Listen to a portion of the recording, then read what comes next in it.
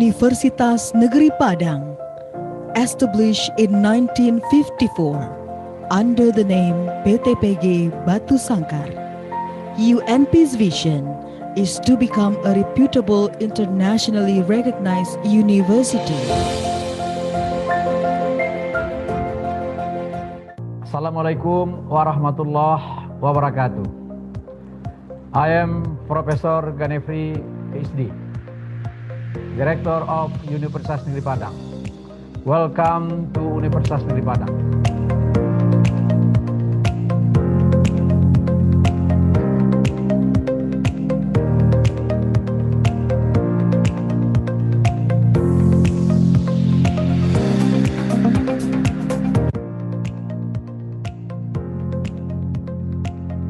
The impact of technology and the industry nowadays have triggered Universitas Negeri Padang to develop sustainable programs. Universitas Negeri Padang focuses on education and qualified teaching process, research and high-quality publication, then community services that give advantages to the society.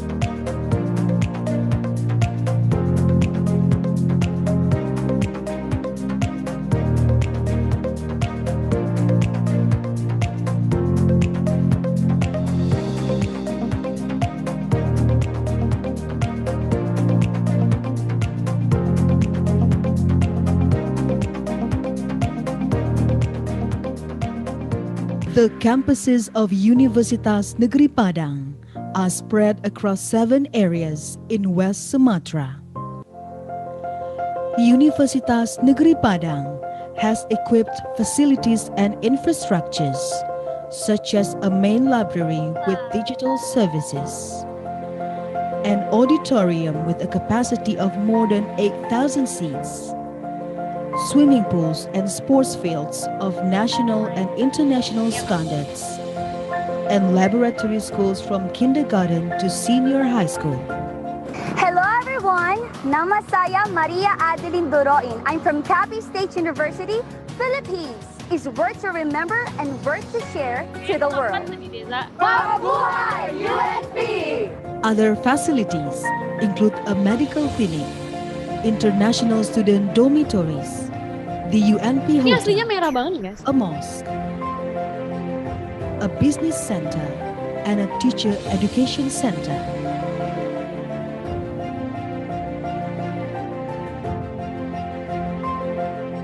Migala from Myanmar. We are studying in different faculties at UNP, and we are very proud to be international students here at UNP. We love UNP!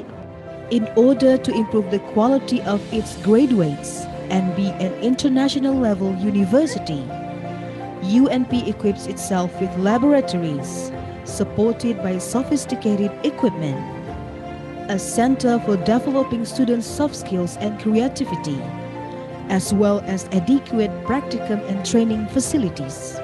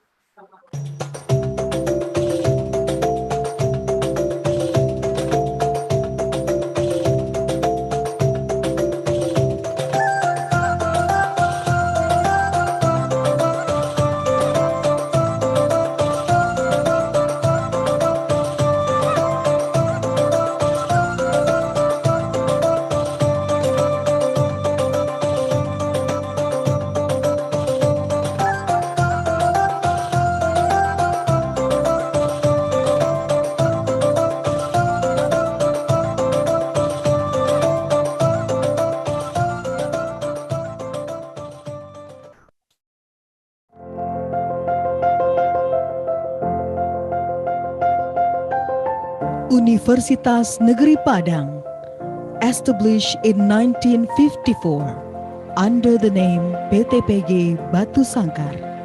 UNP's vision is to become a reputable, internationally recognized university. Assalamualaikum warahmatullahi wabarakatuh. I am Professor Ganefri, PhD, Director of Universitas Negeri Padang. Welcome to Universitas Negeri Padang.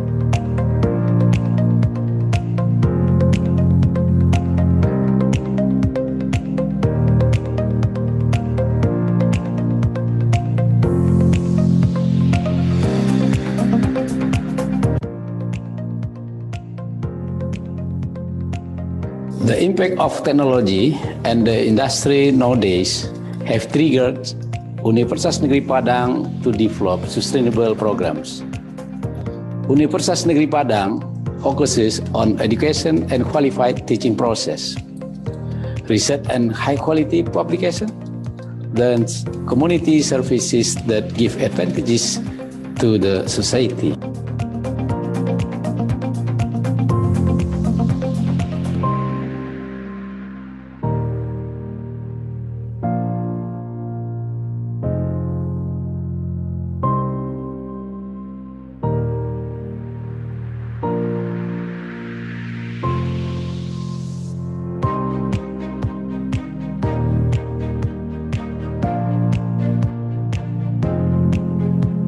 Let's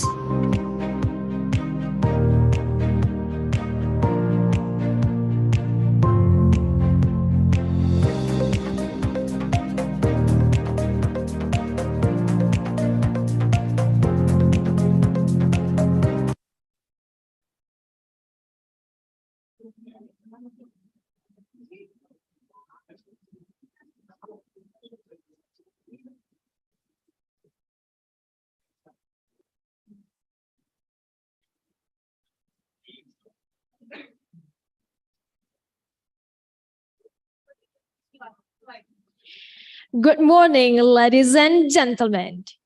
My name is Cynthia Putri Rizky. It's a wonderful and a precious chance for me to be a master of ceremony in this beautiful morning.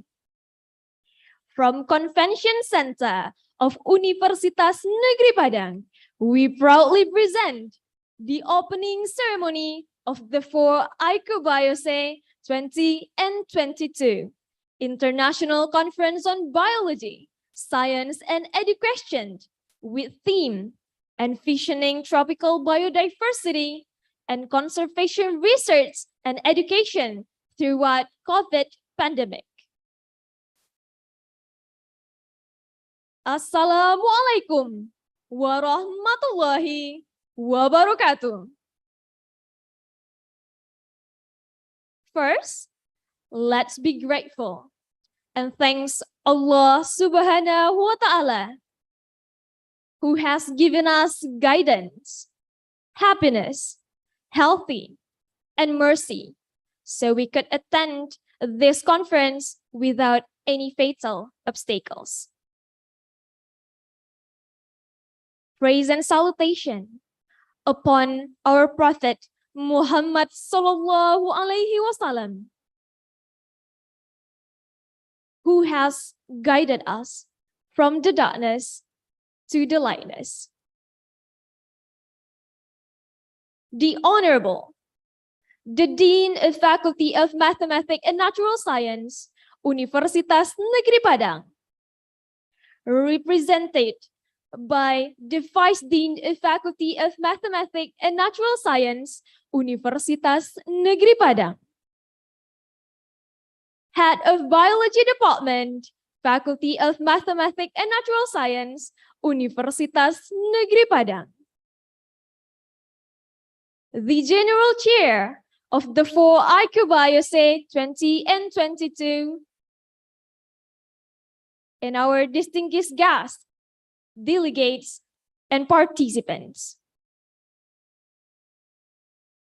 Ladies and gentlemen, for the next few hours, this conference will provide you with plenty of opportunities to gain to discuss and to share knowledge and insights. Let me introduce you to our keynote speakers for today's conference. We have Dr. Louis Sutherland from University of Sydney, Australia. Dr. David Emmanuel from General Museum of Natural History, University of Philippines, Los Banos, Philippines.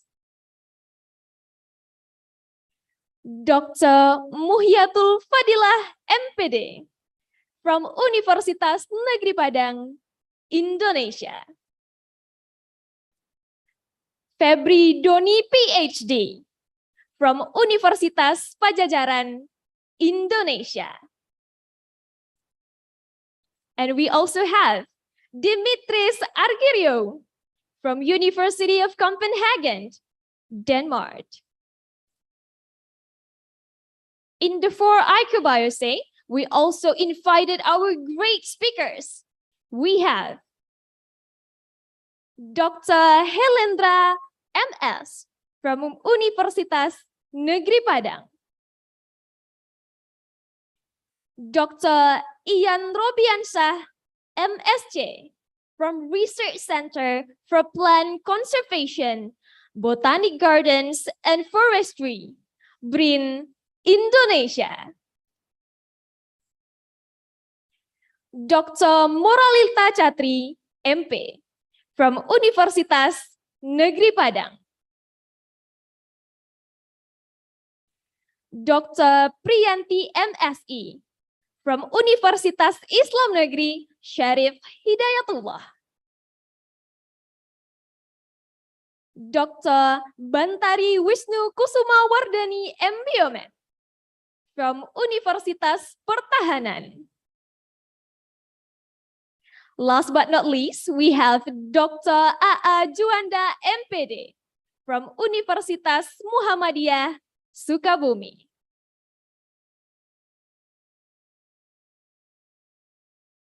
Ladies and gentlemen, before we begin, let's listen to the Holy Quran recitation that will be recited by Engla Islami Putri.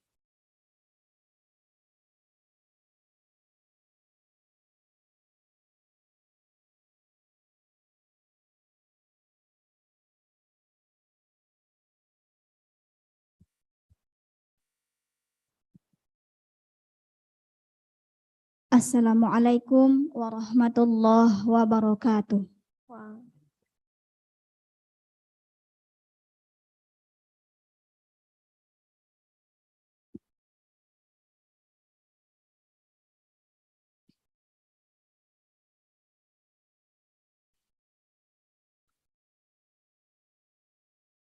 A'udzu billahi minasy syaithanir rajim.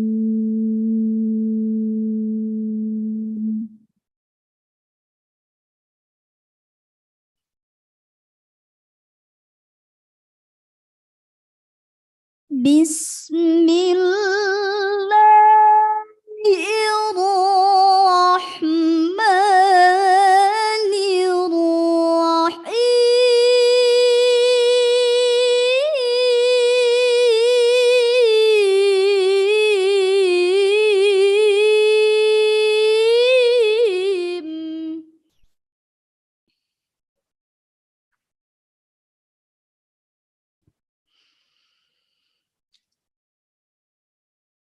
تبارك الذي بيده الملك وهو على كل شيء قدير.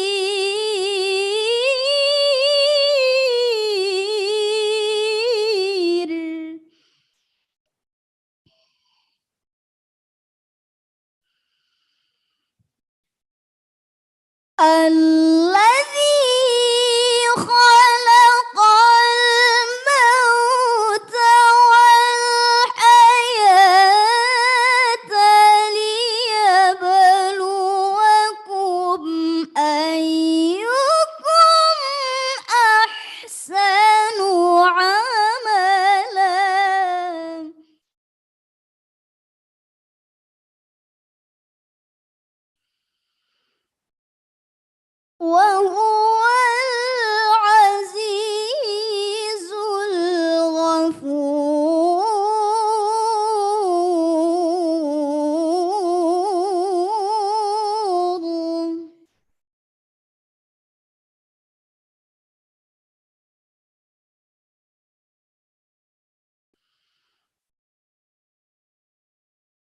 الذي خلق الموت والحياة ليبلوكم أيكم أحسن عملا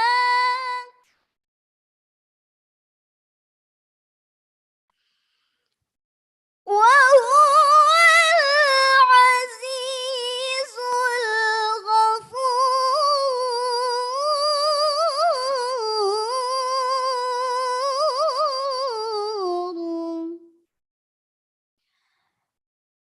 وهو العزيز الغفور صدق الله العظيم.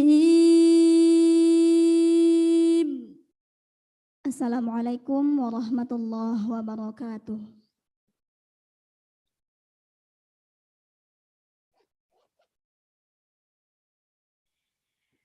Now, for a moment, we wholeheartedly invite you to stand and sing the Indonesian national anthem, Indonesia Raya. To all of our guests, delegates, and participants, please stand up.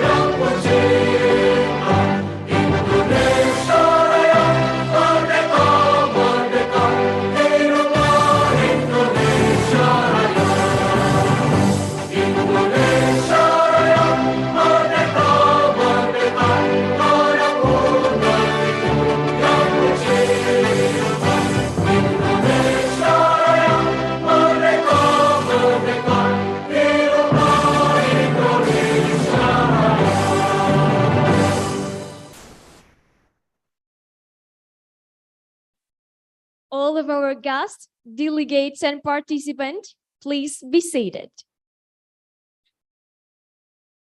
Before we finally begin, we would love to show you one of Indonesian traditional dance, to be precise, Minangkabau traditional dance called Pasambahan.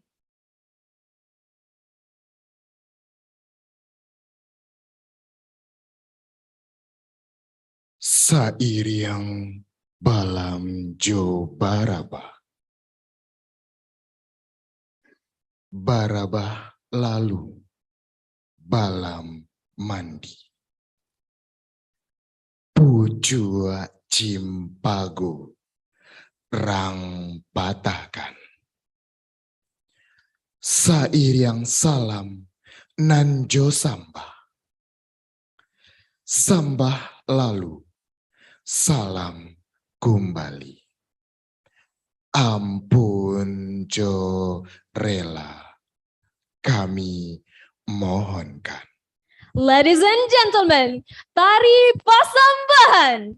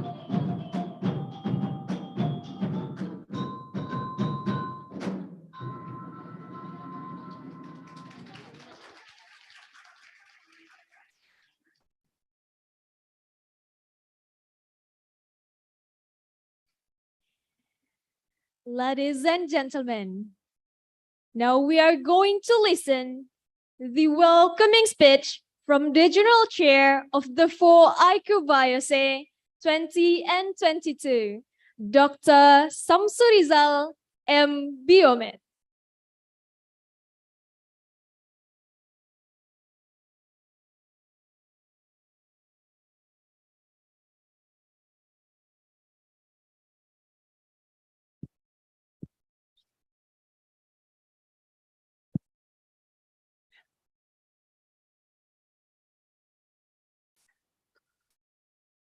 Assalamualaikum warahmatullahi wabarakatuh.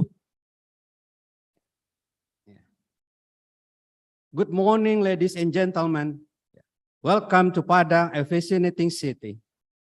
And welcome to the first International Conference on Biology, Science and Education, ICOBioSE 2022. Honorable Rector of Universitas Negeri Padang, Honorable Vice Rector, Honorable Dean and Vice Dean of Faculty of Mathematics and Natural Science, Head of Graduate Program, Head of Department, keynote speakers, and invited speaker, committee this conference, dear participants, ladies and gentlemen. First of all, I would like to thank each one of you for joining for fourth International Conference on Biology, Science and Education, ICOBioSE 2022. I would like to extend a warm welcome to all the keynote speakers, invited speakers, and delegates who have taken time out of the busy schedules to join us here today for this conference. We are grateful to have you all here. This international conference aims to facilitate scientific publication of lecture, biologists, and biology education practitioners, diploma, master, and doctoral students, as well as natural science and experts. I'm very proud to say this conference is 4 year held by the Department of Biology, Faculty of Mathematics and Natural Science at University Negeri Padang. This year theme, envisioning tropical biodiversity and conservation research and educational through COVID-19 pandemic. And this conference, which attended by more than 609 participants for various universities. This driven by the rapid improvement of biology education research in digital era, which are required for constructing lifelong skill both academic and non-academic citizens. There's a strategy to reach this goal of information exchange via publication Hereafter, biology research result will be unspirited but of biology education as the most influence and agent build human resources. As is proof of our consent in supporting research and development in biology science. In close, I would like to thank for the Rector of University Negeri Padang and also Dean of Faculty of Mathematics and Natural Science for supporting the academic climate of our department. I would also like to thank all contributors for your good cooperation. Special thanks for ICOBioSE Committee for the hard work and passion. Dear General Chair of ICOBioSE 2022 Samsuriza. Thank you.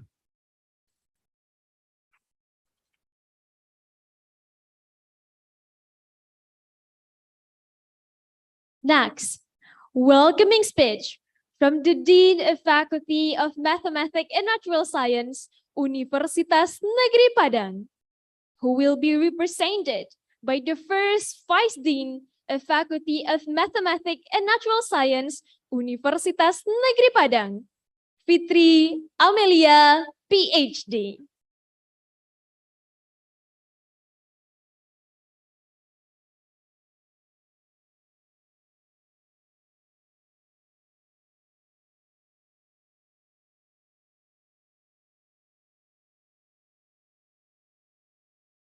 Bismillahirrahmanirrahim. Honorable Rector of Universitas Negeri Padang, Honorable Vice Rector of Universitas Negeri Padang, Vice Dean of Faculty Mathematics and Natural Sciences, Universitas Negeri Padang, Head of Department, Head of Study Program of Faculty Mathematics and Natural Sciences, keynote speaker and invited speaker, organizing committee, and all respectable participants. First of all, I'd like to thank to Allah who are always giving us blessing and also mercies so we can attend this conference in the good condition. And salawat and salam always given to our Prophet Muhammad Sallallahu Alaihi Wasallam. Please be upon him. I'm delighted to have this opportunity to greet you all in the fourth International Conference on Biology, Science, and Education, ICOBioSE 2020, with the theme Envision Tropical Biodiversity and Conservation Research and Education through COVID-19 pandemic, which is hosted by Biology Department from Faculty Mathematics and Natural Sciences, Universitas Negeri Padang. I want to extend my sincere gratitude to the Rector and Vice Rector of Universitas Negeri Padang, as well as the keynote speaker, who gladly accepted our request to share the knowledge and experiences in the range of expertise in this conference. I believe that your keynote speech will give the significant contribution for all the audience of this conference. To all the participants, I'm greatly honored and please welcome to our conference. This conference is especially occasional for those who work in the biology education, and other related fields. We expect that the conference will be enabled you to share the research with the international research community and to engage in discussion about the issues related to the research and practice on this field. Hopefully, this conference will contribute for the innovation and trend in the related field in the science and technology for global challenge. I'd like to thank to all the participants for attending and participating in this conference. I also would like to express my gratitude to all the sponsors who give their support to ICOBioSE 2020. And I also wish to express my gratitude to all the organizing committee who has diligent and hard work in this international conference. Finally, we respectfully request this event will be formally opened by Rector Universitas Negeri Padang. Thank you. Assalamualaikum warahmatullahi wabarakatuh.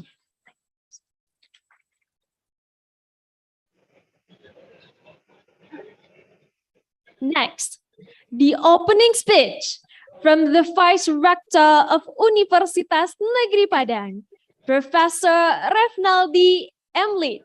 And afterwards, we request the Vice Rector to officially open the ICOBioSE 20 and 22. Thank you. Bismillahirrahmanirrahim. Assalamualaikum warahmatullahi wabarakatuh.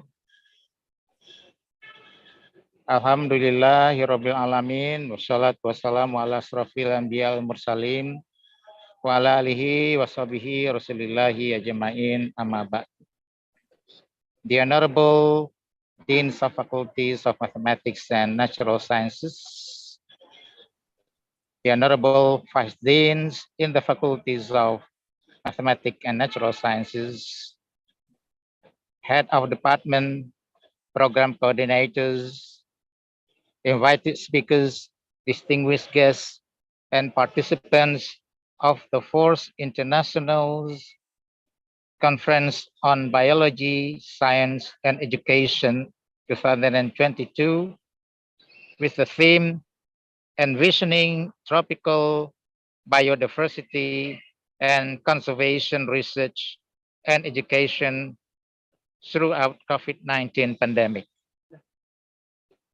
I'm happy to say in this room and virtual room that this is one of the great 2022 International Conference series in Universitas Negeri Padang, which has received great support from many partners. And this year is the 4th year. Representing rectors of Universitas Negeri Padang, I am very pleased to join opening of this hybrid conference. I wish to convey my sincere appreciation to the deans of the faculties of mathematics and natural sciences, department head, who have regularly provided great support for making this conference event happen yearly. I would also like to thank all the distinguished speakers and moderators, as well as parallel speakers, for taking time to participate from near and far in today's conference. I believe that this conference will become a good medium and opportunity for us to communicate and share the newest information about knowledge, concept, theories, and result of research. And the most important things are to create networking, to cooperate, collaborate with other participants, as well as international institutions in national and international level. And through this conference, we expect that we can improve the quality of our research, as well as innovation and trends in biology, education, and science in the future. Ladies and gentlemen, I'm sure that there are so many topics that will be discussed, whether it is in plenary session and as well as in the parallel sessions. And I'm sure that many good lessons will be obtained each other. So on behalf of the academic staff, administrative staff, and students of Universitas Negeri Padang, we'd like to thank our invited speakers. We also thank all parallel session speakers, and of course, all participants for your contributions, which will make this conference a success.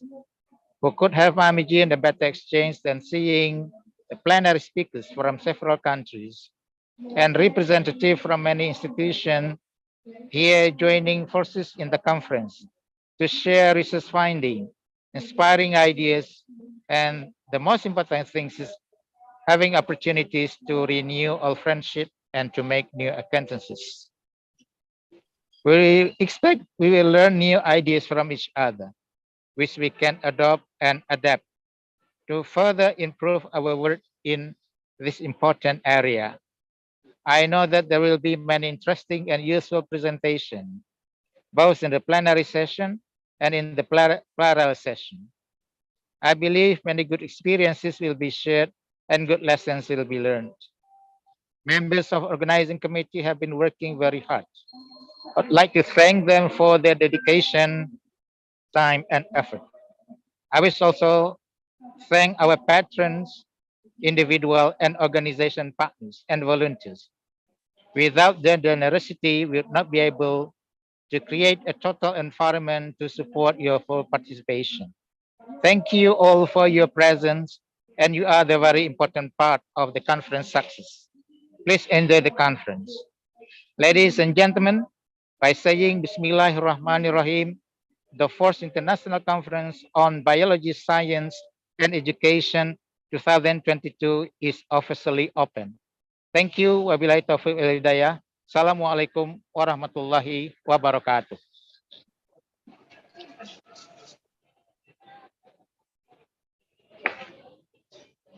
For the last event of the opening ceremony, prayer recitation that will be recited by Dr. Andes Ardi, MSc.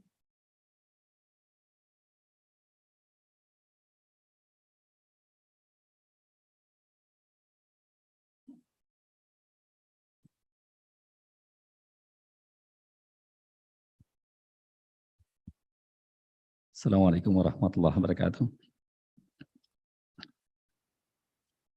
There is no activity we can do except with the permission of Allah Subhanahu wa Ta'ala. Let us pray together according to our respective beliefs. Let me guide in according to Islam. Al-Fatihah.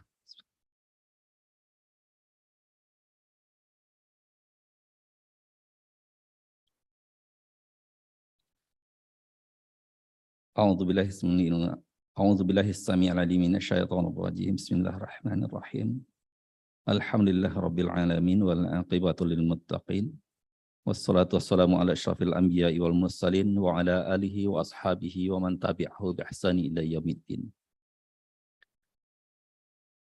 اللهم اغفر لنا ذنوبنا ولوالدينا وارحمهما كما ربونا صغارا وللمؤمنين والمؤمنات والمسلمين والمسلمات الأحياء منهم والأموات ربنا ظلمنا أنفسنا فإن لم تغفر لنا وترحمنا لنكونن من الخاسرين اللهم أرنا الحق حقا وارزقنا اتباعه وأرنا الباطل باطلا وارزقنا اجتنابه اللهم أحينا بالإيمان وأمتنا بالإيمان واحشرنا بالإيمان وأدخلنا جنتك مع الإيمان ربنا لا تؤاخذنا إن نسينا أو أخطأنا ربنا ولا تحمل علينا إصرا كما حملته على الذين من قبلنا ربنا ولا تحملنا ما لا طاقة لنا به واعف عنا واغفر لنا وارحمنا أنت مولانا فانصرنا على الكافرين. O Allah, who has given us first kinds of blessing that we cannot count, which has given us the opportunity to carry out the International Conference on Biology, Science and Education today, October 27, 2022. Allow us to take lesson from every knowledge conveyed to us, a sign of your power, so that we can obey the rules more and more. O Allah, give us heart and strength to go through this and make it happen where we are. Make this conference full of your grace. Amin. Ya Rabbal Alamin. Assalamualaikum warahmatullahi wabarakatuh.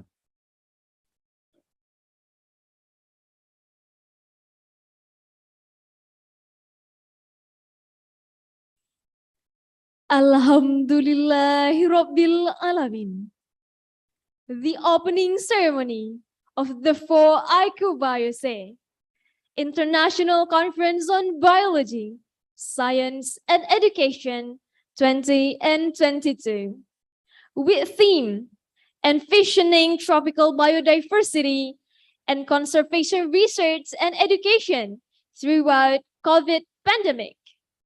Finish.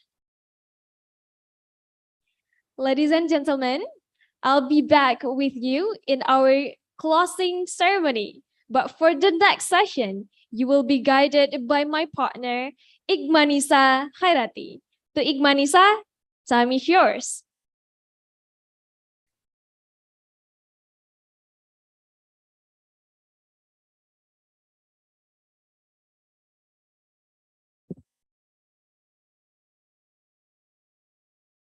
Well, ladies and gentlemen, Amik Manisa Herati will moderate you in the opening keynote speaker session. Today, we're gonna have 5 keynote speakers from diverse places around the world. The keynote speaker session will be divided into 2 sessions. First sessions will be held promptly at 9 a.m. until 10:55 a.m. with our incredible speakers. Dr. Louis Sutherland from University of Sydney, Australia. Hello, Dr. Louis. It's an honor for us to have you here. All right. We also have Dr. David Emmanuel M. General from University of the Philippines. Hello, Dr. David. We're glad to have you here as our keynote speakers. And the third speaker for the first session, our proudly lecturer, Dr. Muhyiatul Fadila, SSI MPD, from Universitas Negeri Padang, Indonesia. Hello, Dr. Muhyi. I hope you're doing great today. Well, ladies and gentlemen, for the second session, we will have Mr. Febridoni, PhD, from Universitas Pajajaran, Indonesia, and our last keynote speaker, Dimitris Argirio from University of Copenhagen, Denmark, which will join us later. For the participants who join us via Zoom, I'd like to remind you to fill the attendance list that's shared in the chat column. The attendance list is filled in 2 times, namely at the keynote speech session and in the scientific session. Ladies and gentlemen, for the first keynote speaker session will be moderated by Mrs. Yosi Laila Rahmi, MPD. This amazing woman is the lecturer of Biology Department, Universitas Negeri Padang. Expert in STEM education, high-order thinking skill, curriculum and learning design. Mrs. Yosi, time is yours. Okay, thank you, Ikmanisa. Good morning, ladies and gentlemen. Assalamualaikum warahmatullahi wabarakatuh. First of all, let's say our thankfulness to Allah, the Creator, the Almighty, and the Beneficent, who has given us His mercy and blessing. Then peace and salutation be upon the noble messenger Muhammad sallallahu alaihi wasallam. Allahumma sholli ala Muhammad wa ala ali Sayyidina Muhammad. The Honorable Rector Universitas Negeri Padang, the Honorable Vice Rector of Academic Affairs of Universitas Negeri Padang, distinguished Vice Dean of Mathematics and Natural Sciences, Faculty of Universitas Negeri Padang, Head of Biology Department, Universitas Negeri Padang, and Dr. Muhyiatul Fadila as our keynote speaker, and respectable participant.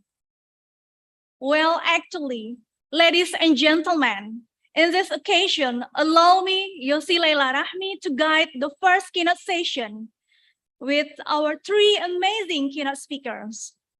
Dr. Louis Sutherland is from the University of Sydney, Australia. Dr. David Emmanuel M. General comes from the University of the Philippines.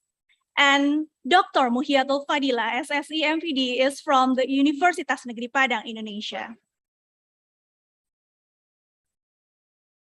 Well, distinguished ladies and gentlemen, we are very lucky to announce our first keynote speaker who's already with us in the room meeting. Please be seated and turn on your camera. Thank you. Well, Excellencies, yes, ladies and gentlemen, I will start by reading the short biography of our first speaker.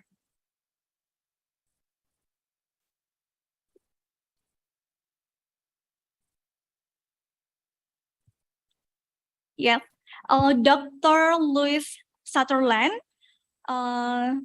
she began her career at the University of the South Pacific, and then currently she is a lecturer or senior lecturer in the Division of Undergraduate and Pre-Service Program, Faculty of Art and Social Sciences, the University of Sydney. And her research focus on supporting the development of teachers' professional content knowledge, particularly how to incorporate inquiry-based practice into their classroom practice. And she get Excellent in Teaching Award in 2003, Faculty of Education and Social Work at the University of Sydney. Okay. Ladies and gentlemen, without further ado, please welcome Dr. Louis Sutherland, the University of Sydney, Australia. Hello, Dr. Louis. Hello, everybody. And I'd like to just start by sharing my screen with you. Okay. Right. First of all, let me thank the organisers for inviting me to your most interesting and exciting conference. And let me apologise for not being able to be there with you in person in what looks like to be a very exciting and innovative conference. But unfortunately, this is a really busy time in our academic year as we finalise results and record results right at the end of our teaching semesters. It's traditionally at the university that we acknowledge that the university is on Indigenous lands, that it was built on the lands of the Gadigal people. And I would like to pay respects to those people and to also how they have cared and continue to care for country.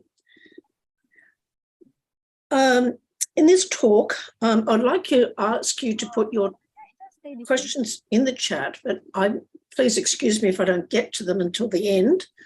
I have set aside time to chat, so hopefully this will, there will be times for questions and some comments and responses and some collaboration, even though it's all virtual. Right, why did I choose the notion of systems thinking and its importance in education? I'm not really sure what happens in your country, but in mine, I still hear conversations about people who cannot understand how ecological challenges like climate change cannot be addressed with very simplistic solutions.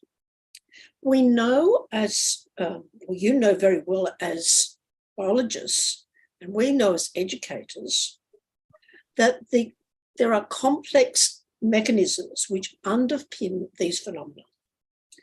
And there are different, these are all dynamic and complex interactions. And to be able to understand them, we need to be able to help our students develop the relevant knowledge and cognitive skills beyond the simplistic arguments I hear in daily life, unfortunately.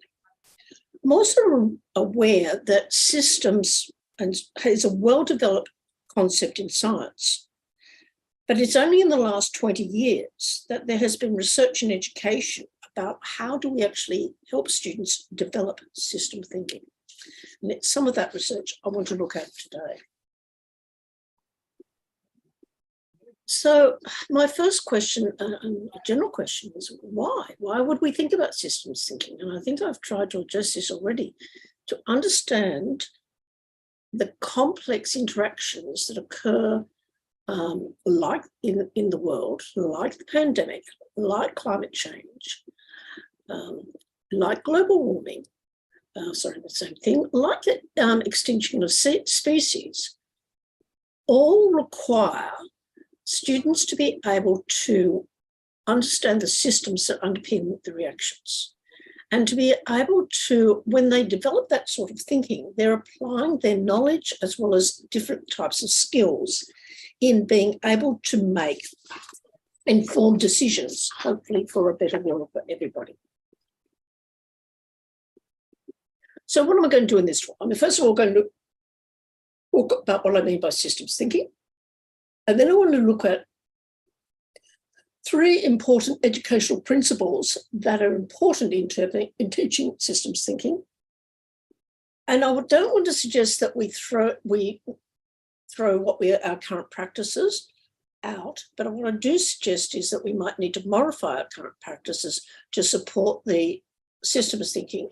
Now, my research has been done at the high school level, but talking to some of my undergraduate and graduate students, I almost think some of them missed out along the way. I'm not sure what's happening with you. So what do I think about systems thinking and some of the terminology that goes with it? As I said, systems thinking focuses on the interactions and considerations of what happens for an observed phenomenon.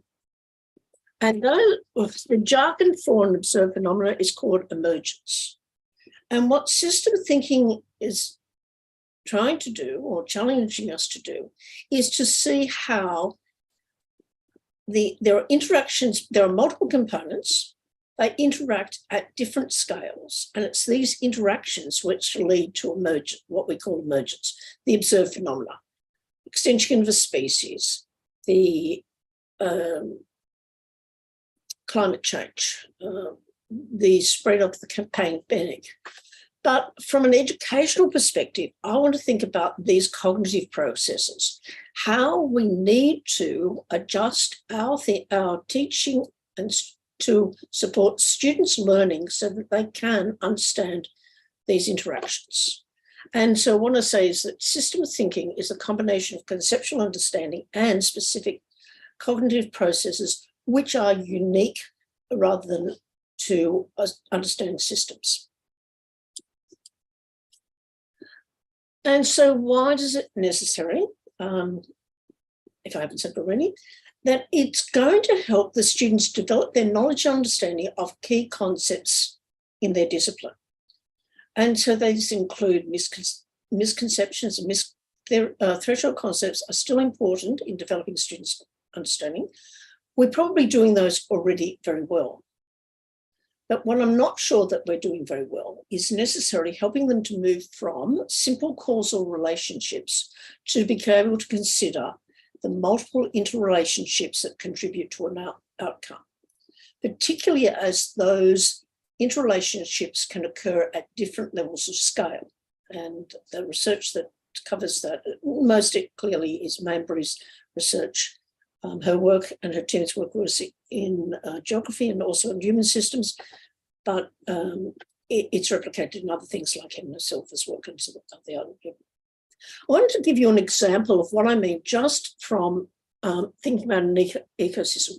All the challenges that might be associated with them have been recognised as factors that contribute to the development of systems thinking in ecology. The most important thing that we're trying to achieve is probabilistic reasoning, which Grosner has called the recognition that there are multiple causal factors when we're looking at an emergent event or a phenomena. When we're trying to break down these multiple causal factors, the rest of these are all important developmental components that need to be recognised.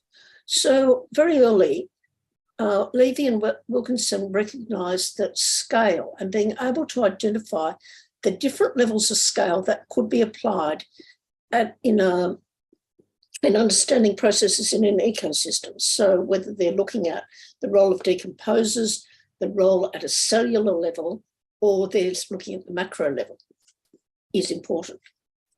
Yoon and her colleagues recognised that they also need to be able to recognise indirect components rather than just direct causal relationships. And some of you would be familiar with the idea of food, the notion of food webs and the challenges that students experience in identifying how changing one part of a food web will have impacts on everything else. Barth Cohen and her colleagues said that being able to recognise that both abiotic factors and biotic factors are critical. It's one of those threshold concepts that are necessary for the development of system thinking, in the same way as being able to look at micro and macro explanations are also critical. The final thing I wanted to think about was that notion of, sorry, I've just gone to the notion of feedback loops and how one component can impact. And it's going back to that notion of probabilistic reasoning and Yoon's work of indirect components, but feedback, when one thing changes, something else in the system changes, and that can feed back into the initial component. So the obvious example is predator-prey relationships. As the numbers of predators increase, we know that the number of prey decreases. But as the prey decreases, then the feedback loop goes back to the predators. So you get a sinusoidal relationship between the relative numbers of predators and prey.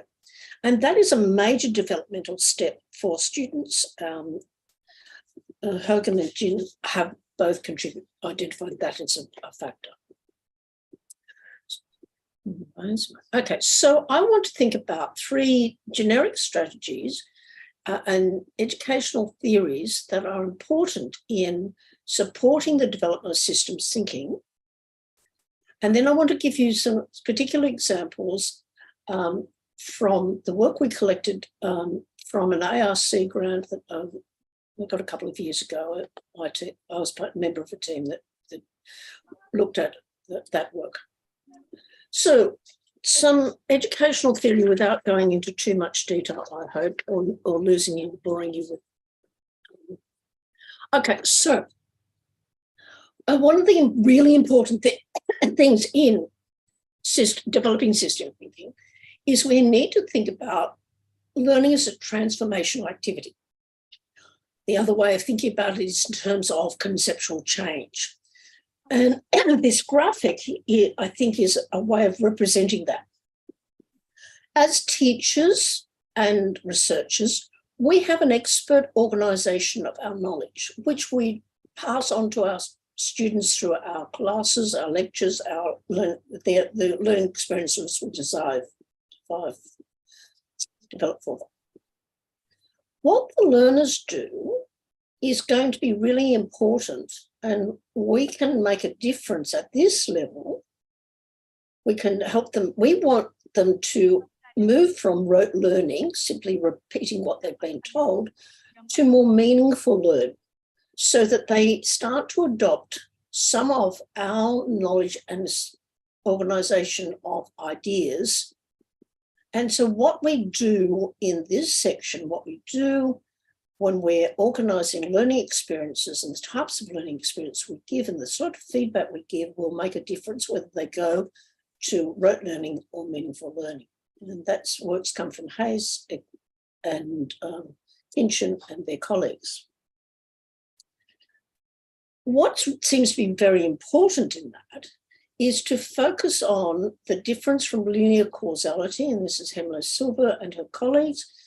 We know that system thinking involves a different type of thinking, and we have to point out the differences from a linear a direct one-on-one causality. And we need to do that by using concrete, explicit representations to show the interrelationship between concepts. And that's, again, some work from Hemlo Silva and also from Hayes earlier. Hemlo Silva has been working in the middle schools around ecology. Hay and his colleagues work at university level, but they've both identified that major point in teaching and learning. Okay, so one of the things that we can do to help that shift is to think about the types of experiences we give.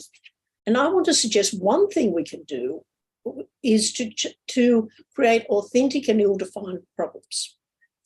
What I mean by authentic, I mean that they're engaging students in real life situations, real life problems, so that there's not one simple answer.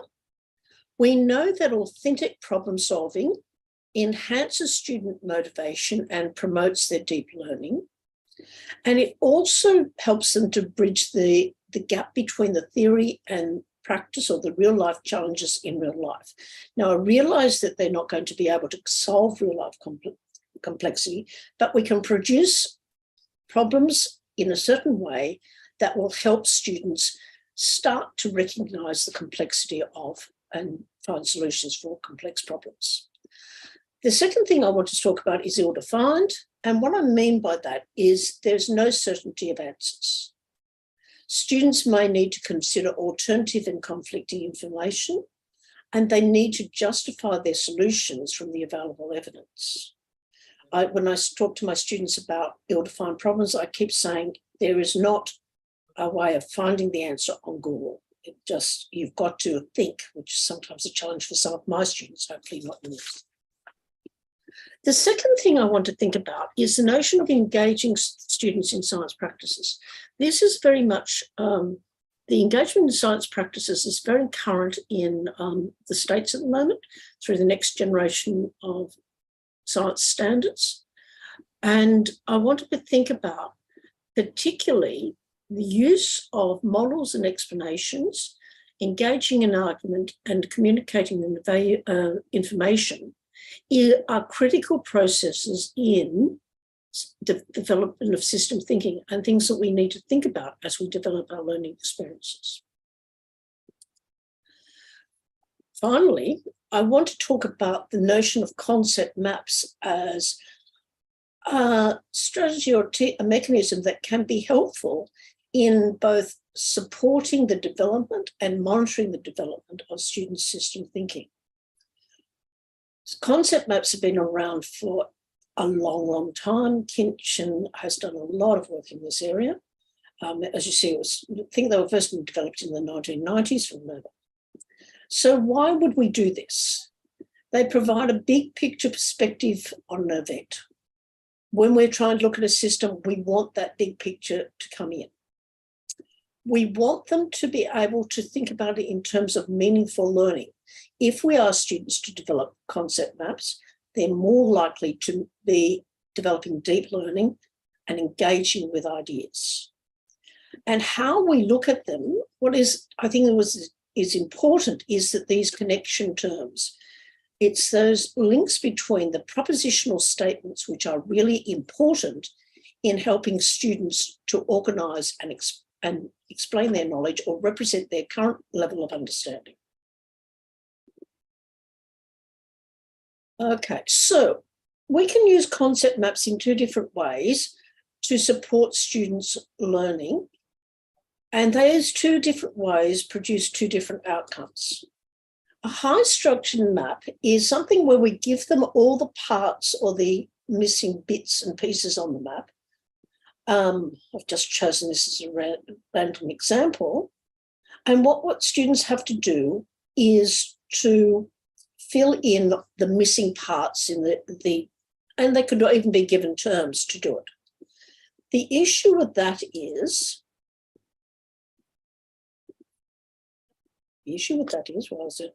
it promotes just recall. The advantage of it is easy to assess. The alternative is a low structure. We provide the terms and we select terms at different scales. And from that selection of terms, students need to create their own organisation. The advantage of this is it promotes conceptual trains or transformational learning. It promotes system thinking. The challenge is it's more difficult to assess. And it's that assessment I want to take up in the second part of this talk and what we've been doing. Okay, let me just share. This was a video. It was for another purpose completely, but I thought it gave a good illustration of what happens when students are asked to do concept maps. Now, in our study, we used a concept map at the beginning and the end, and then we interviewed some students who made a shift in their concept map. So let me, I don't know what this, okay. Sorry. So let me just play this to you. It's only a 2-minute video. It's very quickly. Complex. Why did you keep doing all these levels of interconnectedness? What were you thinking about as you were drawing them? I was thinking about, first I was looking at each card, and in my head I was thinking of defining what each card meant. Yeah. And then I thought about the effects of what each card or what that event would be, like what the cause of it was doing to the society or to ecosystems and the environment. And I just wrote it out, and it all connects to. Okay. So just in general, the things we can do about concept maps is that they can provide multiple opportunities to support students' learning, because we give students multiple opportunities to revisit or redevelop their maps across a unit.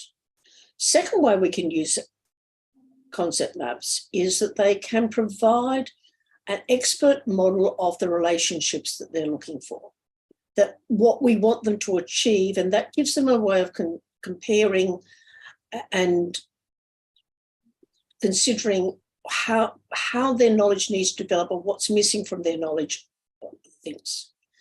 And finally, how we use concept maps is we can get pairs of students to construct the map, or we can ask peers to provide feedback about the quality of the map.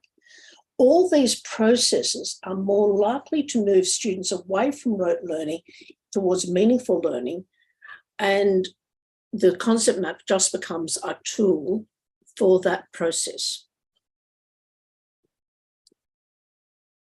So let me now go and tell you exactly what we did in sort of research factory with all, but we've now finished analysing. So what we were looking at the development of systems thinking in students. The students were about 13 years old. The whole unit was about exploring the unit, an idea. And we started, the question they had to address in the concept map is, why is the population of the animals decreasing? We gave them the instructions about how to prepare it, what we wanted in a concept map. We gave them a set of terms, as well as some bank cards, and we asked them to construct the concept maps in both their pre-test and post-test. When we go to look at them, whichever way we're going, if we're going to look at concept maps, we need to think about how we're going to code them. And what I want to look at is the idea of using the links between the terms as and the creation of explanatory pathways. Let me give you a map.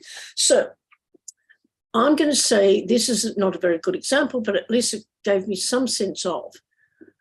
There is the propositional statements are the words on the arrows, the links between the terms. The propositional pathways are I'm guessing, how does an ecosystem service have an impact on public health benefits? And so we could say that there are this pathway and this pathway and this interconnection between pathways. So when I'm looking at a concept map, I'm looking for both where the terms have been placed and how have they been linked together. What I'm also looking for is the idea of feedback loops, double arrows, whether I'm looking for, if this is an example, go back one. I'm looking for interrelationships, so there was more than one pathway. There are double arrows that don't exactly exist on this map, or anything else where we can see that students are recognising it's not just one, but two pathways.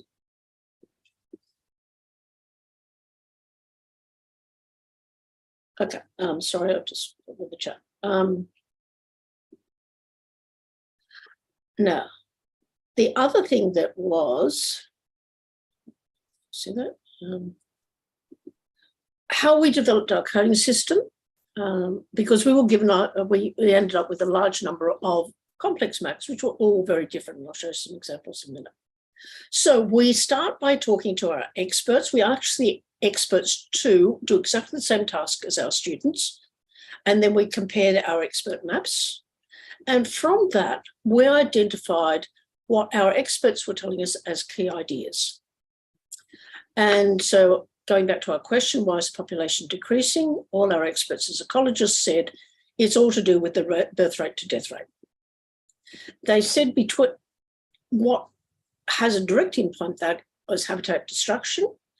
And therefore, these can go from this habitat destruction can be linked to natural causes and human impact.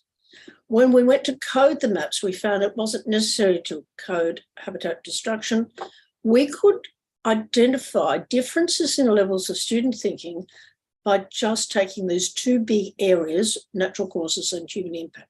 Now, I will say when I look at these maps, these are children 13 years old. They do not understand a great deal about ecology, but they have, what we can see is some developments in their thinking or lack of developments in their thinking. And we also see some problems in their thinking. So we selected the key ideas and that was unique. So when we're looking at the maps, we looked at the transition between human impact and death rate and natural causes and death rate, if it existed. To do a further coding, I then took Hemelo Silva's pre-existing work and I wanted to look at, this is her system, the CMP system. She talks about the components, what makes up the systems, how do each of the components interact, and how does those interactions contribute to the explanation of the phenomenon. I translated that into the number of pathways, the quality of the propositions, the number of quality propositions that students could give me in terms of what was happening. So I just want to show you some examples without running too much over time. This student has an interesting map. They've identified the ideas of birth rate and death rate, but they are struggling to, it's almost disconnected from the rest of their map because you've got almost two levels of thinking going on simultaneously. You've got something here, which is a typical low-level predator-prey, carnivores hunt, and they're predators and they eat prey, very low level. But at the same time, without any connection, the student has recognised how humans can have a direct impact on an ecosystem, not that it's linked, and that also natural causes can have an impact on the ecosystem. So simply looking at the concept map based on key ideas, natural causes, human impact, and death rate gives me a sense of where this student is and what might need to happen next. This one is a much more interesting map. And the student who's written this work has made a much more detailed integration of some of those low-level ideas, i.e. predator prey, plants, carnivores, herbivores, which we would expect commonly expressed in students about 13 years old. The student has shown greater understanding by simply just writing the loss of prey and high death rates and low birth rates as why this is happening. When we look at the map, you're seeing lots of direct causal interactions and multiple pathways. So the student has recognised that humans could introduce species and then given us two possible scenarios. The introduced species is a predator, therefore we've got a loss of prey, or the introduced species is a herbivore, and so we've again got higher death rates from plants because it's a herbivore, has a loss of prey, back to death rate. So this student on my system, and what we can see from looking at their concept map without taking a great deal of analysis, we can see that there is a greater level of understanding of some of the impacts of how natural causes and humans both can cause problems for us population species. This one, this one has lots of ideas. This student has lots of ideas, but their propositions are not well explained. So they're obviously recognising that both humans' impact and natural causes are having a impact, but their level of explanation is relatively simple. And so what we're looking for is that they've linked it to population decline, but again, there's still that separation of human impact from natural causes, which obviously needs to be addressed at some point in our teaching, in the students' learning. And finally, this is my last concept map. This student coped with the challenge of trying to organise a concept map on a flat surface by creating 3 possible pathways to death rate. So you've got death, you've got increasing death rate, declining population's death rate. And so we've again got natural causes and human impact. They've had an interesting attempt at organising it through energy, representing perhaps some misunderstanding of what energy might mean. But again, the importance of the ecosystem, again, you can see that there is aspects of system thinking that we can identify. We can also identify problematic aspects of what is happening. And so it could be used to inform us in our next teaching and learning. Okay, so just finishing this off, something for you to take away, the things that I think are really important. That systems thinking is a really important outcome if we want our students to make informed decisions about complex issues. And this will require some modifications to our traditional practices, but those modifications, we don't need to throw the baby out with the bathwater. Students do need support in the new practices, which might include problem-based learning. And thirdly, that there are multiple pathways in which students can take the development of system thinking. The terminology in the education literature is there's a messy middle in the development of systems thinking, that there is not just one way of tracing their development. And given that challenge, concept maps can provide us some insights into that change. So if we're going to use concept maps, what should we be doing? We should be using low-level structures in the map. We need to select terms to provide them with multiple entry points, and we need to think about terms that help them to access it at different scale levels. And when they're looking at the map, we need to think about the importance of both the propositional statements and the structures in terms of system thinking. So I'm now going to my last slide, which is just questions, and thank you for listening. I'm going to stop sharing, and I think there's some questions in the chat, and hopefully there's some questions from other people.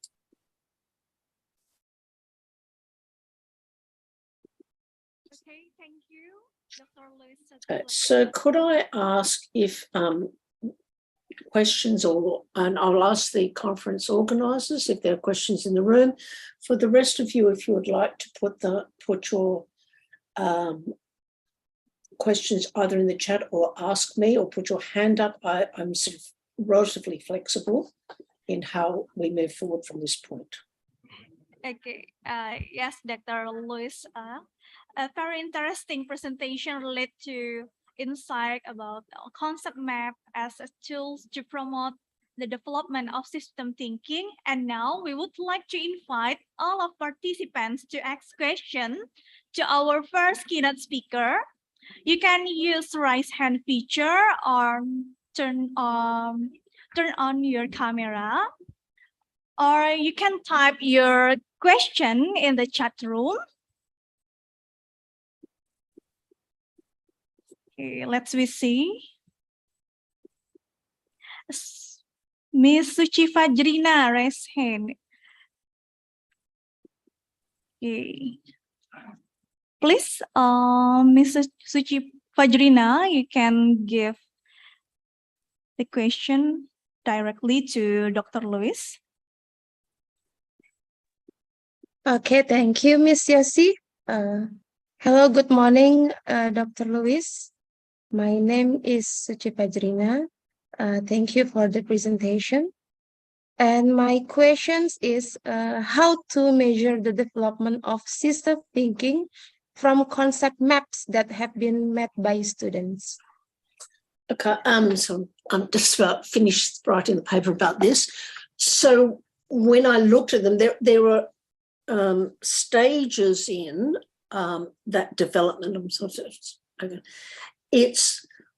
We look at both how many propositional statements have they identified, how many links between, how many times have they found a pathway between the key terms, so let's say human impact and death rate.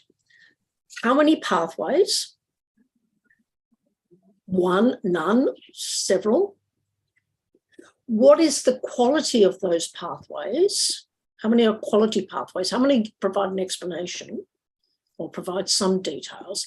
And how many of those, the extent to which you can see interlinking between the multiple pathways that will explain the phenomenon. Does that? Okay, thank you, Dr. Lewis. Do you get the answer, Dr. Suci? Okay, thank you, Dr. Lewis and Ms. Yossi. Okay, thank you. Next, there is Nisa Firda. Raise hand. Yes, Miss Nisa Firda. Time is yours.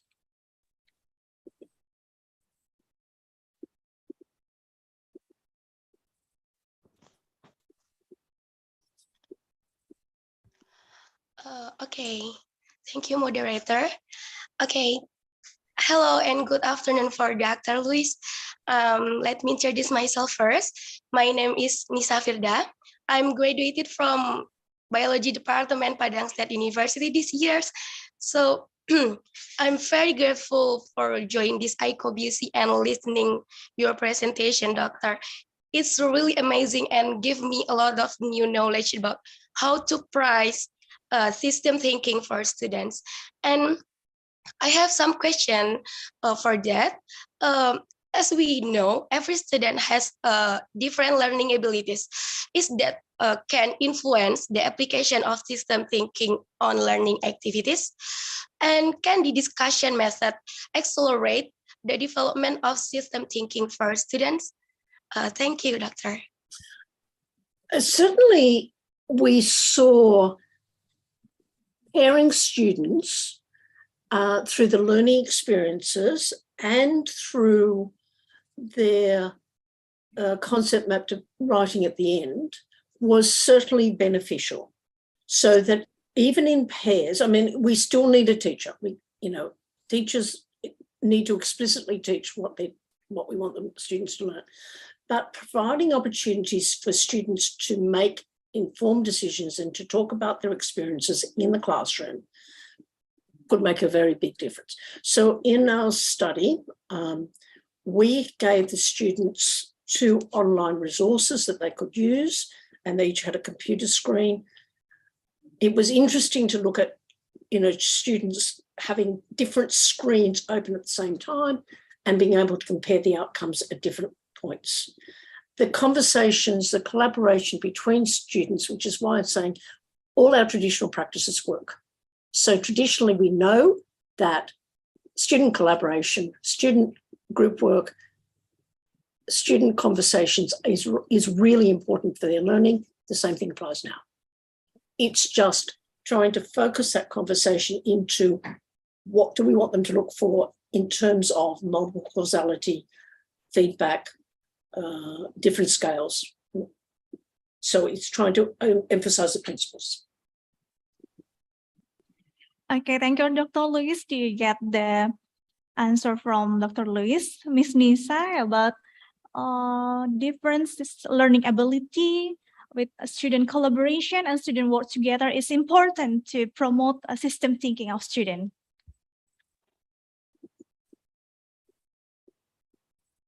Hello? Yeah. Yeah, I get it, Dr. Luis. Thank you for the answer. Thank you, moderator. Okay, thank you. Is there any question maybe from the participant in this room? You can raise hand. Okay, let me see in the chat room.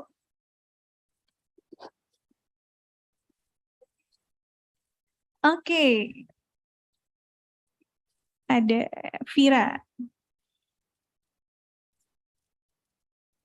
Dr. Luis, there is a participant that will give question in this room.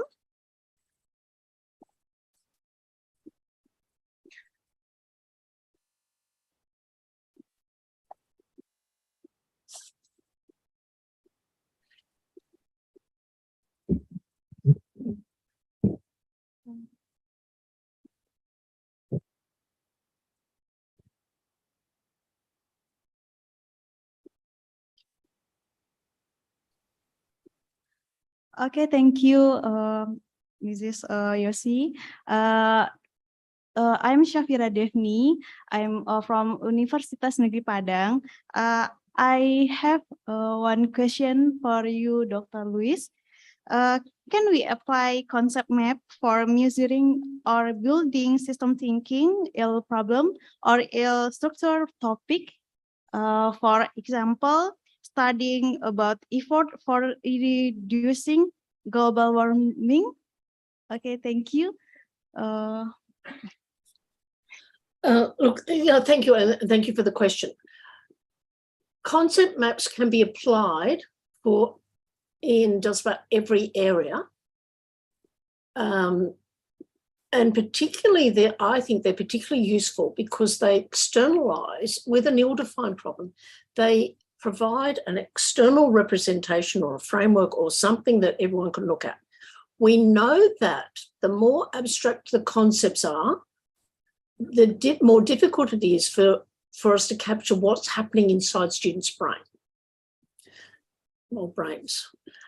and their thinking. So when they have to put the terms and ideas on paper, and even when they're having a discussion about what terms will go on the paper and how will I organize the relationships between them,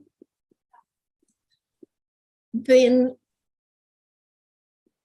it starts to help them identify those relationships more clearly. And it helps them also, it helps us as teachers look at where their current level of thinking. What do they understand? What do they see as possible relationships and what's missing? So Novak and Kinchin, who've done 2 decades of work in the area, have all talked about how important concept maps are in the development of students' learning, particularly if we want to promote higher order thinking or promote that when they walk away with an understanding, not just a rote recall of a set of facts. They can be done online, they can be done simply on a piece of paper. It doesn't make a difference which one you do. The process of doing it is helpful in terms of learning and helping you to almost organize your thoughts. And I think anyone who's ever tried writing anything, we have to organize our thoughts before we can write. A concept map is a way of helping students organize their thoughts and for us as teachers to look at them. Okay, thank you, Dr. Luis. Did you get a point, Safira? Okay, thank you, Dr. Luis, the answer, and thank you, moderator. Okay. Please give applause to Dr. Luis. for the presentation today, the first session. Thank you, Dr. Luis. Okay, and now, ladies and gentlemen, moving on. Now we will start with the second keynote speaker. Our second keynote speaker has already also in this meeting room. Hello, Dr. Daniel. Dr. David, I'm sorry, Dr. Morning. David. Oh, Where is Dr. David? Okay. Yes, nice to see you. Okay. Before that, allow me to read the short biography of our second speaker, Dr. David Emmanuel, M. General. Okay, Dr. David Emmanuel, M. General. He is the researcher and curator for ants at the Museum of Natural History, University of the Philippines, Los Banos. And he graduated as doctor in University of the Philippines at 2019. And he finished his master's degree in forest resources with emphasis in spatial science, School of Forest Resources, University of Arkansas at Monticello, USA. Okay, and there are so many publications, from him. Okay. Without further ado, please welcome Dr. David Emmanuel, M. General, University of the Philippines. Good morning, everybody. Let me try to share my screen. Yes.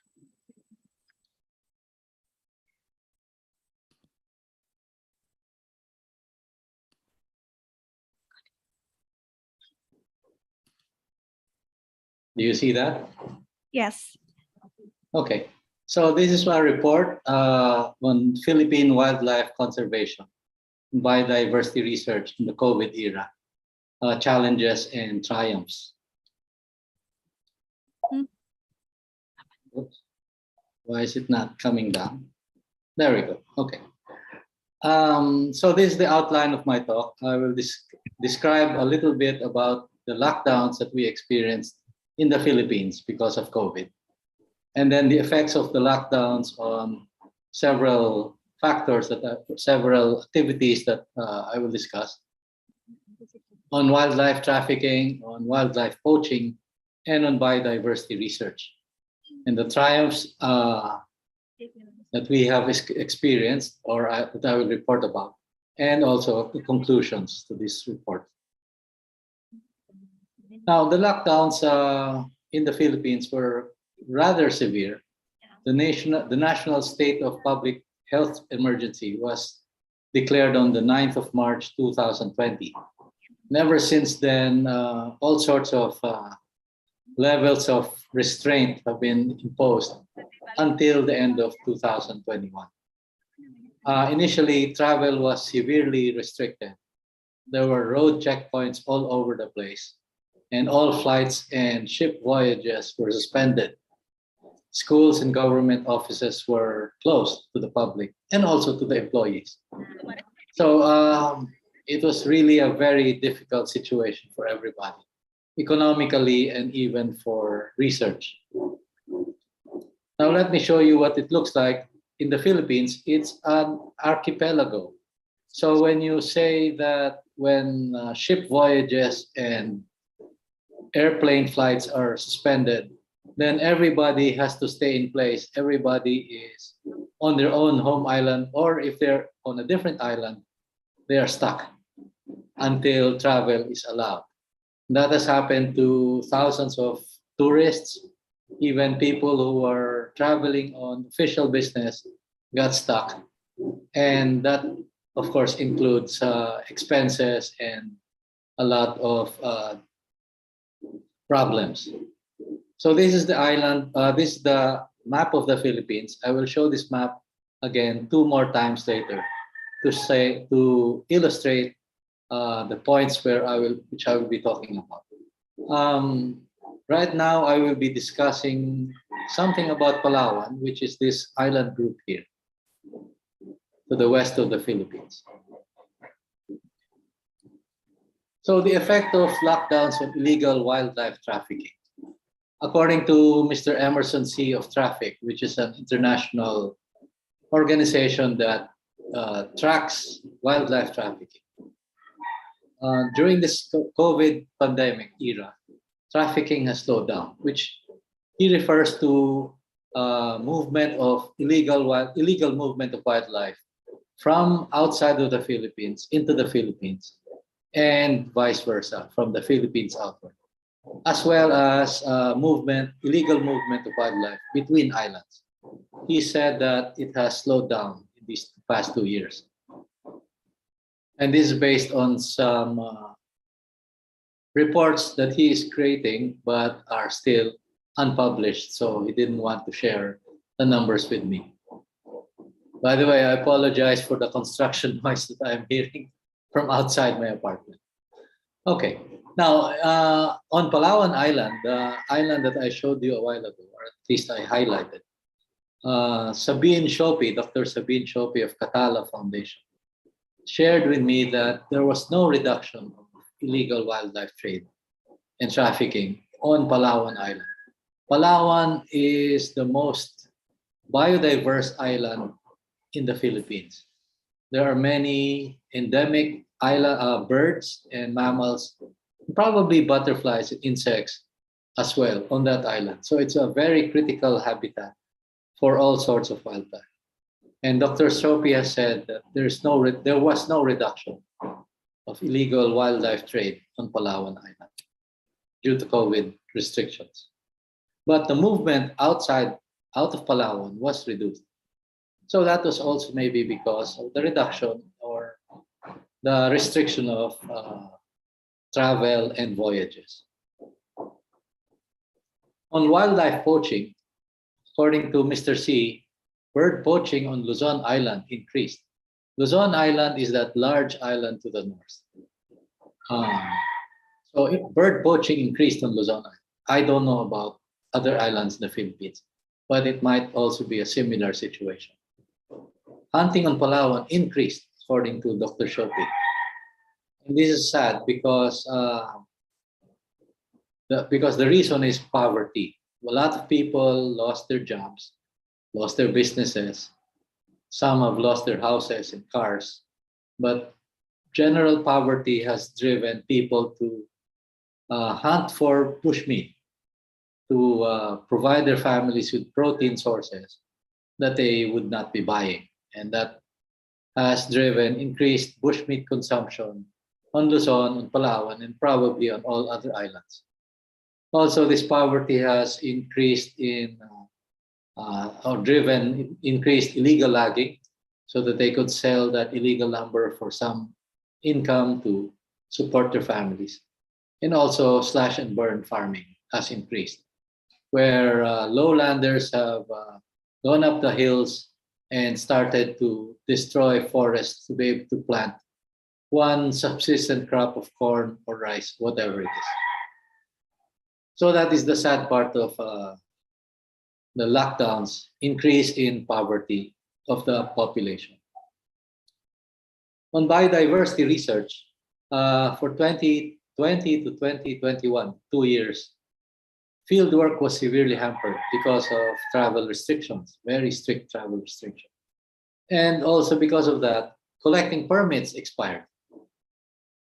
Usually collecting permits in the Philippines are a limited time period in which you can perform your collection. And many of our permits expired. My permits personally expired. And since I also retired from the University of Philippines Los Baños, I did not bother to renew my permits. Now, in some cases, funding for projects also expired. Fortunately, funding agencies were amenable to extension of the funding, but that was not automatic. They had recipients had to justify the extension. Another effect of the lockdown was that universities were shuttered, were closed. Laboratories and collections were inaccessible. In my case, my specimens, which I would have loved to study, were inaccessible because the laboratory, our museum were closed. And then, for example, our collection, entomological collection, is in a large building in the campus with many offices. If one office reports a case of COVID, then the whole building is closed for 2 weeks while the building is sanitized and everything else.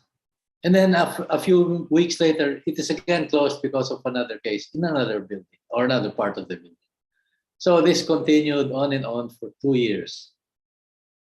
So it's been very difficult to access my specimens. Now, for others who were fortunate to be able to join fieldwork, PPEs were required.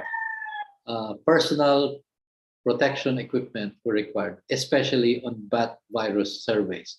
Let me show a couple of pictures of what they look like in the field. So these are two people in the field, actually out in the forest, and the one on the left has just removed the bat from a net, and he is wearing complete PPE. The one on the right is recording echolocation sounds or signals from that bat. And they are both wearing PPEs. Imagine that, having to do that out in the open in the forest. So that is the requirement. But since they're doing bat research and bats are prime suspect in the spread of COVID and other exotic viruses that may become infective on humans, then they have to be very, very careful.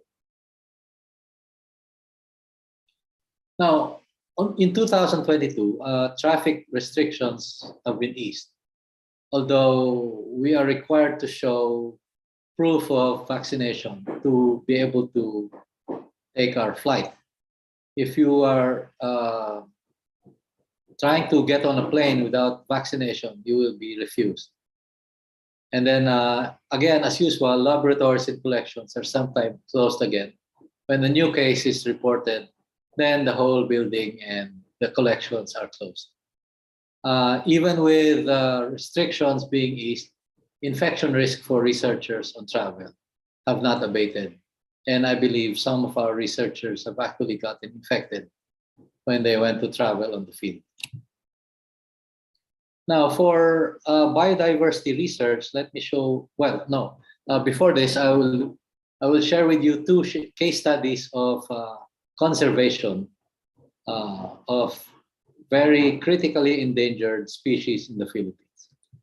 The first is the tamarau, Bubalus mindorensis, which is found only on Mindoro Island, and I will show you that in the next slide.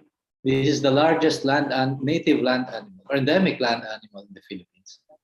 And it is critically endangered because it is restricted to a very small space. Now, this is again the map of the Philippines. And Mindoro Island is this island here just south of Luzon. And in close-up, this is Mindoro Island. The range of the tamarau is restricted to this small area here. That's where they're all found. Nowhere else on the island, nowhere else in the Philippines, nowhere else in the world. Now, the challenges for tamarau conservation are that 2,500 hectares need to be constantly patrolled. So the tamarau is found in only 2,500 hectares of the Philippines, of the world. That's where they are. And yet it is so large that poaching may have happened as well. So the main challenge is the severe budget cuts. In 2019, there were 2 budget cuts from 86,500 to 68, finally to 55,600. This amount here is not even enough to pay for the salaries of the park rangers. And I got these figures from this report here, where the park rangers went hungry. Now, I don't want to say, and I don't want to imply that because the park rangers went hungry, they decided to poach tamaraws. No, these park rangers are members of the indigenous peoples there, and they are so proud to be having tamaraws in their areas. They will never hunt tamaraws for their own consumption. They will protect them with their lives, and yet they will go hungry because of those budget cuts. Unfortunately, population data for tamaraws is not clear. So I have no triumphs to report for tamaraw conservation. Suffice it to say that it is a very, very challenging job. For the Philippine eagle, this is another iconic, critically endangered animal in the Philippines, Pithecia jeffreyi. There are challenges as well. This is found in several places in the Philippines. So again, I'll show you the Philippine map.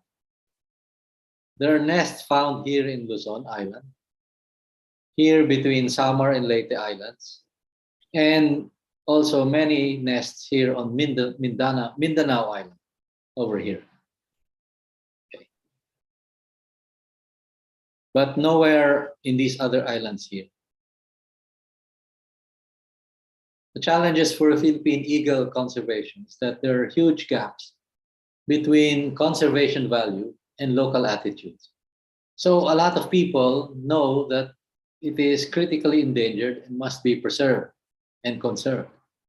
But the locals on the ground see the eagle as a different thing.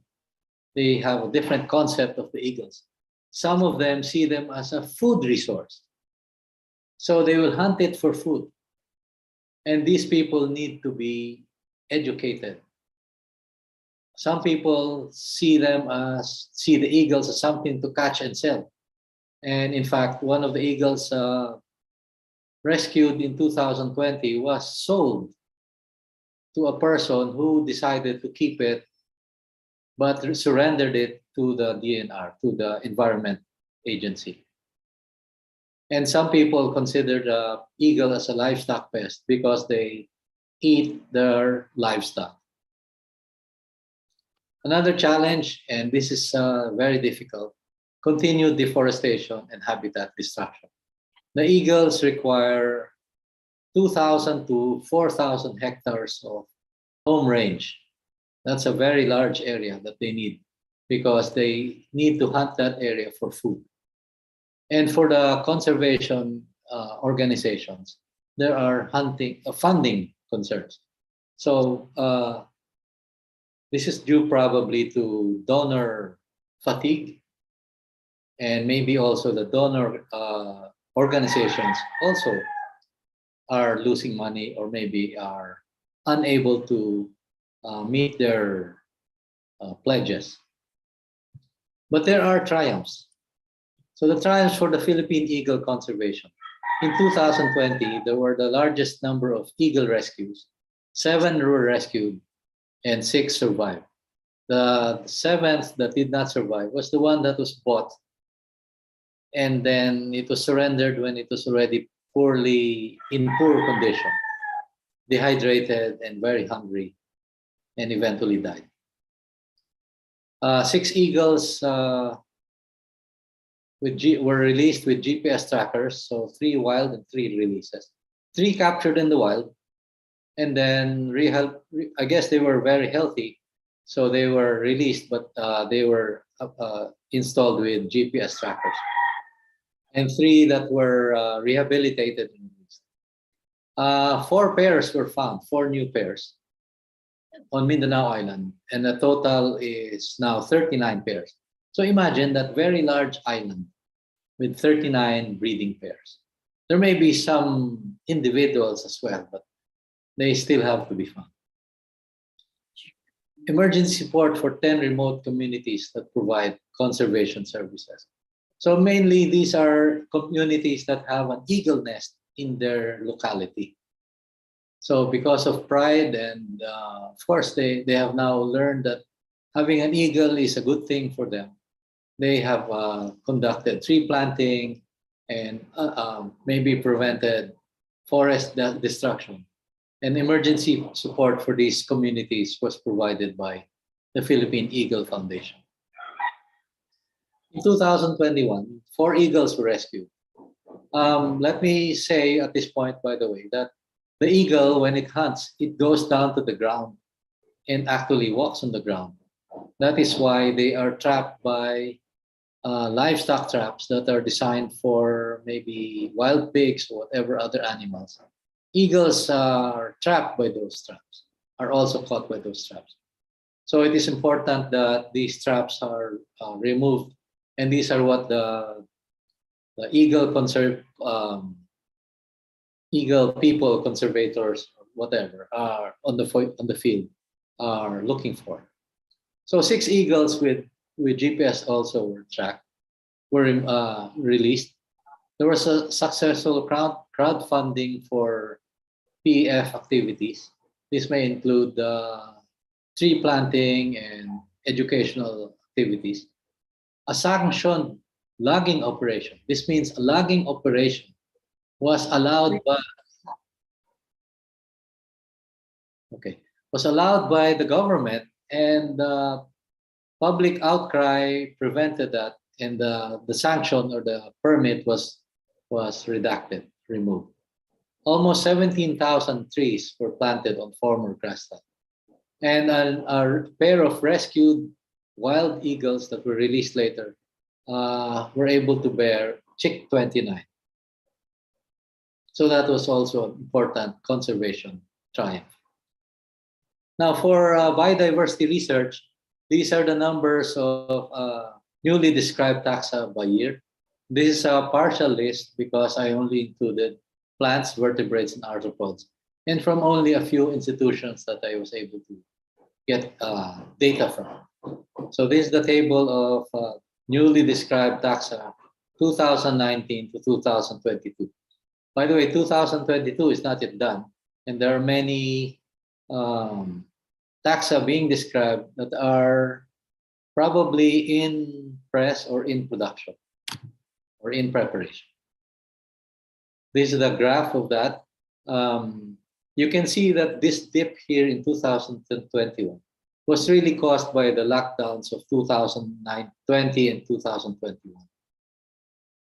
The taxa described in 2020 were those collected already in 2019. But in 2020, when the lockdowns happened, there was a real reduction in taxa described, especially for arthropods. Now let me show you a few pictures of newly described taxa. This is a newly described genus of mouse and newly described species by Rousey et al. 2022. It was found on Mindanao Island. Very few vertebrates were described in these last 4 years. This is one of the new ones. This is a new ginger described by Dokot in 2019, and another ginger described by Dokot and Banag 2019. This is a new ginger in 2022. This ginger is a very tall ginger, and in Palawan Island, the native people there use Alpinia gingers as a construction material for temporary homes. This is a new pygmy grasshopper described from Mindanao. And this is another new beetle also from Mindanao. This genus, Metaporcirtus, belongs to a group, Pachyrhynchini, which are mostly of Philippine origin. About 280 of 320 species are found in the Philippines. So in conclusion, the COVID lockdowns may have reduced illegal trafficking of wildlife, but increased poaching and consumption of bushmeat, unfortunately. And fieldwork for biodiversity research was severely hampered, but is now easier. And finally, ingenuity and resourcefulness is necessary to continue conservation, especially of those iconic species, and research under COVID conditions. I'd like to acknowledge Universitas Negeri Padang, represented by Dr. Syam Surizal and Dr. Dwihilda Putri, Dr. Jason Ibanez of Philippine Eagle Foundation, Emerson C., and Dr. Sabine Shopi, Professor Philip Alveola for sharing those images of bat research, Dr. Rousey, Romeo Patano, and Rudolph Ducot for sharing images of their new taxa. These are my references. Maraming salamat po. This image is of myself with Dr. Edward O. Wilson. This is my tribute to him, who died in 2021, December. Thank you very much. Okay, thank you for Dr. David Emmanuel and General for the keynote session. And now we would like to invite the participant to ask questions to our second keynote speaker. Okay.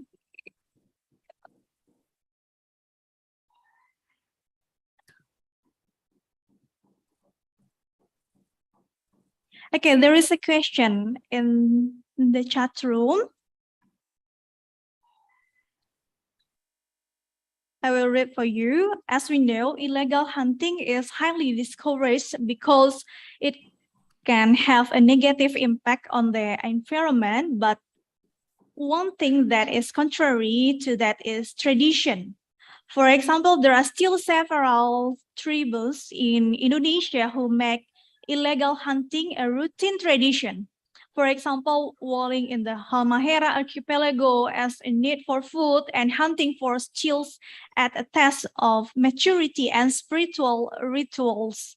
My question is, how can we respond to these problems and deal with them without going against the tradition? Yes, thank you for that question. In the Philippines, we also have indigenous peoples, and they retain the right to hunt. They retain the right to hunt in their homelands. Whether these animals are endangered or not. So what we do is, conservation organizations try to discourage them from hunting, even though, yes, they are required or they're allowed by law to hunt. But maybe to encourage them to hunt the less endangered species, maybe the more common species. For example, the Philippine eagle. If you hunt that, you are liable to maybe 6 years of imprisonment and up to 500,000 pesos fine. So that is a very heavy fine, and your family will go hungry if you try to do that. So indigenous peoples are encouraged also to recognize the wildlife in their locality. For example, on Mindoro Island, most of the rangers are indigenous peoples, and their pride in having that animal in their neighborhood drives them to protect them, and they will go hungry rather than hunt the tamaraw for food. For the eagles, it's a slightly different because the eagles can damage their livestock. But now I've seen in one village I've seen actually a village where within their property is a large tree that has been occupied by an eagle nest for decades. And the village people there are happy to have that eagle there. They're happy to show to their relatives and friends that they have an eagle in their neighborhood. And they're even happy to say that one of their piglets was eaten by the eagle, or one of their chickens was eaten by the eagle. One of their goats was eaten by the eagle. They're happy to say that they are contributing to the food of the eagle by raising these animals. So it's mainly a change in attitude, I guess. They are still allowed by law to hunt, but they will not hunt the eagle or the tamaraw. Unfortunately, other animals are not that fortunate because, for example, the Palawan pangolin is hunted as well, and it is hunted not only for meat but also for trade of the scales, and it is heavily hunted, unfortunately. So yes, we education and maybe support, because these people need to eat, and it's allowing them to eat something else that is not endangered. That is probably the trick there. So yes, thank you for that question. Okay, thank you, Mr. David. The question from Rian, Richard Samia. Do you get the answer about the solution of the tradition is changing attitude? Yes, correct. Yeah. Okay. Is there any question from the participant? You can write in the chat room and please raise your hand on the raise hand feature. Okay. There's a participant in this room. We'll directly give question to you.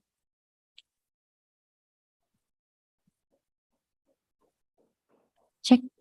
Okay. Thank you, Ms. Yosi, and thank you, Doctor, for the presentation. And let me introduce myself. My name is Mirti, and I'm alumni from Biology Department Universitas Negeri Padang. And I have one question about the presentation. That it seemed that the same problem and the same problem about biodiversity faced by Indonesia and during the lockdown, maybe until now. And my question is, can doctor explain how the number of taxa in 20 and 21 on average decrease in each species class, when in fact the peak of COVID, as we can see, occur in 2020 and 2020. Let me repeat it. My question is, can doctor explain how the number of taxa in 2021 on average species decrease when in fact the peak of COVID, as we can see, occur in 2020? Thank you. Yes, thank you for that question. You see, in the Philippines, even though the peak of the lockdown was in 2020, in 2021, travel was still very restricted. Vaccination had only started to roll out. And so, because there were more people that were not vaccinated, travel continued to be restricted. That is why research was also very severely restricted. Even though researchers like myself were fortunate to have vaccination immediately, still there were no flights available. So that's the problem there. I cannot force it. Now, as I said in my conclusion, resourcefulness was necessary. So people, other researchers, instead of taking an airplane flight or a ship voyage, they did their own research in their own islands locally. And fortunately for them, they may have their permits already. And so they were able to just travel by car with university clearances and so on. You cannot imagine how many clearances we needed to be able to travel, even on our own island. Very, very strict restrictions here in the Philippines. Would you believe that there were many checkpoints manned by police personnel in fatigues and with heavy armor, heavy guns? These are people who are preventing the spread of a virus. They were using guns and fatigue uniforms. So yes, it was still because of the travel restrictions. That's why there was a reduction in the number of taxa described. Okay, thank you, Dr. David. Okay, Any thank side? you, Ms. Yosi and Dr. David. Okay, well, actually closing this second keynote session, as a token of appreciation, the committee would like to present a certificate to Dr. David, Emmanuel, and General. Please, we hope that you would kindly receive it. Thank you.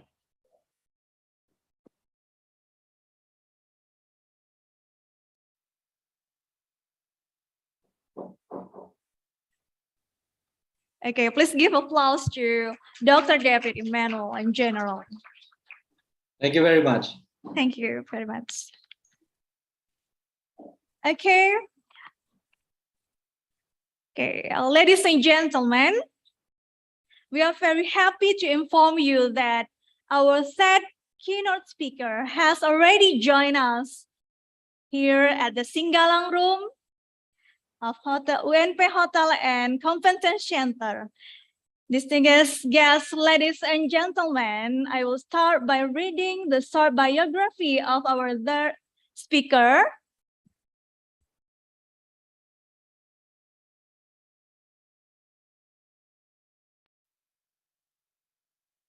Okay, please welcome Ibu Dr. Muhyiatul Fadilah, SSI, MPD.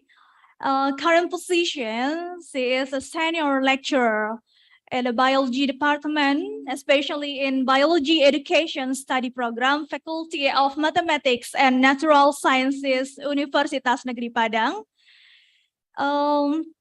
She graduated from Science Education, Indonesia University of Education, and for master degree, she graduated from Magister of Educational Technology, Concentration of Science Education, Universitas Negeri Padang, and she focused on development on integrated biology practicum with a coenzyme theme or topic-oriented PGBL flipped learning to improve STEM literacy for high school students. And then development of integrated scientific digital books on disaster mitigation based on Minangkabau local wisdom to improve critical thinking of inclusive junior high school students. And there are a lot of publications that are published by Dr. Muhyiatul Fadilah, such as development of student worksheet based on problem-based learning to improve creative thinking of class 11 high school student. Okay, without further ado, please welcome Dr. Muhyiatul Fadilah, SSI MPD, Universitas Negeri Padang, Indonesia. Okay, thank you very much, Ms. Yosi Laila Rahmi. Am I allowed to share screen? I want to share my presentation. Can you help me? Yeah? Still, I can't. My name is Muhyiatul Fadilah. Please allow me. Okay. Masih belum, Bapak?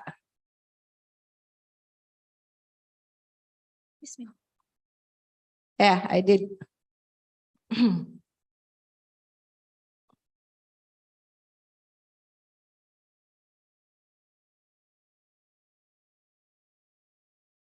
Okay. First of all, thank you for all of my lecturer here. Let me try to share to all of the participants in virtual room and in real room in UNP Convention Center. Thank you for Sister Mrs. Yosi Laila Rahmi for a humble company. Then I'm trying to share you about an activity that I did when pandemic happened. Yeah, I shift laboratorial work toward residential field work to improve students' multiliteracy.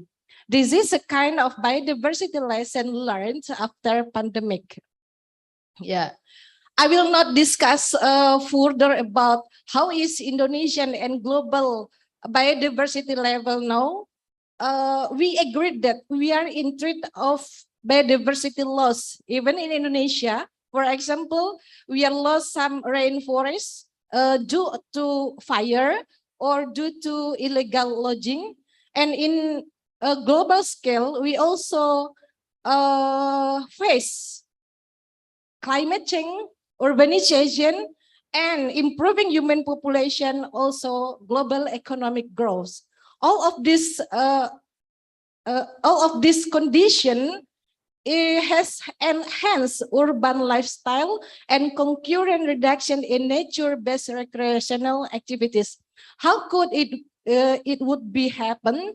We know that after digitalization, so many our daily time is attracted to use monitor, to use Android or smartphone, and it reduced our interaction with our nature, even in our daily life.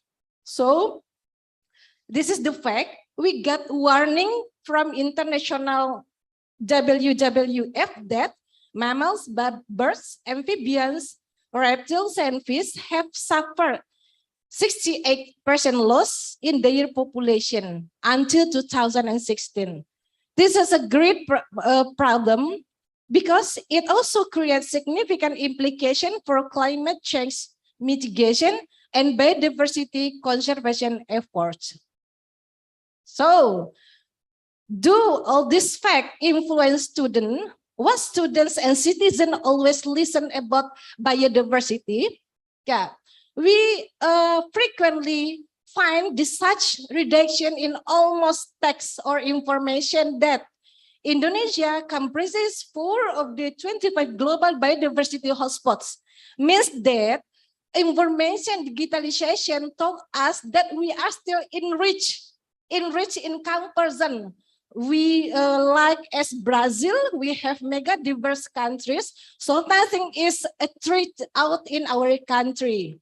Yeah, this make people think that nothing problem with our biodiversity. It is not our problem, for example, according to student. Yeah, in fact, many of the world species are unknown to the public. As Dr. Lewis and Dr. Emmanuel present recently, we tend to explore charismatic species. Charismatic species mean species which is very popular to be conserved. For example, 11 eagle birds. But we forget about how parasites contribute to our ecosystem. And who did identify the parasite? Who did identify beetle? Because most of people only focus to charismatic species. This is our big job as a biologist. So this is kind of a searching result. I find when we type biodiversity loss in Indonesia, we will prepare by birds and another very familiar species in the world, but we never interface with other or unfamiliar species. Then the condition has created biodiversity naivety. In Indonesia, we call naive. Yeah, this is a new trend in education that we lack of experience, we lack of awareness about how is our biodiversity right now. Severely, we call it is a blindness of environment or awareness disparity. So ecologists consider this as world problem, global problem. Ecologists view that we need educator, stakeholder to enhance, to re-enhancement public awareness, public participation to improve in biodiversity and conservation. The reason is because Public has role to all citizens need awareness to the issue because loss of biodiversity will treat human life indeed. So it is time to involve public citizen science to recover, to repair this condition. But the agent of change is starting from school or educational institution. So in our educator perspective, we need three aspects to build awareness are we need literacy diversifying, improving knowledge, try to move from recognizing factual knowledge and conceptual only in learning in campus, try to emphasize on procedural and metacognitive knowledge. We have to change this routine. We have to change this custom that we always focus on factual and conceptual knowledge. And please build the affection aspect for literacy. Means that we can create the power of belongingness without we build any dependency to the environment. So taxonomy Bloom had covered this approach for educational aspect. Yeah, this is the key of how teaching biodiversity rock inquiry. Yeah, I'm sorry, maybe the signal was trouble for me, so I always jump out from Zoom. Yeah. Wait a minute, Mrs. Yossi, try to rejoin.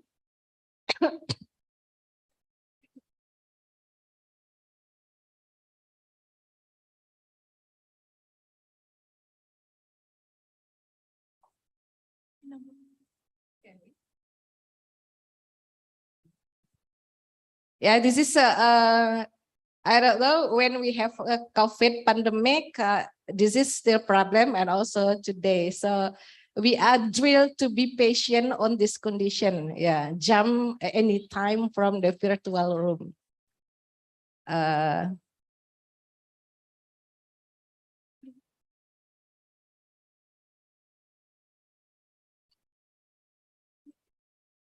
Oh yeah, sip.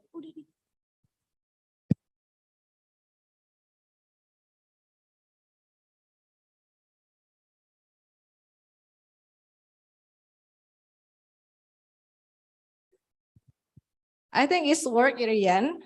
Let me try.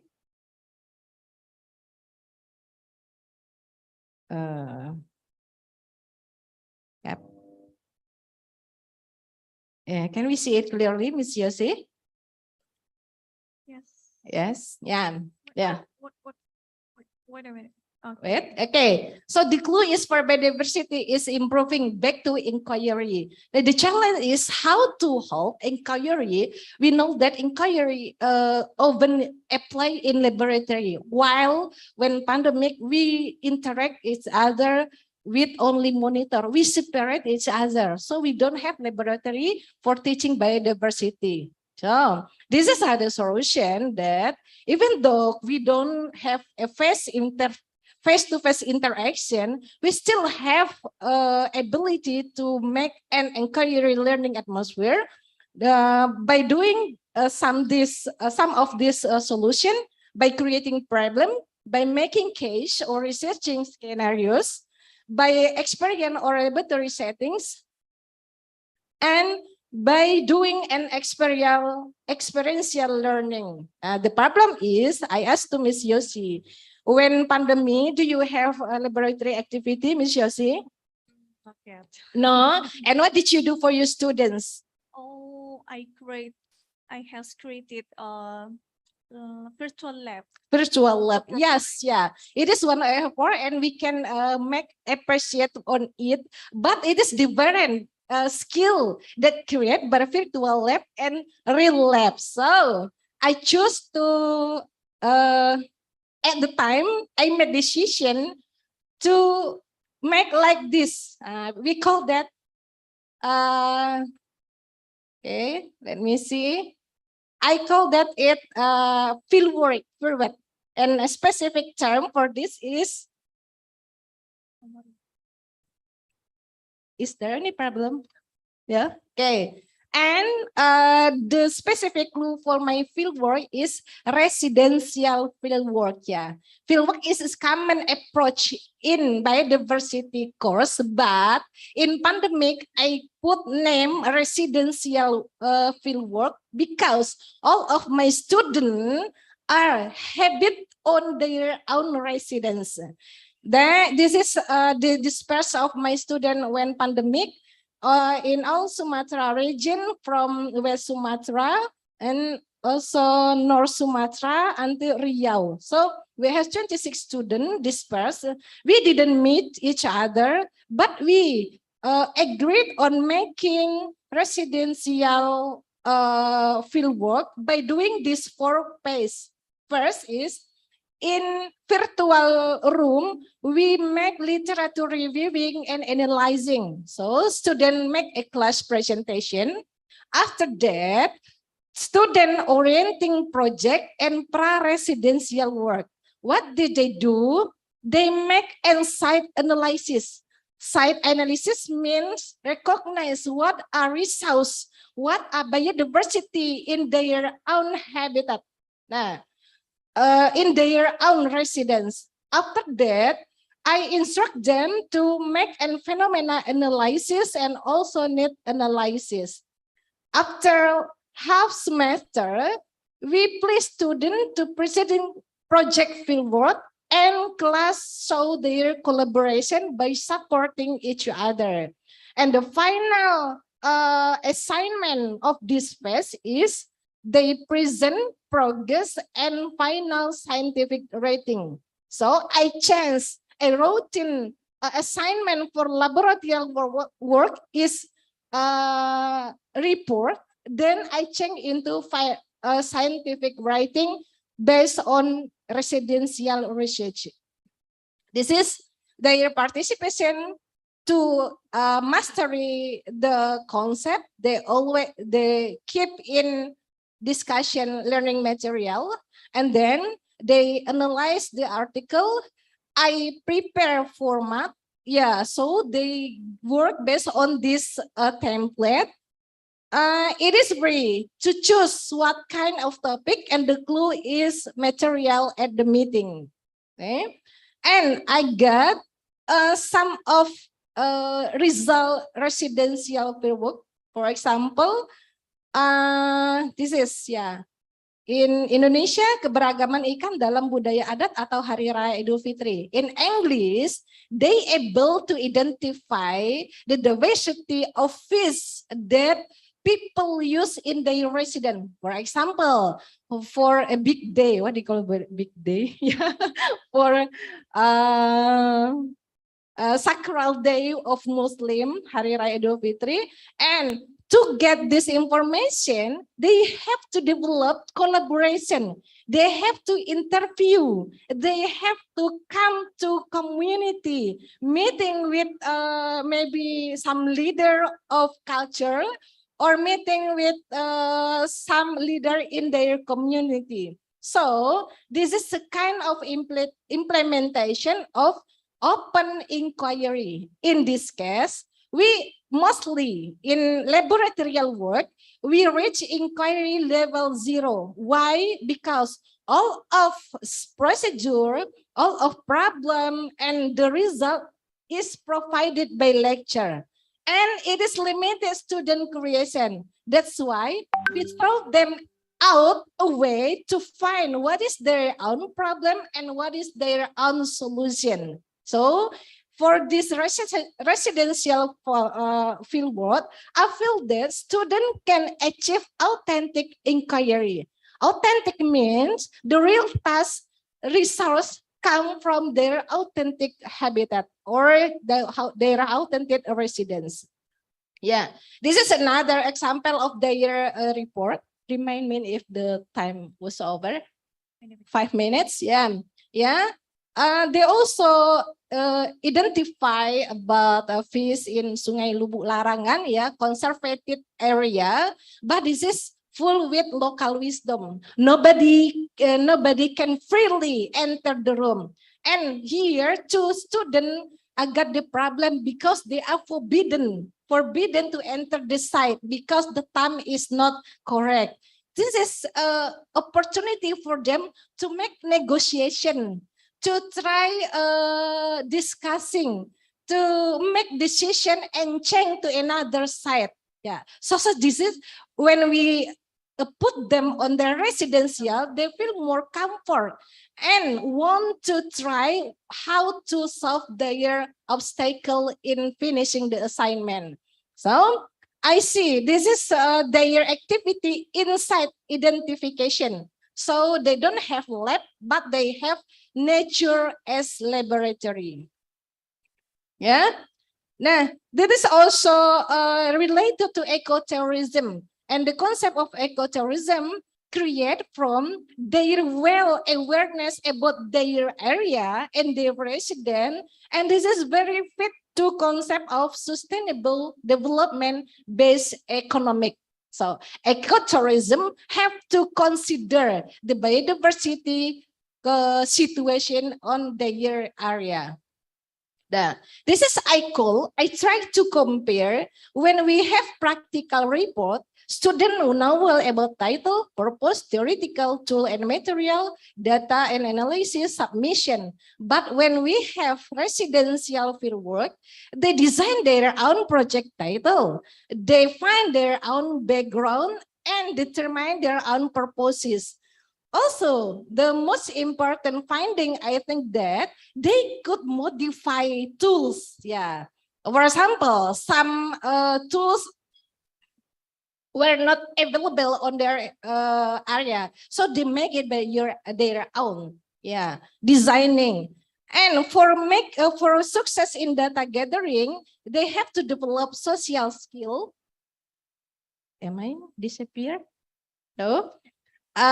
They develop social skill, they develop research and scientific process skill. And the most important things that because of the support of digital information at pandemic, they have no problem to discuss or to explain what is their finding. And I suppose them to submit the research report in international seminar and local journal. So two of my students were success to inform their project national and international.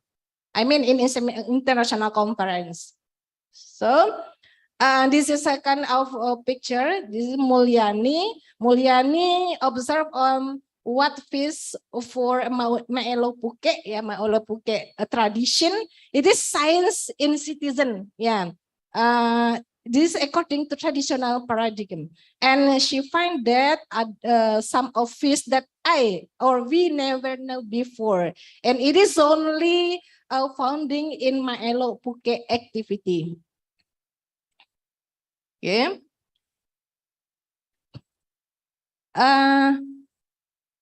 Some vital that their independent learning suggest for identification of species diversity and bird biodiversity, and also come to mitigation. They ask about what happened on this water ecosystem after any construction at that area. So they also study about influence of human activity toward biodiversity. And we find also they identify arthropod for ekosistem pertanaman kakao in Negari Kabupaten 50 kota. We know that this is specific for that area and we didn't find in another area. So I conclude that residential fieldwork improve student cognitive knowledge and procedural gains and effective and also behavior gains. Yeah. In this case, we have to prepare more time allocation in order that student can visit and collaborate with community. That is the challenge for resident residential fieldwork. Yeah, and for recommendation, should we shift laboratorial work to residential fieldwork? I really suggest that for biodiversity course, try to use only half semester in laboratory and expand their activity on their residential area in order that we can help problematic in the world that most unknown species are still unidentified. And will be helpful by dispersing agent to some various area in order we can collect information and we can share each other for that information. But I told you the limited of study, we cannot, we haven't gained yet about informing unknown species. It is about macro species, for example, fish, birds, and so. So because the limited of skill and also monitoring from lecturer, I think the first skill for inquiry is kindly worth it to be continued in other biodiversity course. I think that's all. I'm sharing what I did. Then back to Miss Yosi. Thank you very much, Miss Yosi. Okay, thank you very much, Dr. Muhyiatul Fadila. It was very interesting presentation about biodiversity and public awareness and also inquiry. Please give applause to Dr. Muhyiatul Fadila. And now we would like to invite the participant to give question in this.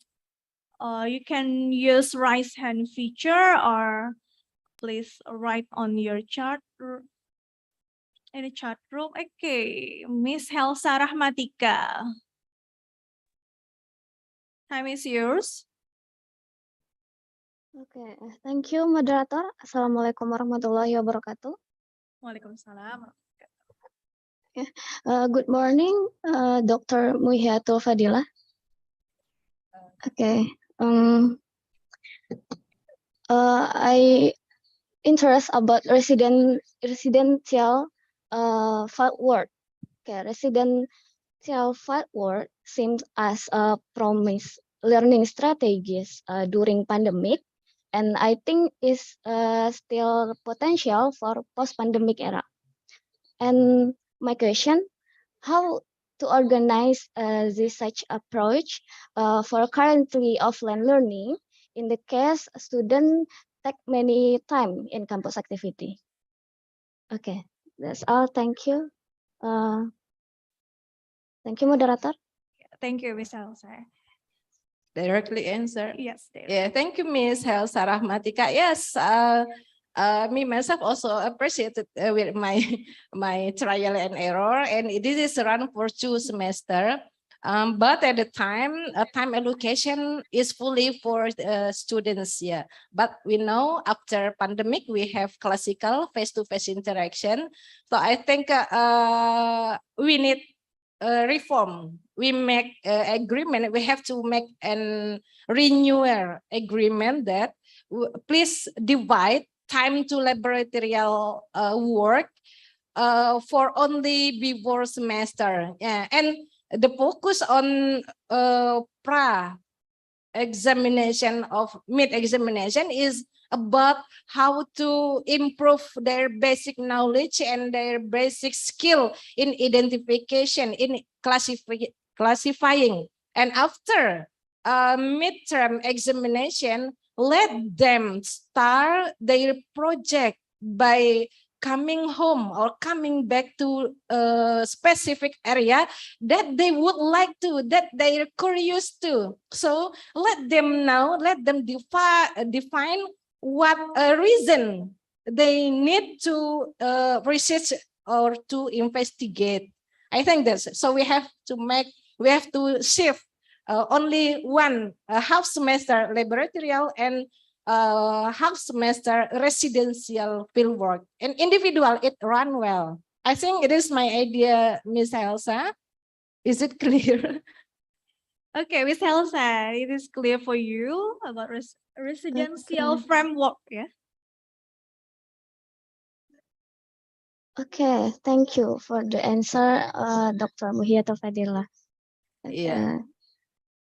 Miss Elsa, I suppose that we were success for this activity. So why not we will be more success after this year? Because we have more face to interaction. We have more space to meet each other and discuss directly. That's my belief. We have to change mind for shifting this field work. Okay, Yeah. thank you very much for the explanation, Dr. Muhyiddin Fadila. Okay, because we want to continue the parallel session. Time is over. That's okay. Thank you, Miss Yossi. Okay, closing this keynote session. As a token of appreciation to the committee would like to present a certificate to Dr. Muhyiddin Fadila, SSC MPD. We would like to invite Miss Bapak Dr. Samsruzal MBiomed as a head of committee of ICOBioSE. Please, we hope that you would kindly receive it. Okay, Bu Iya? Directly. Okay. Because you attend.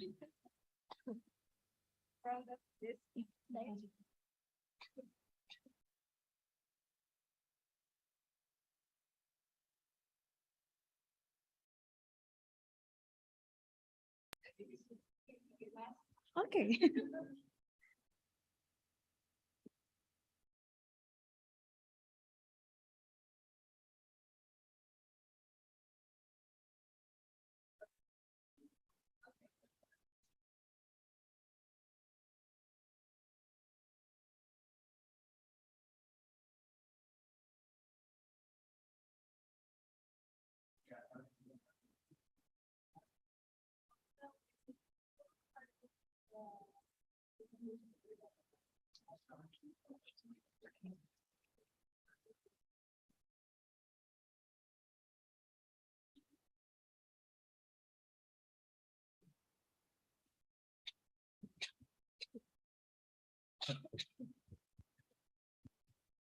Okay, well, ladies and gentlemen, that's all our first keynote session. We sincerely hope that this session has brought benefits and insight for all of you. I beg your pardon. Thank you very much for your attention. Assalamualaikum warahmatullahi wabarakatuh.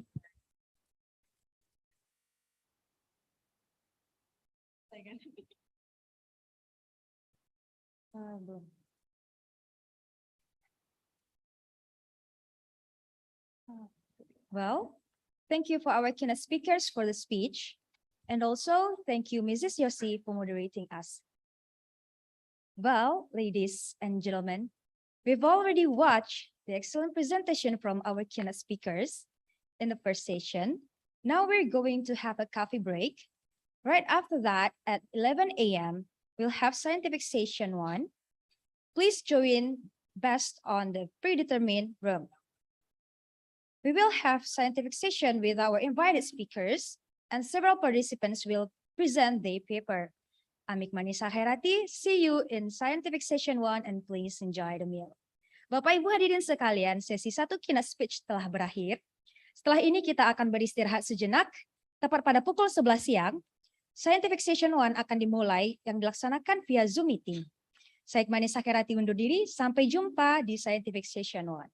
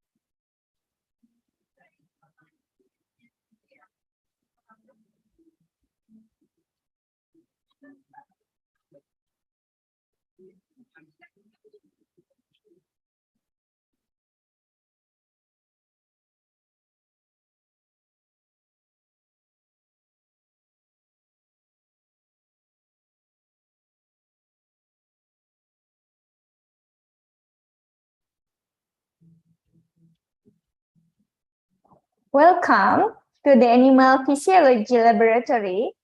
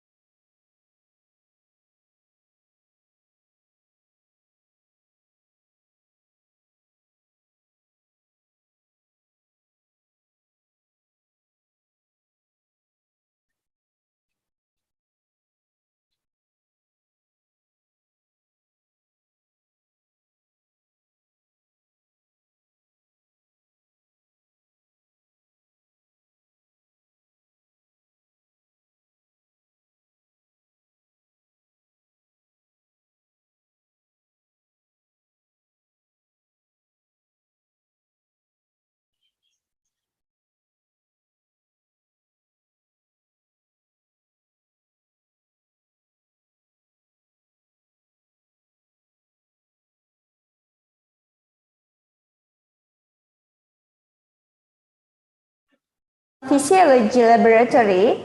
Here, we facilitate students to do practicum in animal physiology, human anatomy and physiology, and biochemistry. Execute in practice class. Students are guided by practicum assistant and laboratory analysts. Our laboratories are equipped with standard equipment to carry out basic physiology and biochemical techniques such as blood testing, physical conditioning tests, food testing, antioxidant testing, and spectrophotometric technique. In research activities, apart from basic physiological and biochemical technique, our lab also helps students go through their final projects with advanced technique using the ELISA method and the UV-Vis microplate reader. The focus research in our lab that is being accomplished in this lab are the identification of organic compounds and antioxidant activity from natural ingredients, followed by efficiency tests in experimental animal physiology.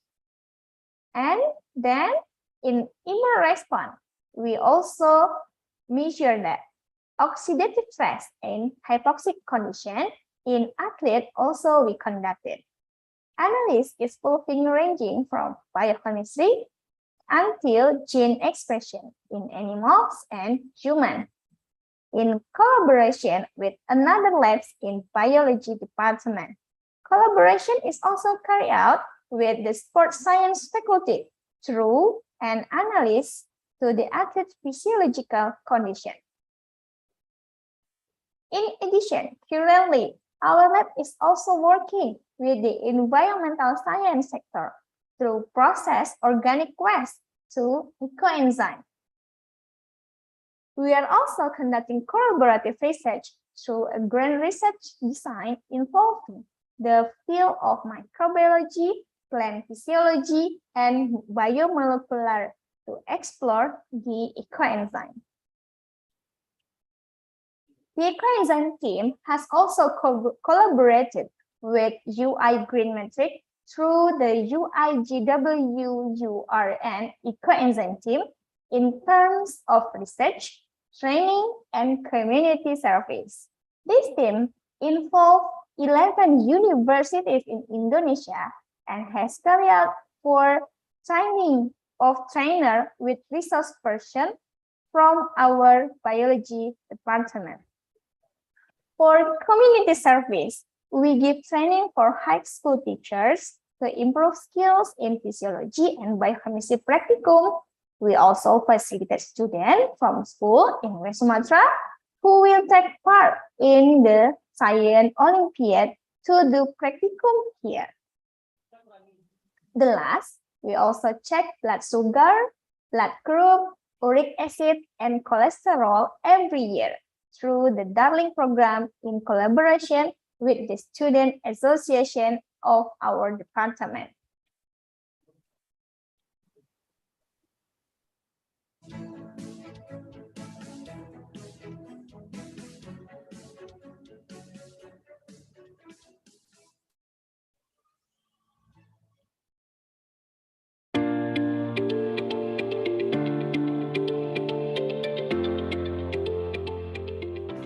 Hello, my name is Raki Kapiman.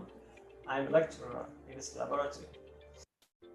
So, having knowledge about plant is fundamental for biologists, especially for the youngest who wants to learn more about biology at the university level. So, welcome. It's a pleasure to introduce you to the Laboratory of Botany, Department of Biology, Universitas Negeri Padang. Here, we focus on plant taxonomy, plant anatomy, and also botany. Plant taxonomy is commonly studied through morphology of vegetative and generative organs. The field study is one of interesting activity in this laboratory, where the lecturers and students work together in the field, directly learns on how to collect and maintain plant samples. But field study alone might not reach enough knowledge for plant taxonomy. So it is completed with laboratory work as well, including drying the samples using oven, and then identification, labeling, mounting, and storing the samples with the standard of herbarium. So the samples can also be stored as wet samples. Forest areas that are relatively close from our university, and then equipment such as microscope, oven, and another small stuff that related with taxonomical work, and also herbarium for the dry and wet samples.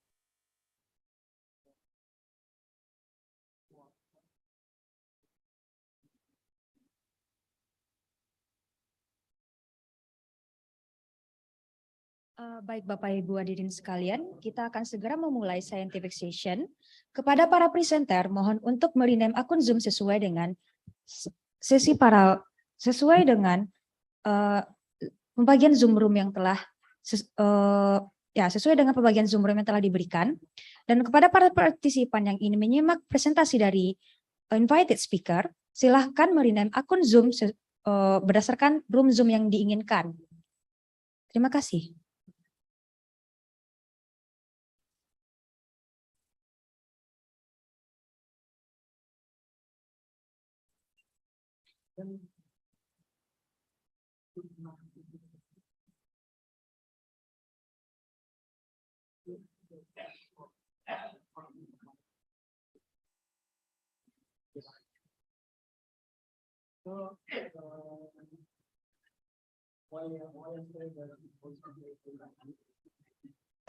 Our facilities that so far we have in this laboratory. Plant cells and plant tissues are major courses for students to know about plant anatomy. It is also assisted with practical work in the laboratory using plant samples that is defined around, and then the reagents and other small stuff that's related with anatomical work. So then the cells and the plant tissue can be observed through light and electron microscope, or even digital microscope that we have here. And then another work that's related with microscope is taxonomical study through morphology of pollens. Furthermore, Ethnobotany is another important field that we in this laboratory focus on. It is because in our regions, the community is still strongly connected with nature, either directly used for daily consumption, medicines, local custom ceremony, wedding party, or even for black magic. So I believe, and we believe, that this knowledge would be useful for social economy, land management, and also for livelihoods.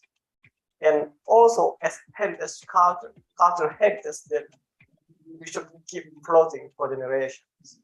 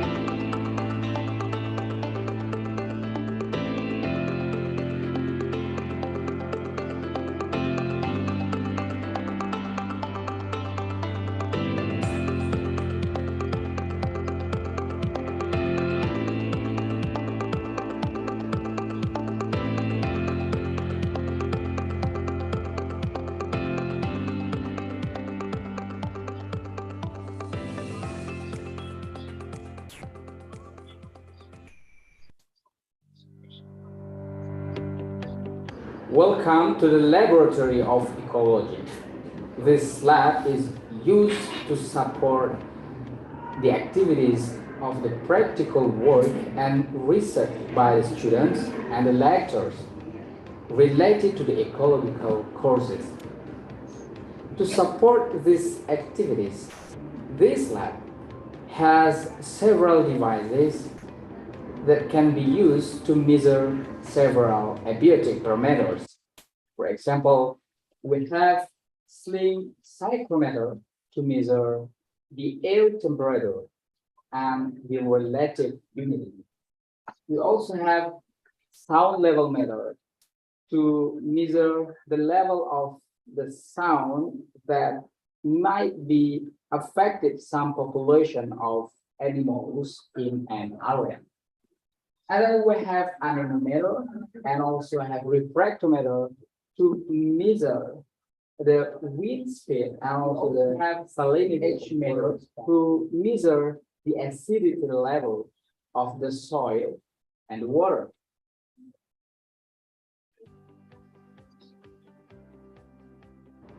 Beside the practical work that conducted in this lab is also used for research by the students and the lecturers. For example, a research conducted by a lecturer to see the ant species composition and leaf litter. This research used the Winkler method that modified by the lecturer. This method separates the ant species from the leaf litter.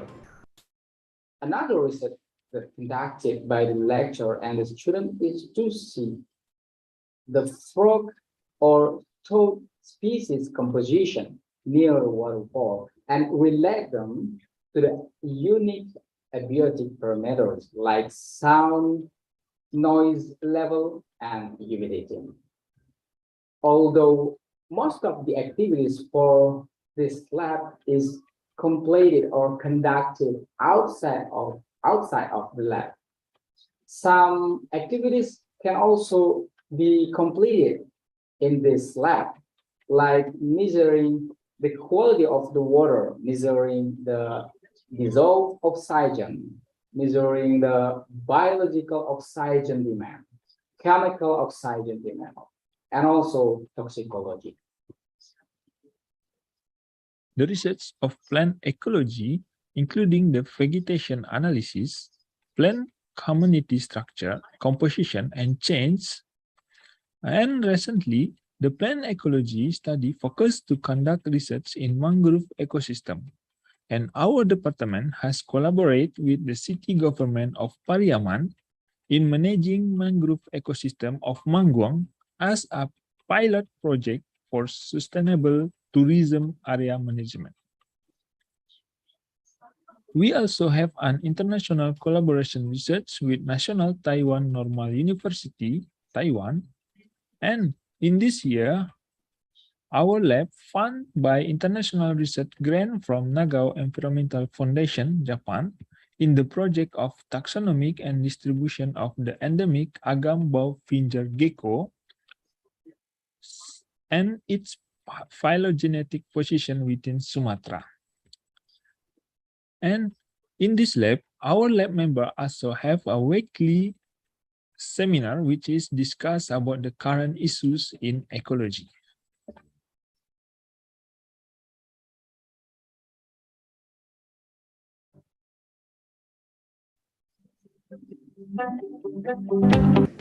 Hi, I am Ralsa Sugika. Welcome to the Educational Research Laboratory. In this laboratory, we carry out research and practice activity about all kinds of educational subjects, such as research about learning strategy, evaluation process of learning as well as its results, and also about instructional media. Based on our students' need to a specific room where they can conduct each step of the research, we facilitate them here. We do discussion when they want to share and research information about their research, their data validation, and contribution to our research analysis. Sometimes we do simulation to put our idea deep in the mind. Hopefully, they can be do better. Our research types are developmental research, experimental research, and also descriptive research. Our product as a result of our students are collected and sold here. They will use by our lecture in their course sometimes. Thank you for your attention.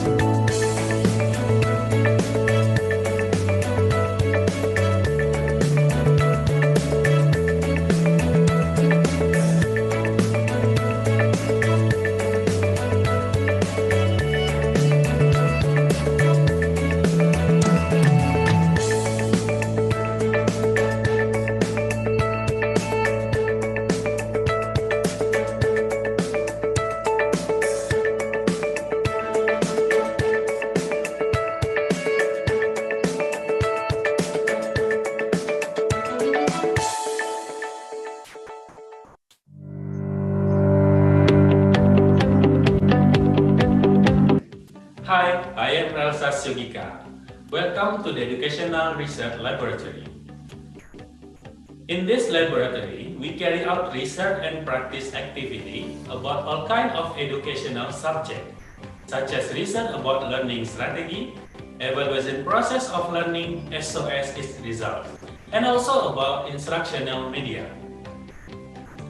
Based on our students' need to a specific room where they can conduct each step of the research, we facilitate them here.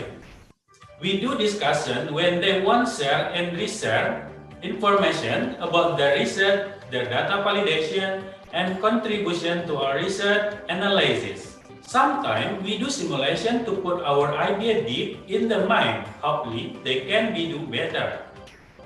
Our research types are developmental research, experimental research, and also descriptive research. Our product as a result of our students are collected and sold here. They will use by our lecture in their course sometimes. Thank you for your attention.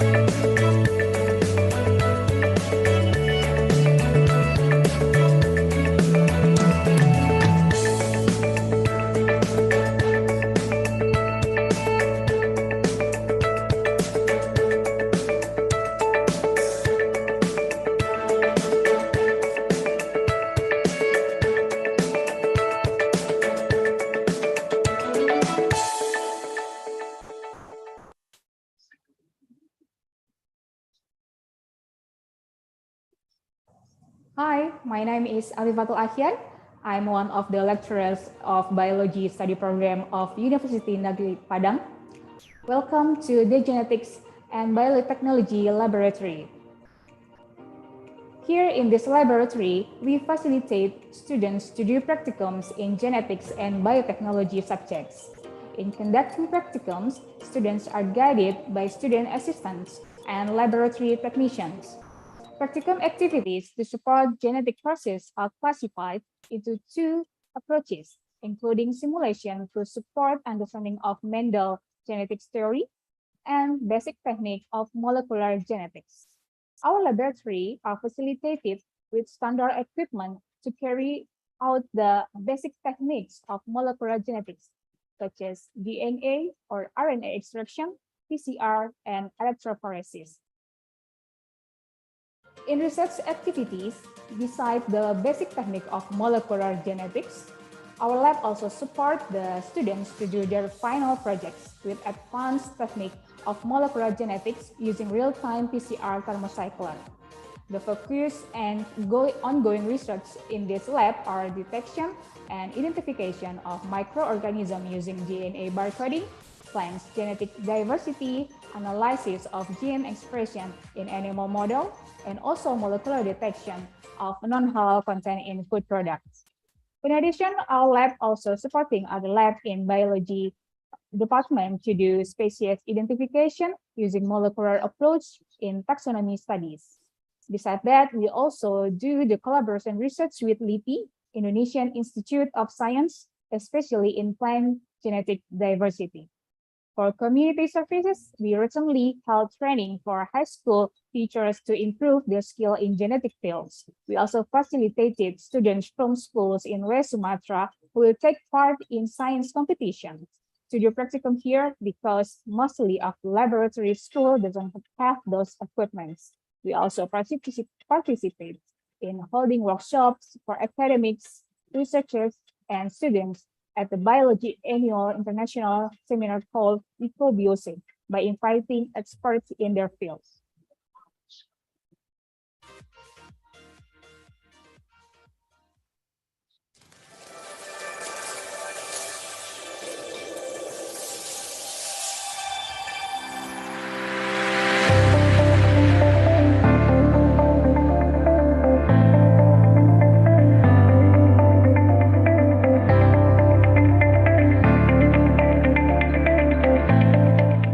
Bismillahirrahmanirrahim. Assalamualaikum warahmatullahi wabarakatuh.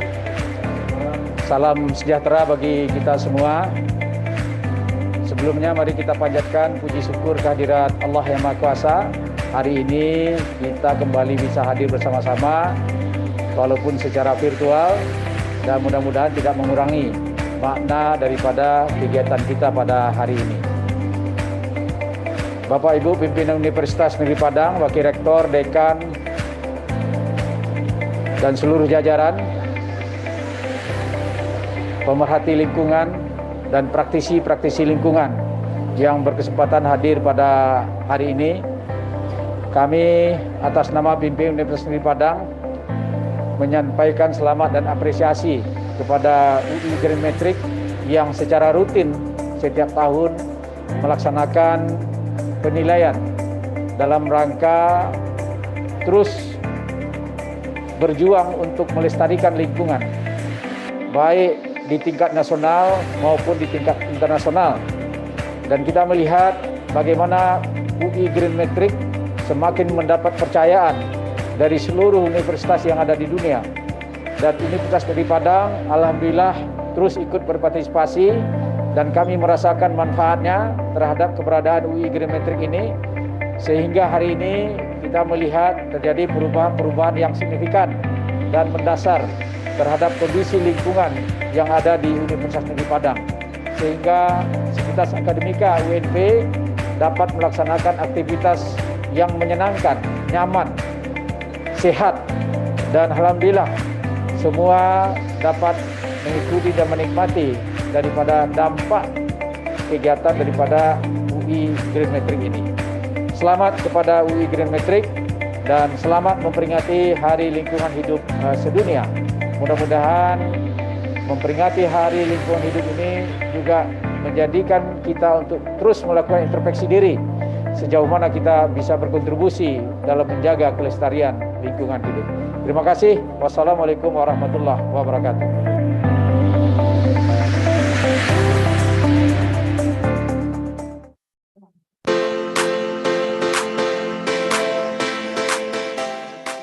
Welcome to Microbiology Laboratory. Here in this laboratory, we facilitate students to do practicum in microbiology. basic microbiology, microbiology food and ingredient, soil microbiology, industrial microbiology subject. In conducting practicum, students are guided by practicum assistant and laboratory analyst. In research activities, we have some innovation such as immersible enzymes that was isolated from hemophilic bacteria. We also innovation in the newest antibiotic and microbial biological agent and biofungicide.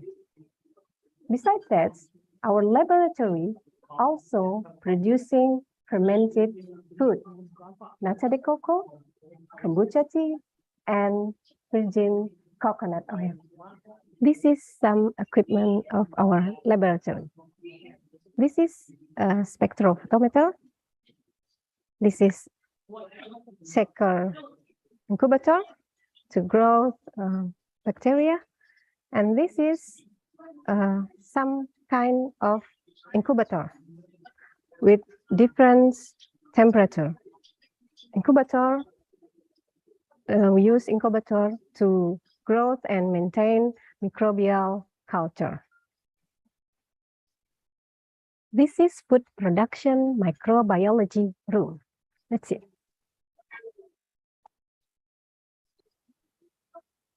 This is nata de coco room production.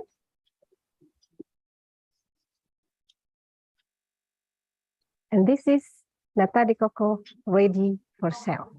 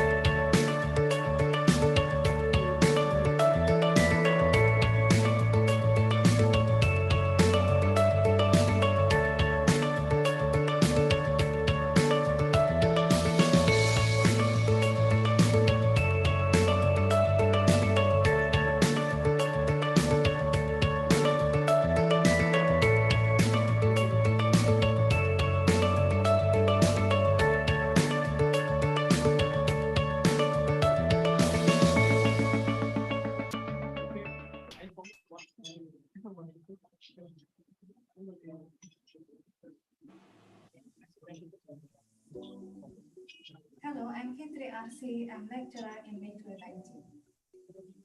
The laboratory microteaching facilitates the prospective biology teacher to practice and teaching. We have two rooms. Then this room is a control room, and the control room we have smart TV. Can be used to observe the activity of the student. And then we have the practice room. And this room can use the student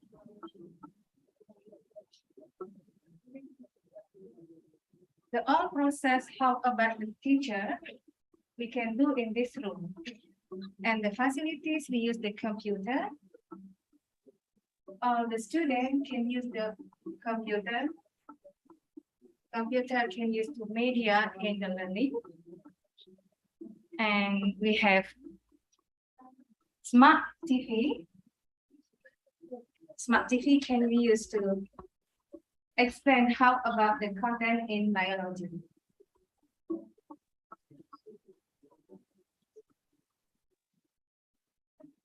all the facilities in this room can use all the students to make learning and fun, innovation learning, and learning based in technology. Okay, see you and welcome to my laboratory.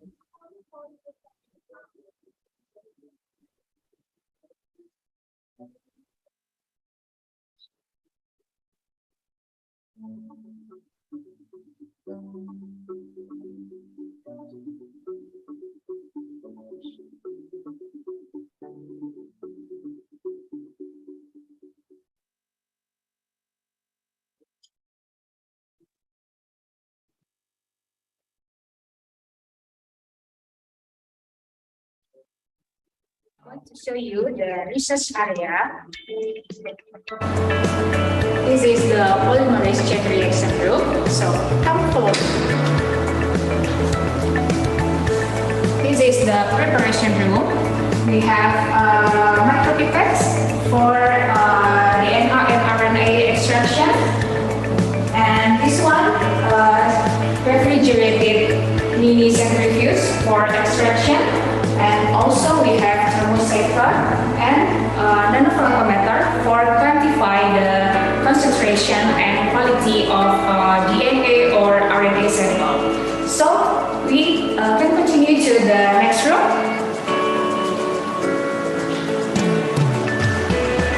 This is the PCR room. We have two PCR. This one is the gradient PCR. And the other one is real-time PCR machine. And this room also equipped with apparatus for analyzing the PCR product, consists of electrophoresis apparatus, UV transilluminator, and also the gel dot UV bag for analyzing the pattern of DNA band. From this research area, this laboratory, we have conduct many research and many experiments from this laboratory.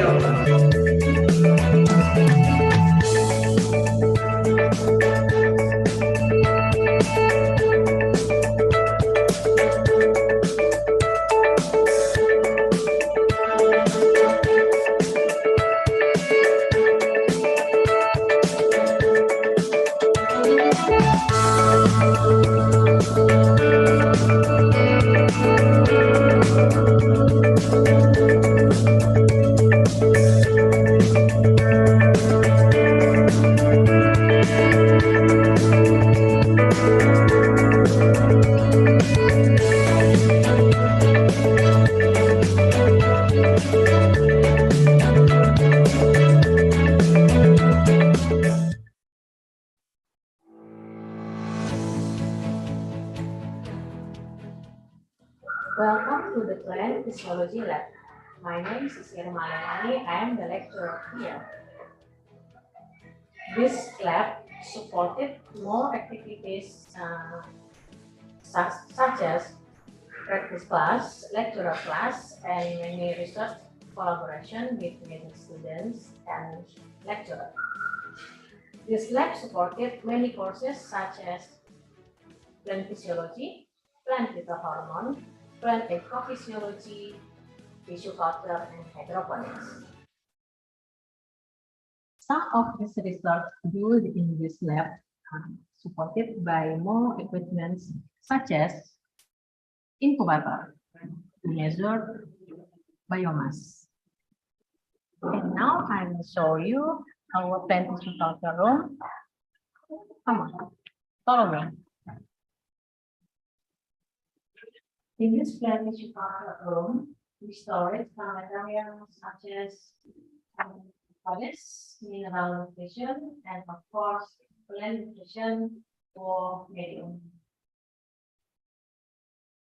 The main equipment in the plant tissue culture is laminar airflow cabinet. We do sterilize some materials here and do planting the plant.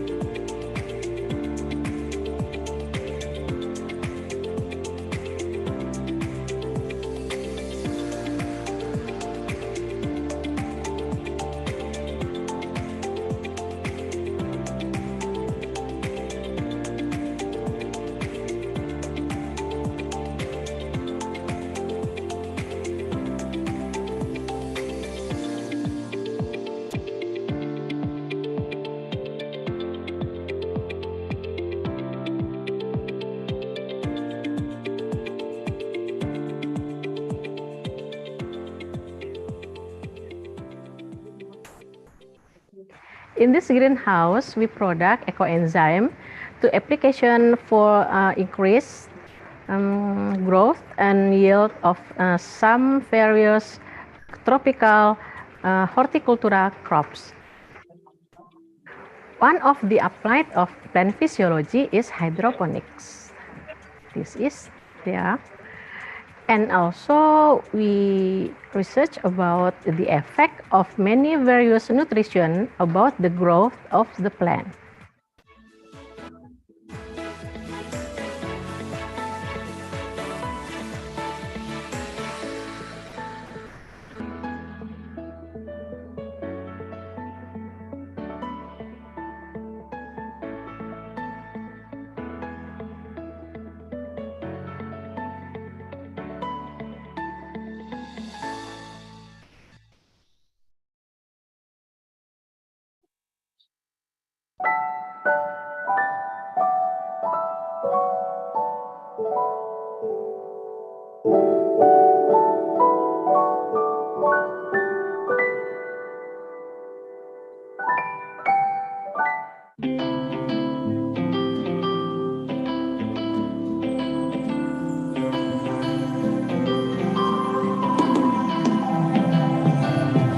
Fighting flames of fire, hang on to burning wires. We don't care anymore.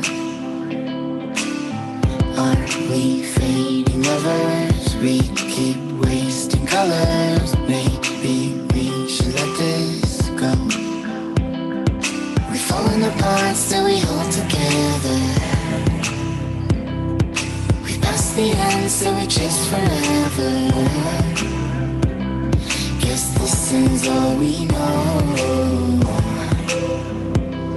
This feeling's all we know.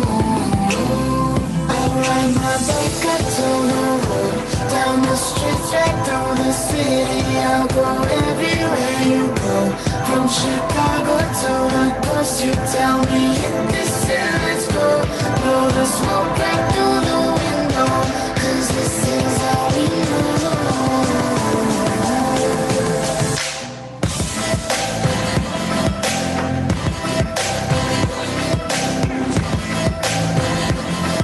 Guess this is all we know.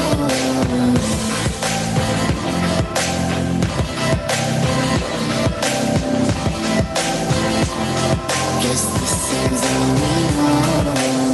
Never face each other, one bed, different covers. We don't care anymore.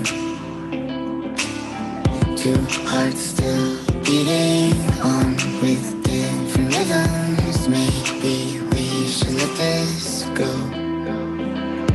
We've fallen apart. Assalamualaikum warahmatullahi wabarakatuh.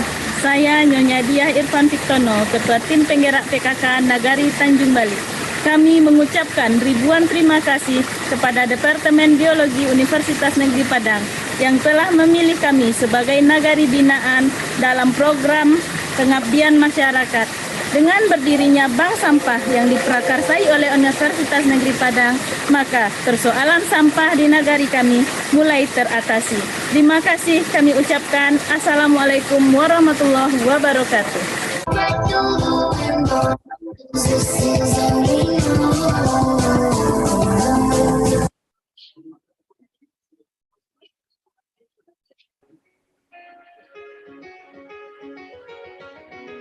This is the research laboratory. In this lab, the students do their final project. This room consists of two areas. This one is working area, and the other one is observation area. This lab is equipped with several equipment, such as this is the rotary vacuum evaporator, and the other is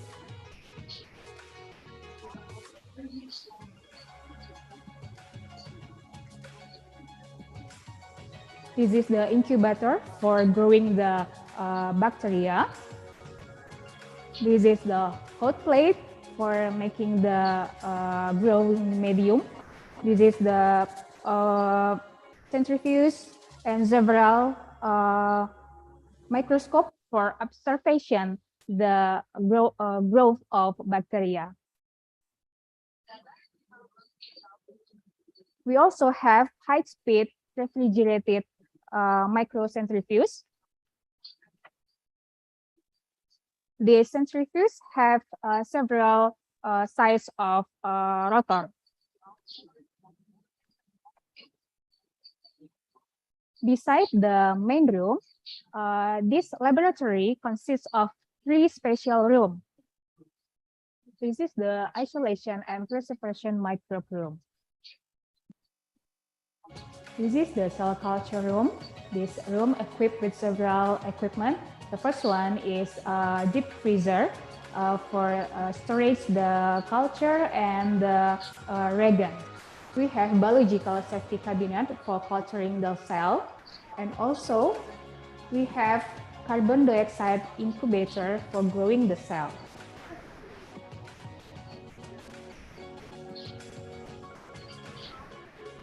To analyze the product or the result of cell culture, we also have a ELISA reader. The final room is a sterilization room. In this room, we have sink for cleaning and washing. And also, we have autoclave for sterilization.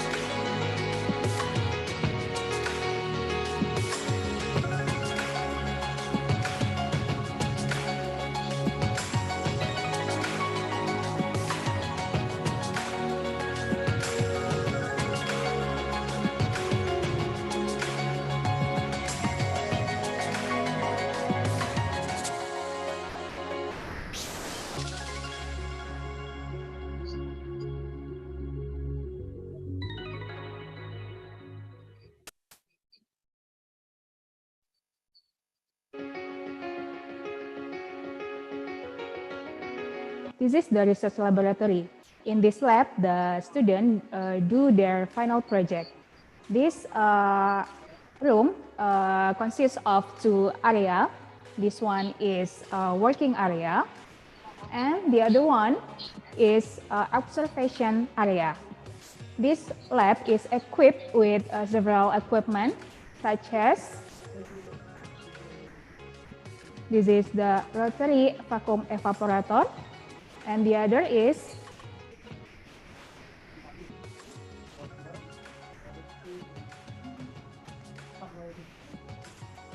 this is the incubator for growing the bacteria.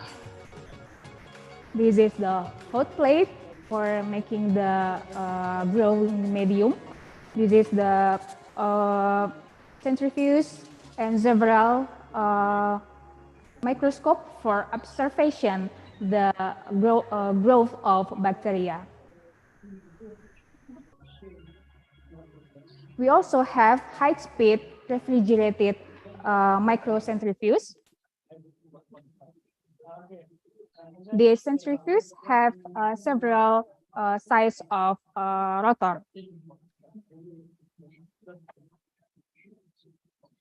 Beside the main room, this laboratory consists of 3 special rooms. This is the isolation and preservation microbe room. This is the cell culture room. This room equipped with several equipment. The first one is a deep freezer for storage the culture and the reagent. We have biological safety cabinet for culturing the cell, and also we have carbon dioxide incubator for growing the cell.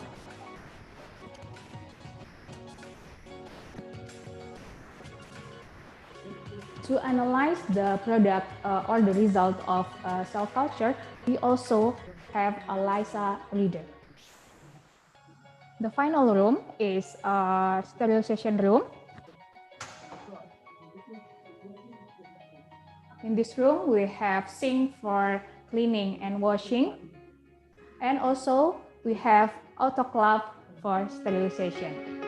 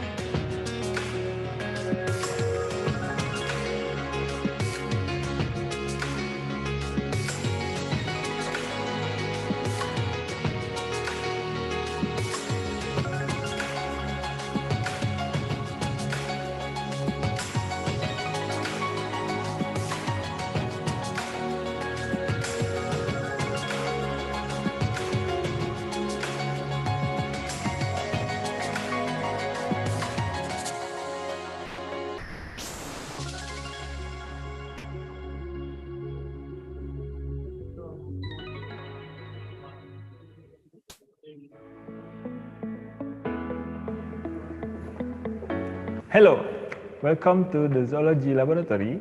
I'm Rijal Satria, a lecturer in this laboratory.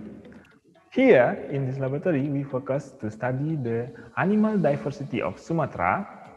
Our interest is mainly to understand the taxonomy, anatomy, and structure of animals, including vertebrates and invertebrates.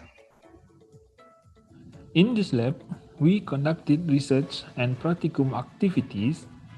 We conduct studies in the field and laboratory using various methods ranging from morphological observation, animal structure, to recent update collecting and experiment technique. Our lab is facilitated by microscope, animal dissecting kit, and collecting equipment. The student activities in this lab were conducting under the animal taxonomy, anatomy, and structure classes. The student learned the dissection procedure for vertebrates and observe its anatomy. Also, we have a vivarium or warehouse to raise and keep experimental animals in separated buildings.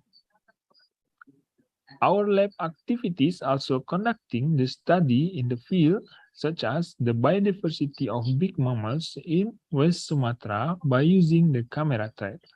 This project, in collaboration with the Natural Resources and Conservation Agency of West Sumatra. In this lab, we have a series of collection of Sumatran animals such as taxidermy, bone, dry, and wet specimens. Also, we have an international collaboration research with Tokyo Metropolitan University, Japan, in invertebrata diversity of Sumatra.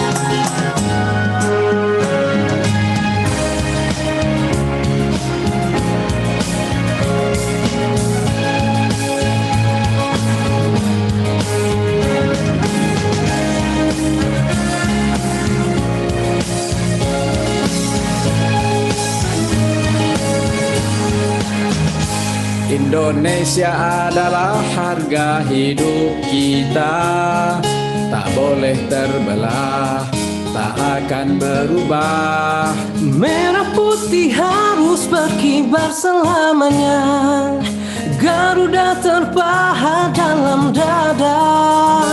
Indonesia adalah bangsa yang mulia, saling menghormati dan saling menjaga.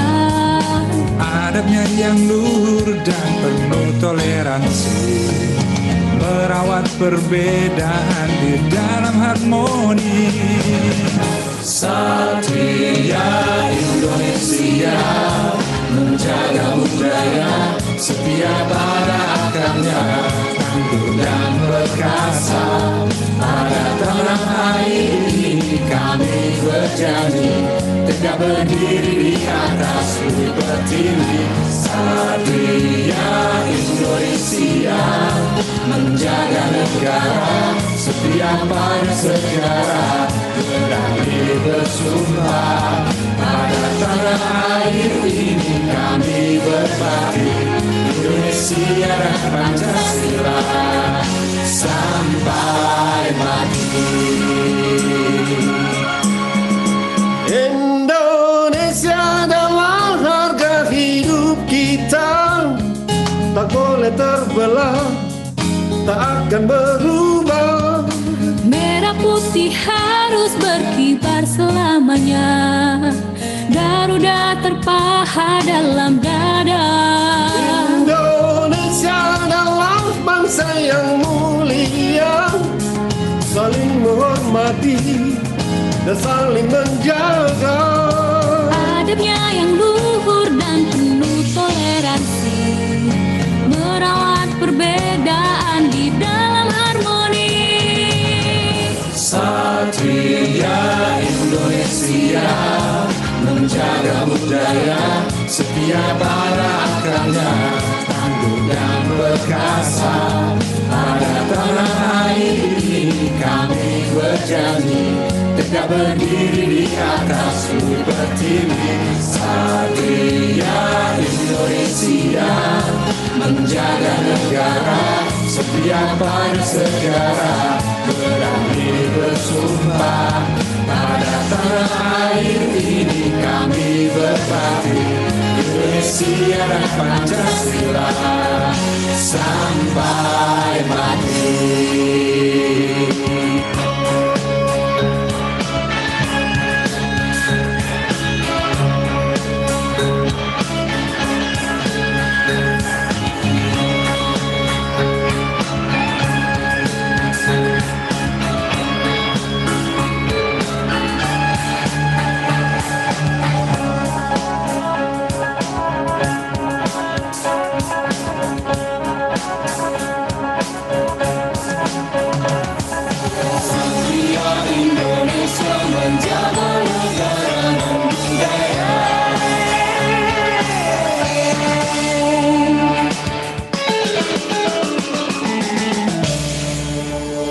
Indonesia adalah bangsa yang mulia, saling menghormati dan saling menjaga.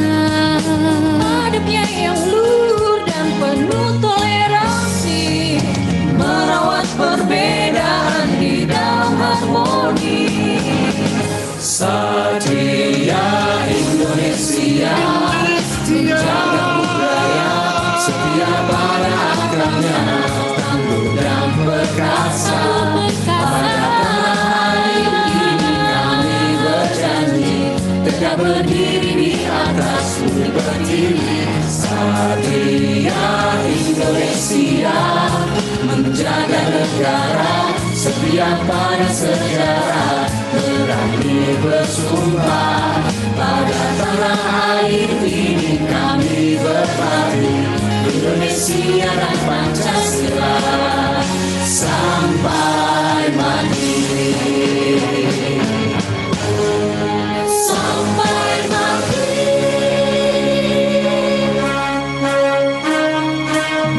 Satria Indonesia.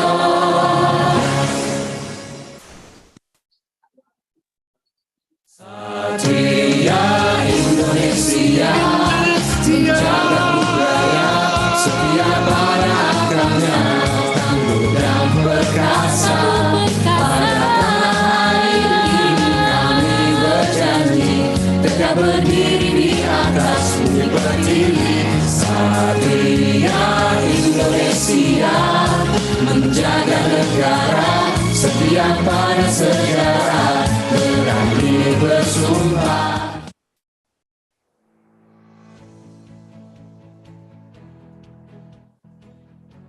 Welcome to the Animal Physiology Laboratory.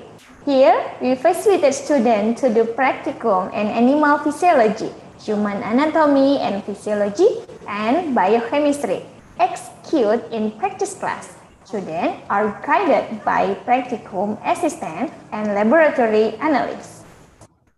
Our laboratories are equipped with standard equipment to carry out basic physiology and biochemical techniques such as blood testing, physical conditioning tests, food testing, antioxidant testing, and spectrophotometric technique. In research activities, apart from basic physiological and biochemical technique, our lab also helps students go through their final projects with advanced technique using the ELISA method and the UV-Vis microplate reader.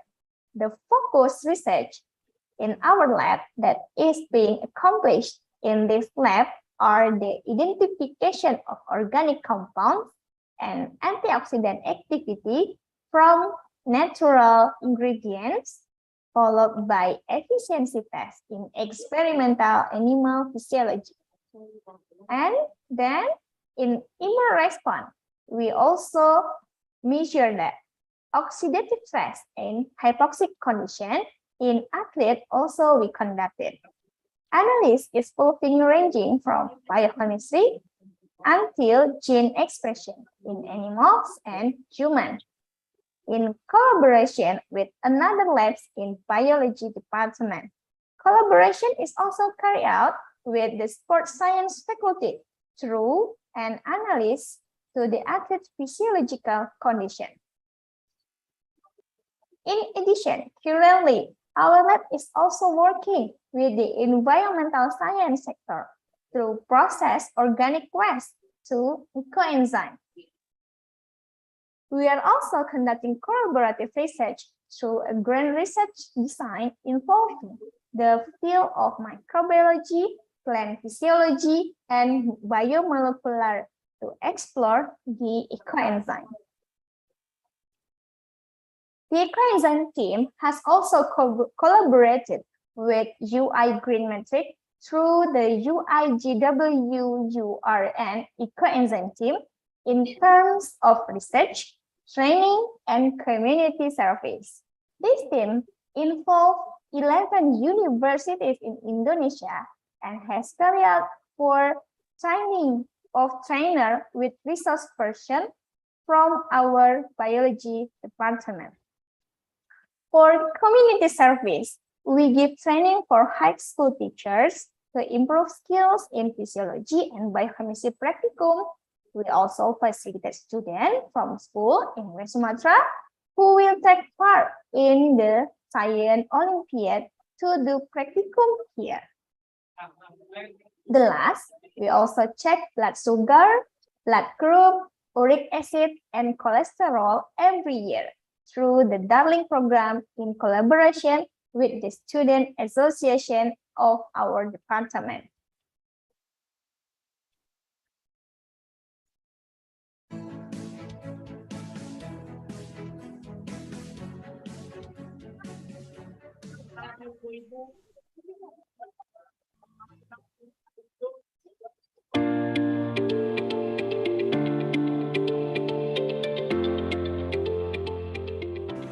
Hello, my name is Raki Kapiman. I'm a lecturer in this laboratory. So, having knowledge what plant is biology, young ones who biology, and then students. So welcome. Introduce laboratory department of biology. Here, plant anatomy, robotic. Plant taxonomy is common of vegetative and degenerative organs. The field study is one of interesting activity in this laboratory where the lecturers and students work together in the field, directly learns on how to collect and maintain plant samples. But field study alone might not reach enough knowledge for plant taxonomy. So it is completed with laboratory work as well, including drying the samples using oven, and then identification, labeling, mounting, and storing the samples with the standard of herbarium. So the samples can also be stored as wet samples. Forest areas that relatively close from our university, and then equipment such as microscope, oven, and another small stuff that relatively taxonomical work, and also herbarium for the dry and wet samples are facilities that so far we have in this laboratory. Plant cells and plant tissues are major courses for students to know about plant anatomy. It is also assisted with a practical work in laboratory using plant samples that is defined around, and then the reagents and other small stuff that's related with anatomical work. So then the cells and the plant tissue can be observed through light and electron microscope, or even digital microscope that we have here.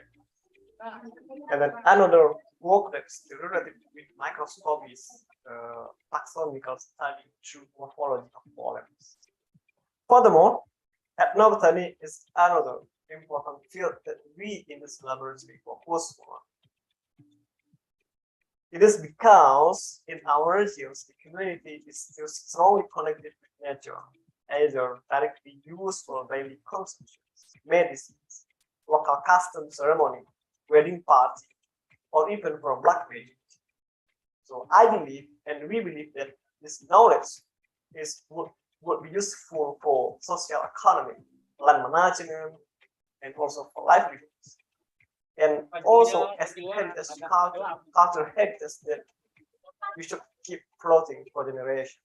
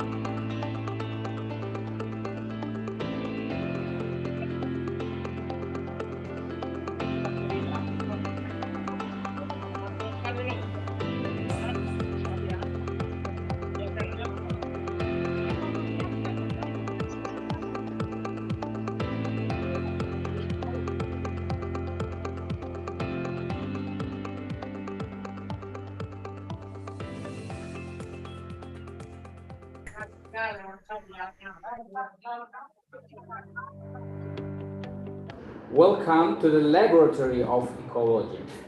This lab is used to support the activities of the practical work and research by the students and the lecturers related to the ecological courses. To support these activities, this lab has several devices that can be used to measure several abiotic parameters. For example, we have sling psychrometer to measure the air temperature and the relative humidity. We also have sound level meter to measure the level of the sound that might be affected some population of animals in an area. And then we have anemometer and also have refractometer to measure the wind speed, and also the have salinity meter to measure the acidity level of the soil and water.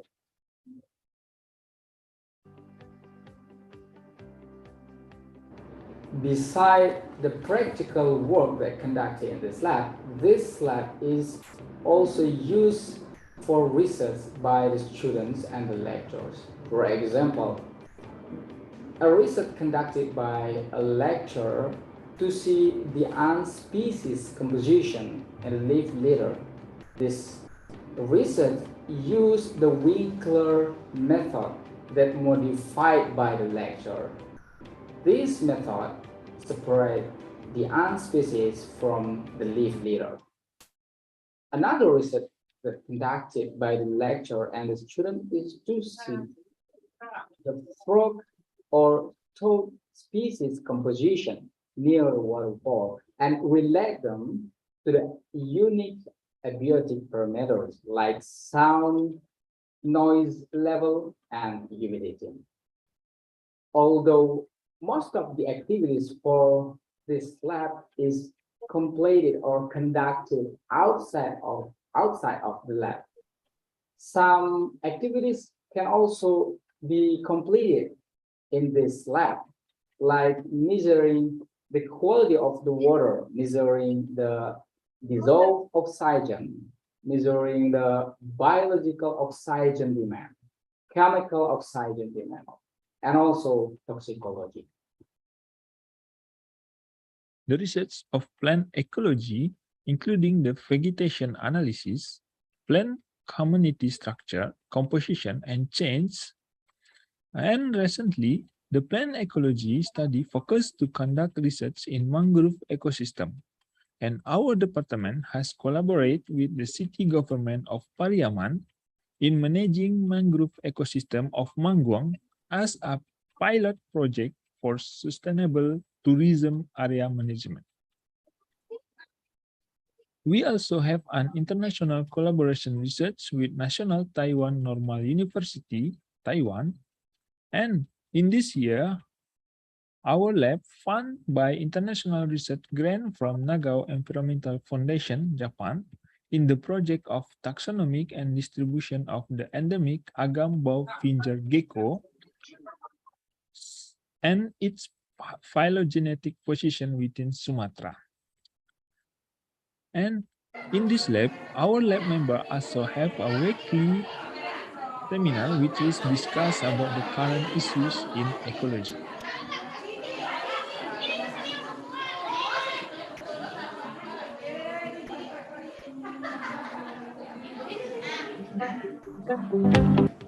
Hi, I am Elsa Sugika. Welcome to the Educational Research Laboratory.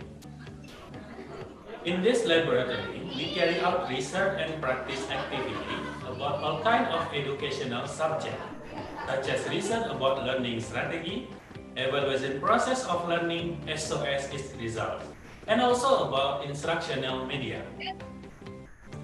Based on our students' need to a specific room where they can conduct each step of the research, we facilitate them here. We do discussion when they want to share and reshare information about the research, their data validation, and contribution to our research analysis. Sometimes we do simulation to put our idea deep in the mind. Hopefully, they can be do better. Our research types are developmental research, experimental research, and also descriptive research. Our product as a result of our students are collected and shown here. They will use by our lecture in the course sometimes. Thank you for your attention.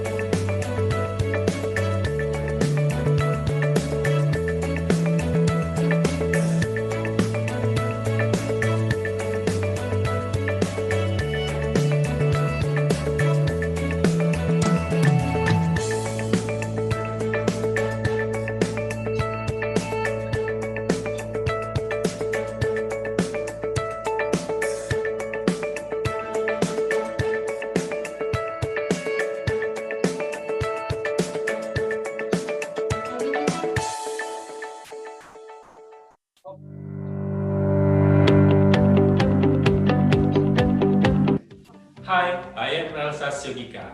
Welcome to the Educational Research Laboratory. In this laboratory, we carry out research and practice activity about all kinds of educational subjects, such as research about learning strategy, evaluation process of learning as well as its results, and also about instructional media. Based on our students' need to a specific room where they can conduct each step of the research, we facilitate them here. We do discussion when they want share and reshare information about their research, their data validation, and contribution to our research analysis. Sometimes we do simulation to put our idea deep in their mind. Hopefully, they can be do better.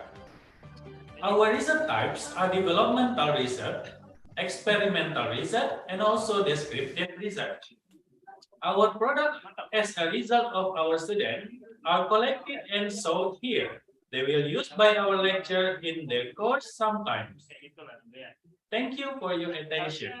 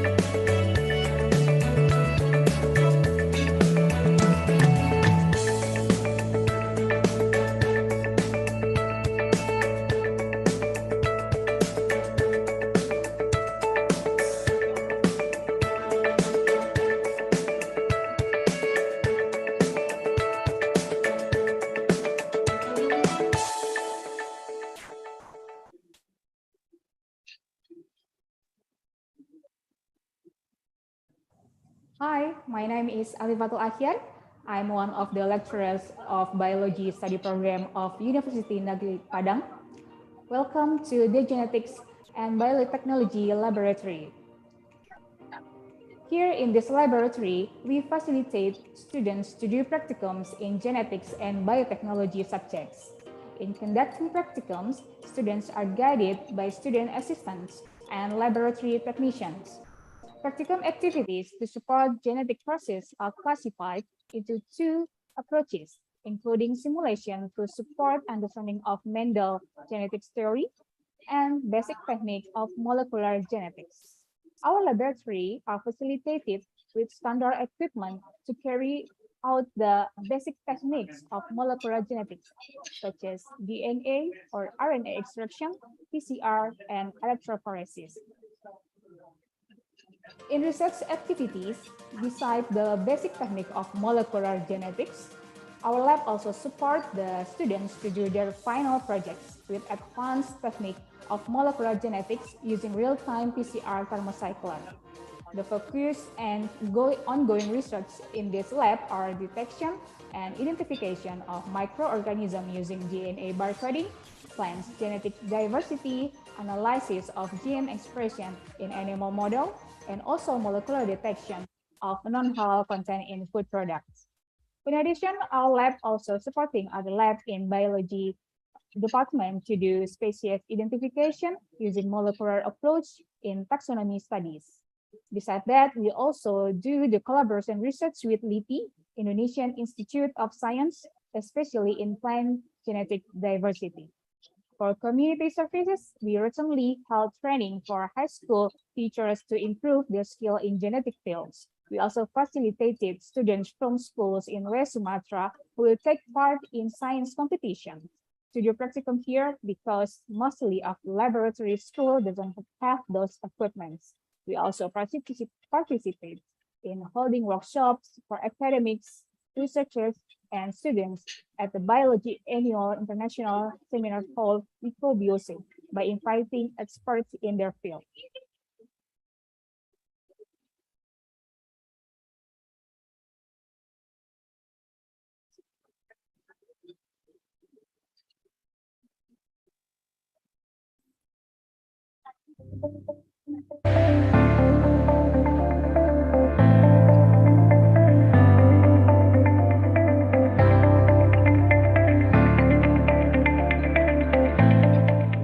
Bismillahirrahmanirrahim. Assalamualaikum warahmatullahi wabarakatuh. Salam sejahtera bagi kita semua. Sebelumnya mari kita panjatkan puji syukur kehadirat Allah yang Maha Kuasa. Hari ini kita kembali bisa hadir bersama-sama walaupun secara virtual dan mudah-mudahan tidak mengurangi makna daripada kegiatan kita pada hari ini. Bapak Ibu pimpinan Universitas Negeri Padang, Wakil Rektor, Dekan, dan seluruh jajaran, pemerhati lingkungan dan praktisi-praktisi lingkungan yang berkesempatan hadir pada hari ini, kami atas nama pimpinan Universitas Negeri Padang menyampaikan selamat dan apresiasi kepada UI Green Metric yang secara rutin setiap tahun melaksanakan penilaian dalam rangka terus berjuang untuk melestarikan lingkungan, baik di tingkat nasional maupun di tingkat internasional. Dan kita melihat bagaimana UI Green Metric semakin mendapat percayaan dari seluruh universitas yang ada di dunia. Dan Universitas Negeri Padang, alhamdulillah terus ikut berpartisipasi dan kami merasakan manfaatnya terhadap keberadaan UI Green Metric ini, sehingga hari ini kita melihat terjadi perubahan-perubahan yang signifikan dan mendasar terhadap kondisi lingkungan yang ada di Universitas Negeri Padang. Sehingga aktivitas akademika UNP dapat melaksanakan aktivitas yang menyenangkan, nyaman, sehat, dan alhamdulillah semua dapat mengikuti dan menikmati daripada dampak kegiatan daripada UI Green Metric ini. Selamat kepada UI Green Metric dan selamat memperingati Hari Lingkungan Hidup sedunia. Mudah-mudahan memperingati Hari Lingkungan Hidup ini juga menjadikan kita untuk terus melakukan introspeksi diri sejauh mana kita bisa berkontribusi dalam menjaga kelestarian lingkungan hidup. Terima kasih. Wassalamualaikum warahmatullahi wabarakatuh.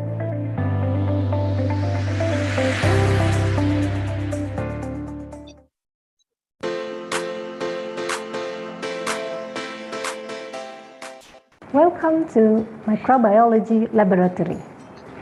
Here in this laboratory, we facilitate students to do practicum in microbiology, basic microbiology, microbiology, food and ingredient, soil microbiology, industrial microbiology subject.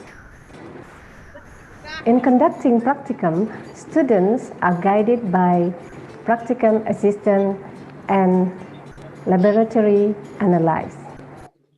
In research activities, we have some innovation, such as mousable enzymes that was isolated from hemophilic bacteria.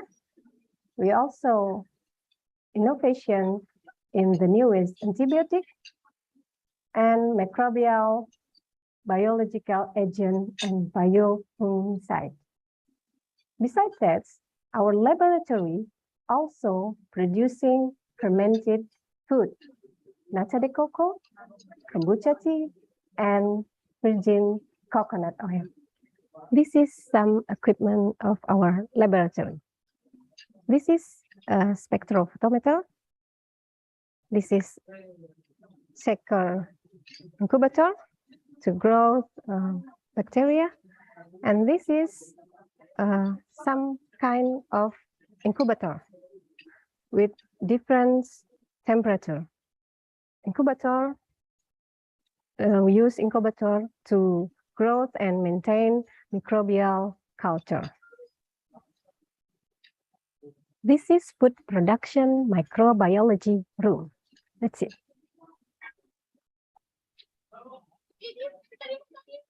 This is nata de coco room production.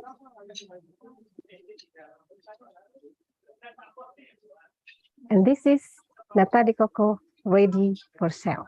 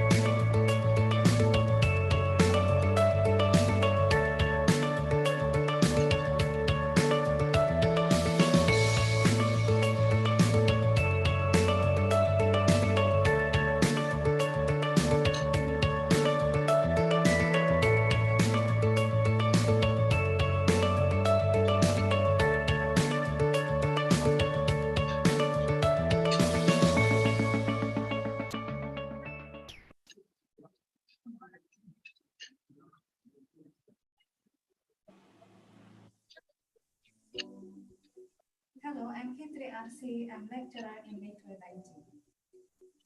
The laboratory microteaching facilitates the prospective biology teacher to practice in teaching. We have two rooms. Then this room is the control room, and the control room we have smart TV can be used to observe the activity of the student. And then we have the practice room, and this room can use the student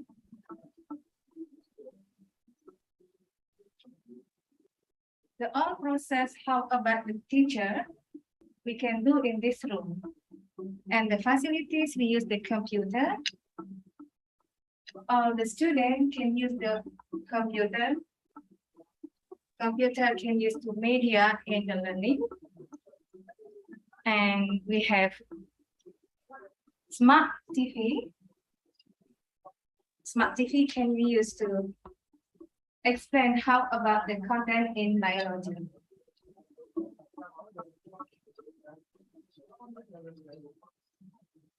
And all the facilities in this room can you use all the students to make learning and fun, innovation learning, and learning based in technology. Okay, see you and welcome to my laboratory.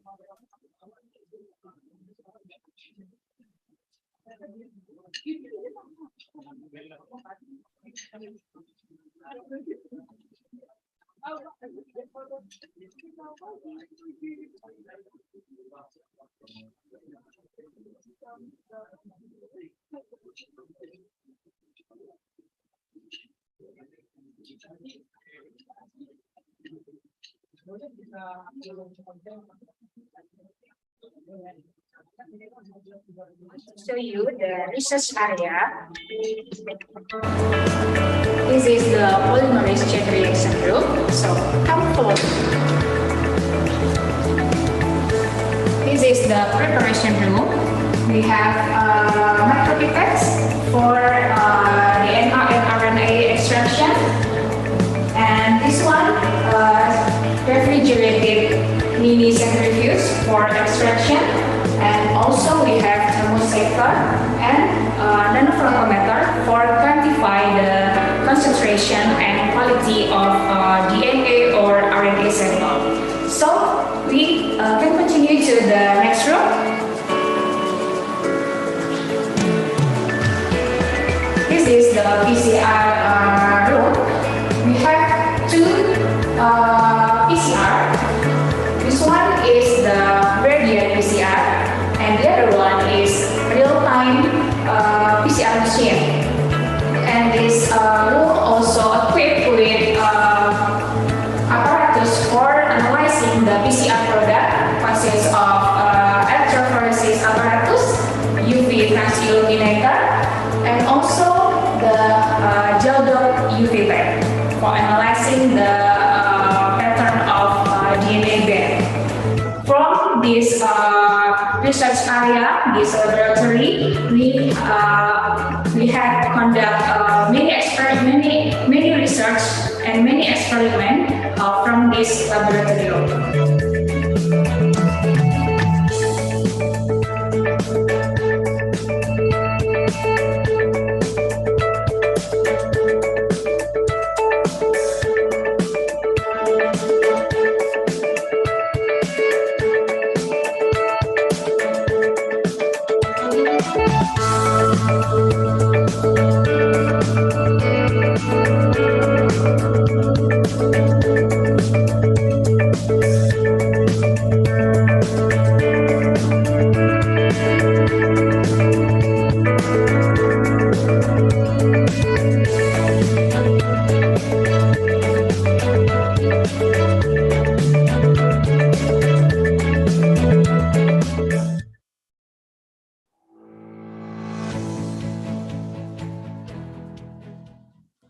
Welcome to the Plant Physiology Lab. My name is Irma Lelani. I am the lecturer here. This lab supported more activities such as practice class, lecturer class, and many research collaboration between students and lecturers. This lab supported many courses such as plant physiology, plant phytohormone, plant ecophysiology, tissue culture, and hydroponics.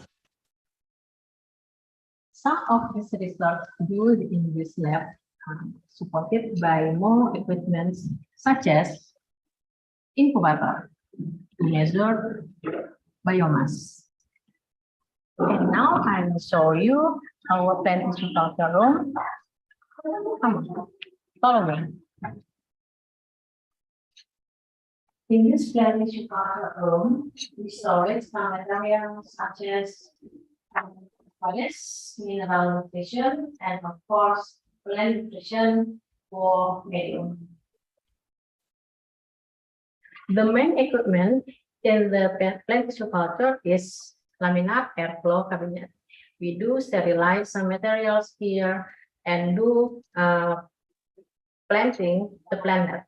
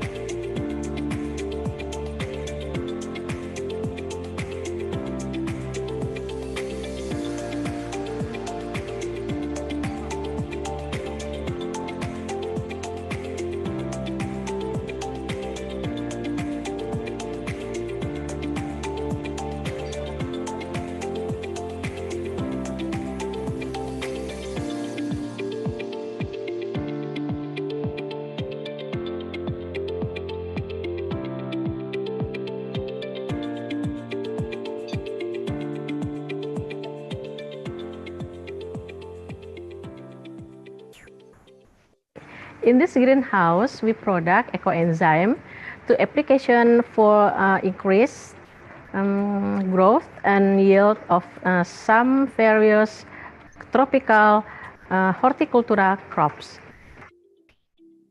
One of the applied of plant physiology is hydroponics. This is there.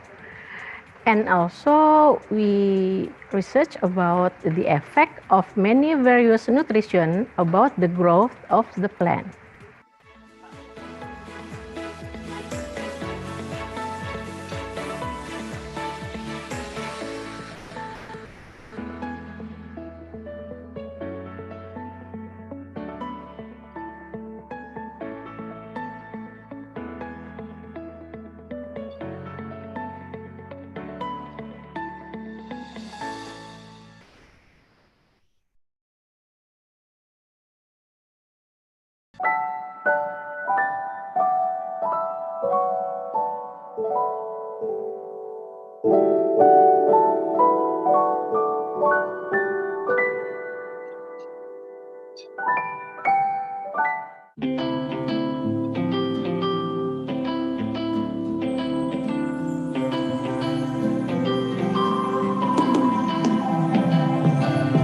Fighting flames of fire, hang on the burning wires. We don't care anymore.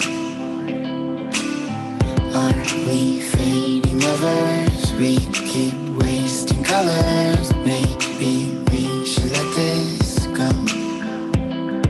We've fallen apart, still we hold together.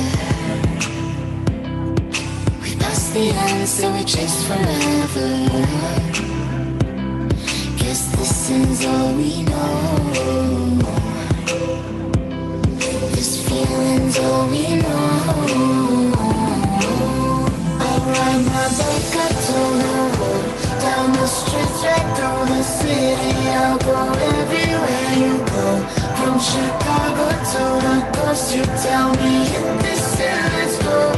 Blow the smoke right through the window, 'cause this is all we know.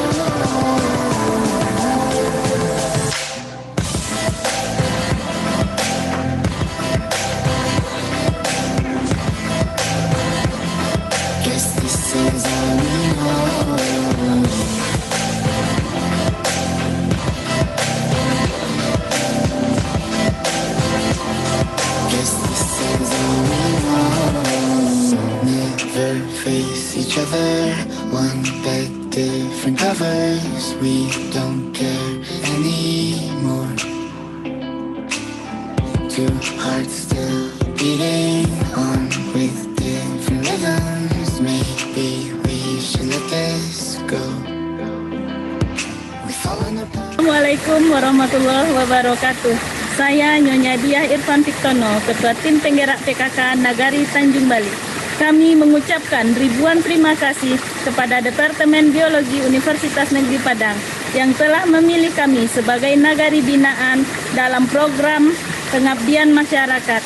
Dengan berdirinya bank sampah yang diprakarsai oleh Universitas Negeri Padang, maka persoalan sampah di nagari kami mulai teratasi. Terima kasih kami ucapkan. Assalamualaikum warahmatullahi wabarakatuh.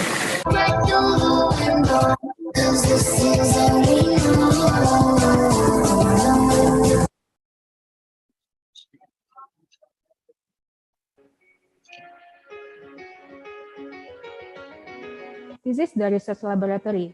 In this lab, the students do their final project. This room consists of two areas. This one is a working area, and the other one is observation area. This lab is equipped with several equipment, such as this is the rotary vacuum evaporator, and the other is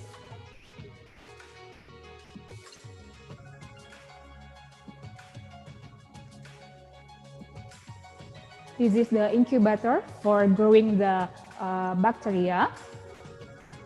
This is the hot plate for making the growing medium. This is the centrifuge and several microscope for observation the growth of bacteria.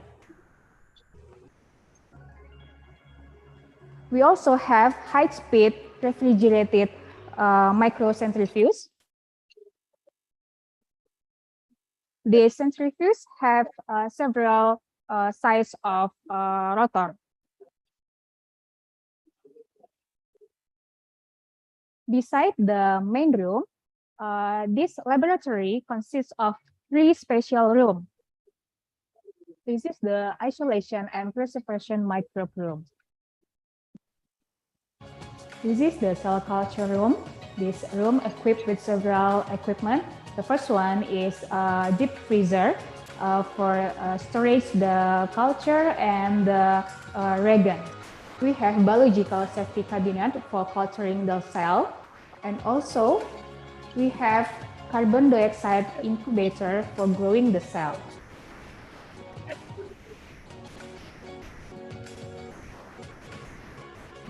To analyze the product or the result of cell culture, we also have a ELISA reader.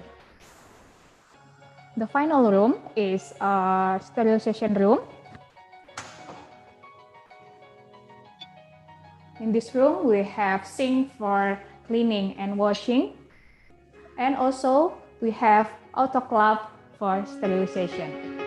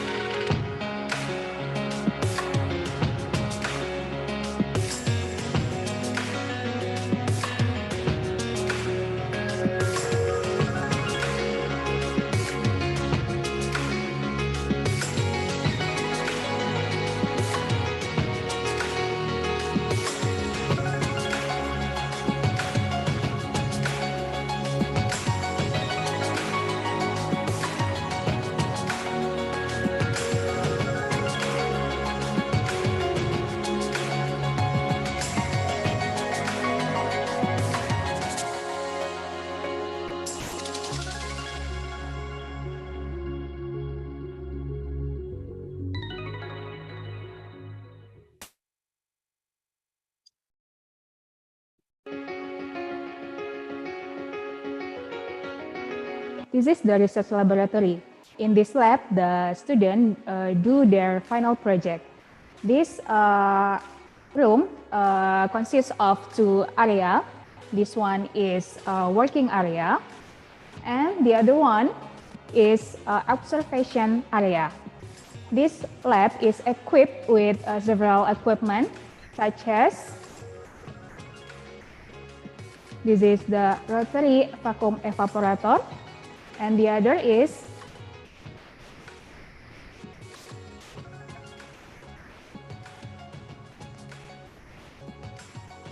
this is the incubator for growing the bacteria.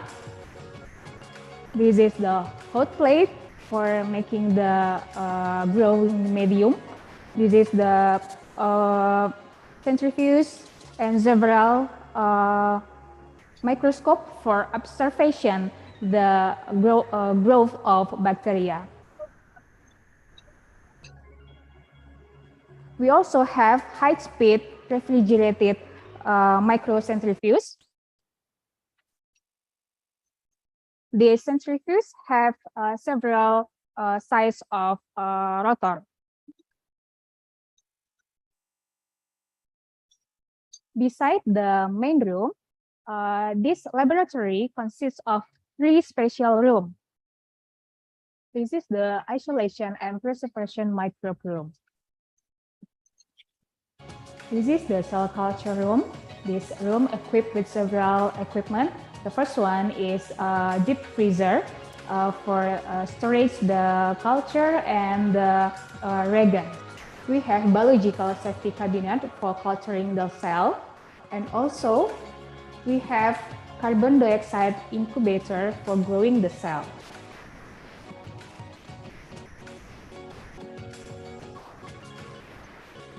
To analyze the product or the result of cell culture, we also have a LISA reader. The final room is a sterilization room. In this room, we have sink for cleaning and washing. And also, we have autoclave for sterilization.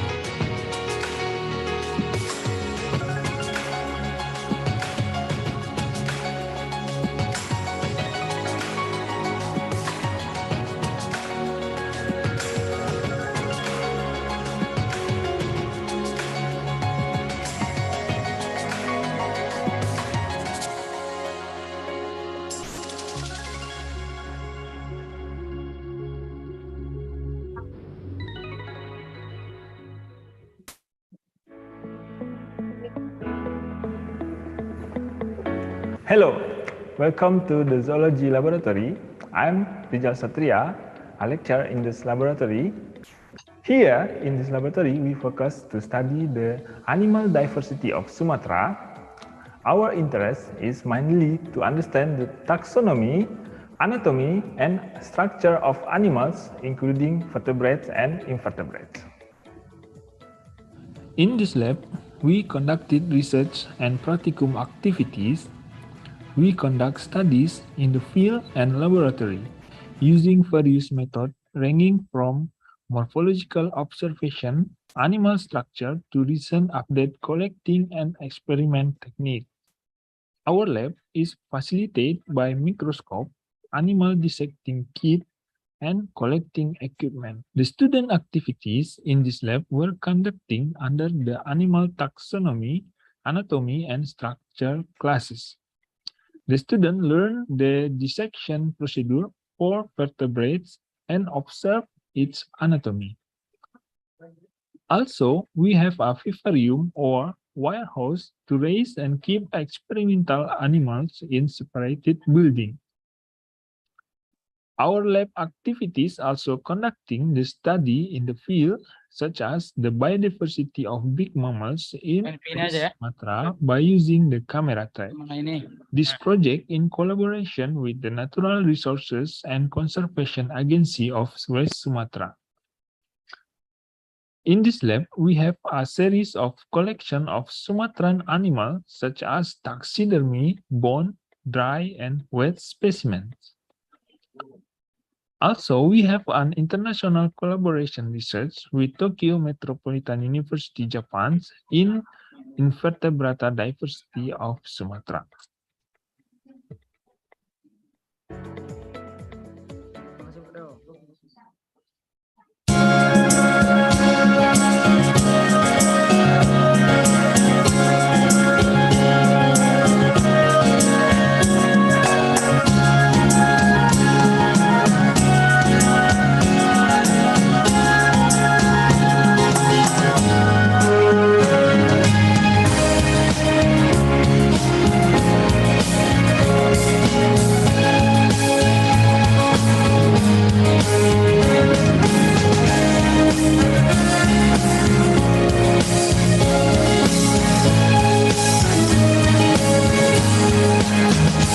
Indonesia adalah harga hidup kita, tak boleh terbelah, tak akan berubah. Merah putih harus berkibar selamanya, Garuda terpahat dalam dada. Indonesia adalah bangsa yang mulia, saling menghormati dan saling menjaga. Adabnya yang luhur dan penuh toleransi, merawat perbedaan di dalam harmoni. Satria Indonesia, menjaga budaya, setia pada akarnya, tangguh dan perkasa. Pada tanah air ini kami berjanji, tegak berdiri di atas bumi pertiwi. Satria Indonesia, menjaga negara, setia pada sejarah, berani bersumpah. Pada tanah air ini kami berbakti, Indonesia dan Pancasila sampai mati. Indonesia adalah harga hidup kita, tak boleh terbelah, tak akan berubah. Merah putih harus berkibar selamanya, Garuda terpahat dalam dada. Indonesia adalah bangsa yang mulia. Kepada bapak-bapak, persilakan untuk dulu di depan. Adabnya yang Semuanya. Oh ya, luhur Bapak dan Ibu, penuh mungkin ada sesi foto sekali lagi. merawat perbedaan di dalam harmoni. Dari Pak Sekdur. Satria Indonesia, menjaga budaya, setia pada akarnya, sekali lagi dan perkasa. Mohon kesediaan Bapak Ibu Pak Sekdur kami berjanji, tegak berdiri di atas bumi pertiwi. Satria Indonesia, menjaga negara, setia pada sejarah, berani bersumpah. Pada tanah air ini kami berbakti, Indonesia dan Pancasila sampai mati.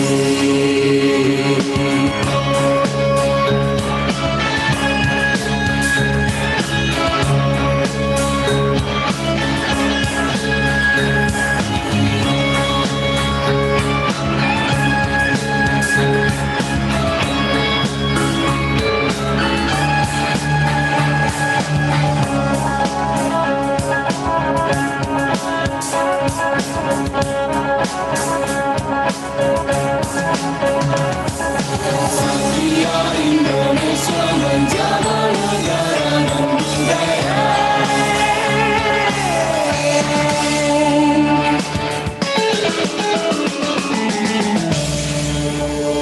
Indonesia adalah bangsa yang mulia, saling menghormati dan saling menjaga.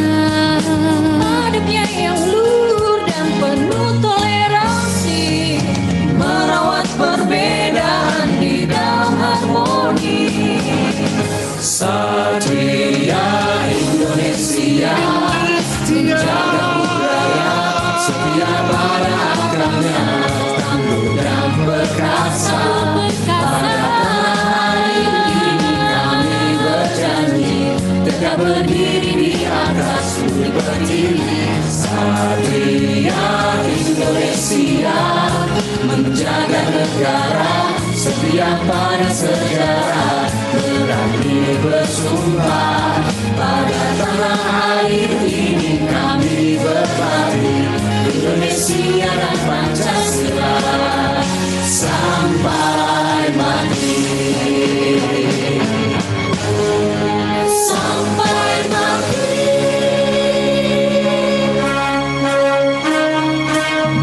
Satria Indonesia.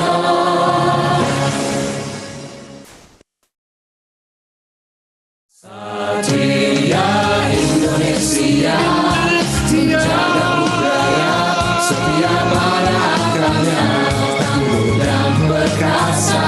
Pada tanah air ini kami berjanji, tegak berdiri di atas bumi pertiwi. Satria Indonesia, menjaga negara, setia pada sejarah, berani bersumpah.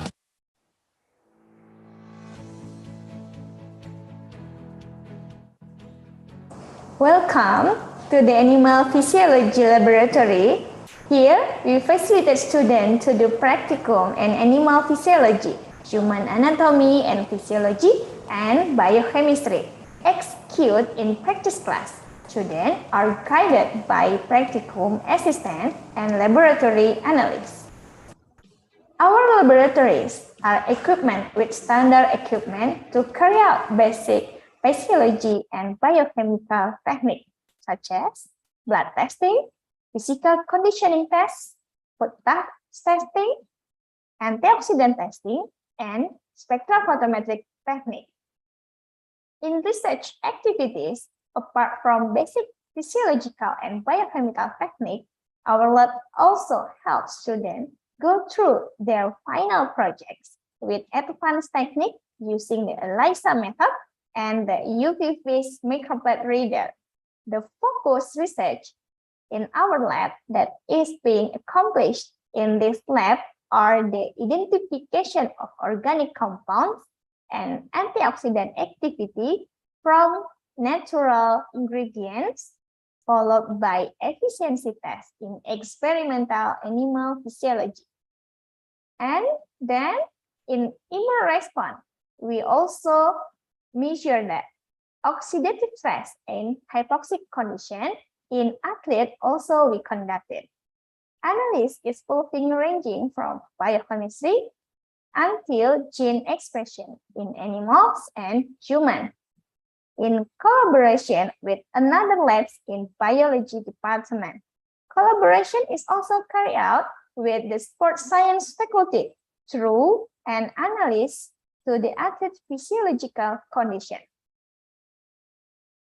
In addition, currently, our lab is also working with the environmental science sector through process organic waste to ecoenzyme. We are also conducting collaborative research through a grant research design involving the field of microbiology, plant physiology, and biomolecular to explore the ecoenzyme. The ecoenzyme team has also collaborated with UI Green Metric through the UIGWURN ecoenzyme team in terms of research, training, and community service. This team involved 11 universities in Indonesia and has carried out for training of trainer with resource person from our biology department. For community service, we give training for high school teachers to improve skills in physiology and biochemistry practicum. We also facilitate students from school in West Sumatra who will take part in the Science Olympiad to do practicum here.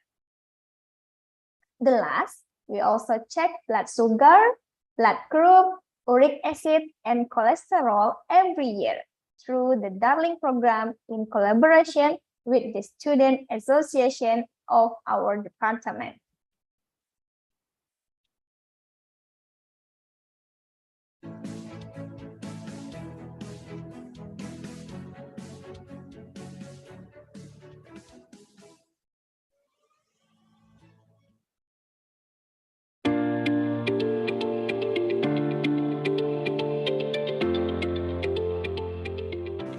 Hello, my name is Ratika Apiman. I'm a lecturer in this laboratory. So, having knowledge about plant is fundamental for biologists, especially for the youngest who wants to learn more about biology at the university level. So, welcome.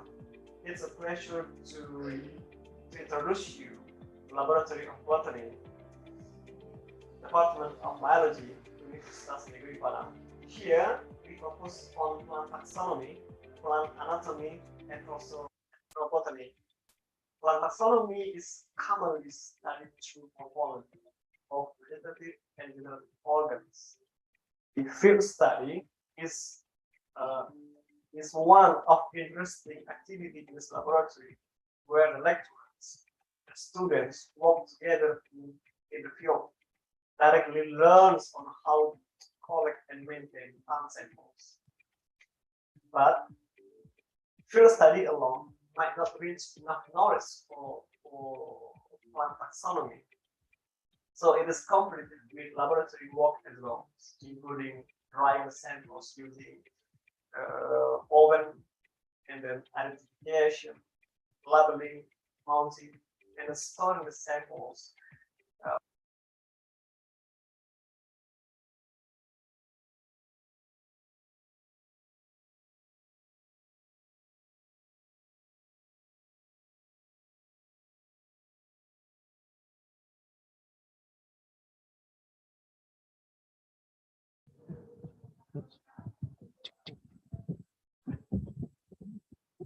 Okay, Bismillahirrahmanirrahim. Assalamualaikum warahmatullahi wabarakatuh.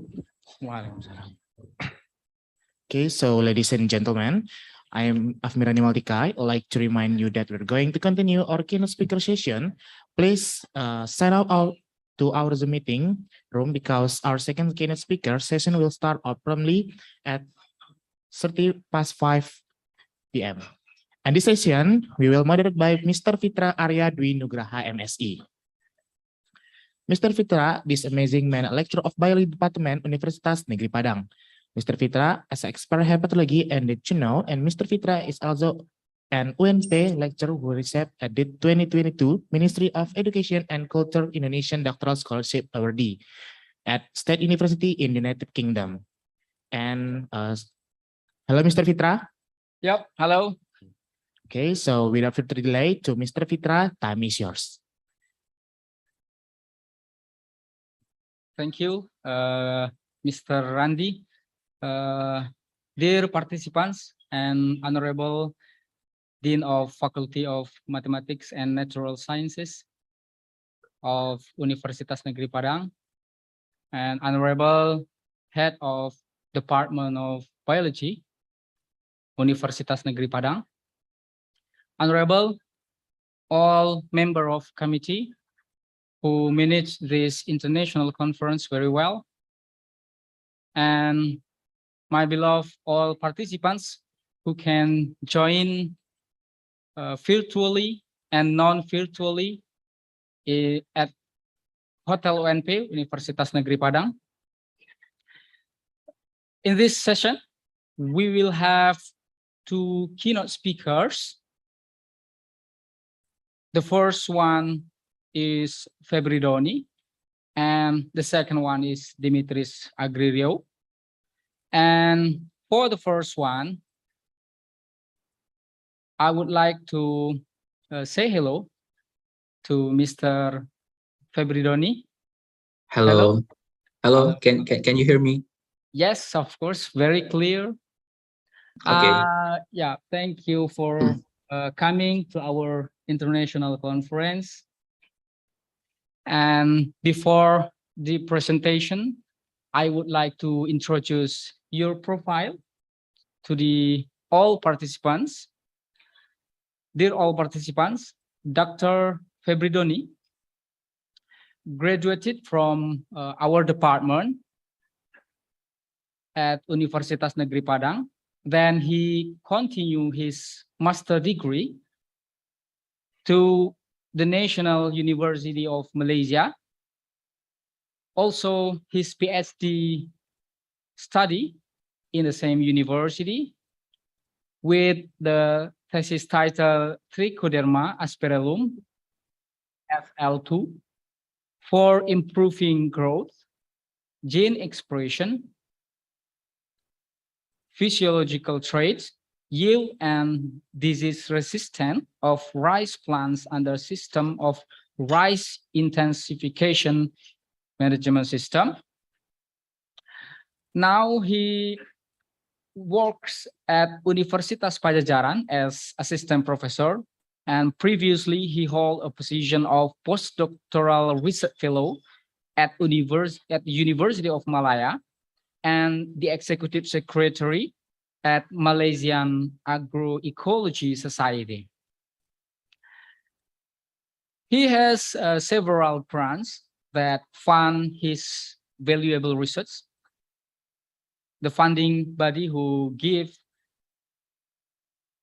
Dr. Febridoni to conduct his research, such as University Kebangsaan Malaysia, from Ministry of Higher Education Malaysia, and from Newton Ungku Omar Foundation.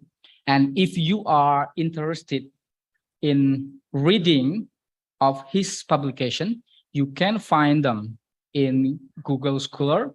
You can search by his name on the search box, Febridoni, and he has been awarded by several awards, such as Travel Grant Award to attend conferences to Portugal, Spain, South Africa, Bali, United States, and University Kebangsaan Malaysia. And if you are interested to contact him, please send him an email through febri@unpad.ac.id.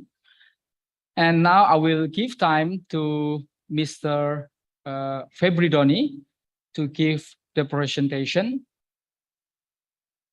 Okay, thank you very much, Pak Pitra, for your nice introduction of me. Okay, Assalamualaikum warahmatullahi wabarakatuh. Okay, can I share the screen now? Yes. I'm gonna share.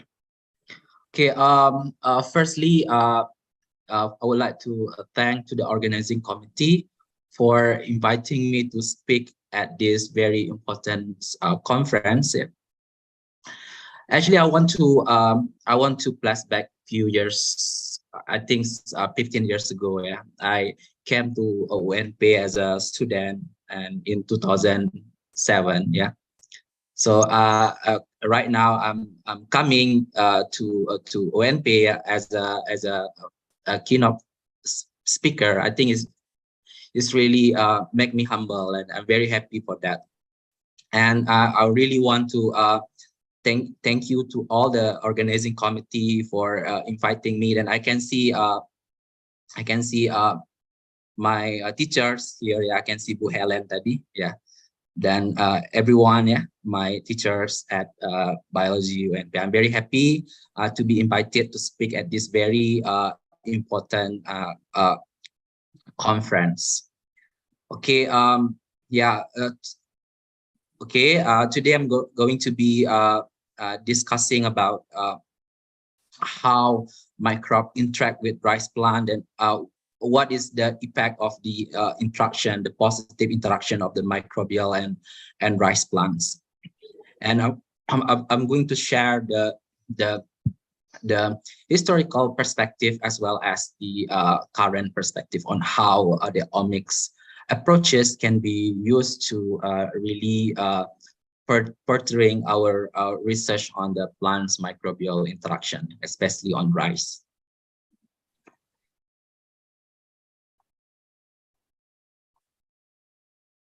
Okay, rice. Yeah, this a little bit introduction about rice. Yeah, rice is the most important staple crops. Yeah, around 2.5 billion, or half of world population, are actually consuming rice as their staple food. And in Southeast Asia, yeah, especially in Malaysia, Indonesia, Vietnam, rice is not only as our main staple food, but also really associated with our culture, with our customs, and we know that most of the belief system, the literature, and also in the wisdom, there's always rice in our traditional customs. So as you can see here, that the rice production is actually stagnant. Yeah, over the decades, the rice production is stagnant. While if you can see here is that rice price is actually increased. So so a lot of factors affecting rice productions, because we are expecting around maybe around 10 billion people will be our population will be around 10 billion people in 2050. So So we have to tackle this problem. So this is the most important aspect that decrease the rice productions. Firstly is that we use excessive chemical fertilizers, and also we use pesticide that are really toxic for our soil, but also can contaminate our water.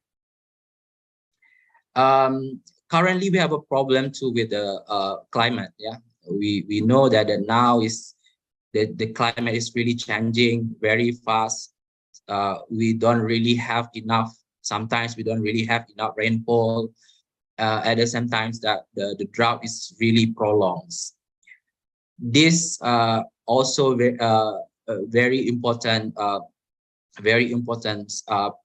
factor that really decrease the rice production, as well as the pests and diseases. You have a lot of pests and diseases are really affecting rice production worldwide, especially blast, sheet blight. We have a leaf blight. A lot of rice diseases right now are really affecting rice production. So, for example, we have around 70% decrease of rice productions because of blast, blast, and also sheet blight, caused by Rhizotonia solani. And as well as diseases.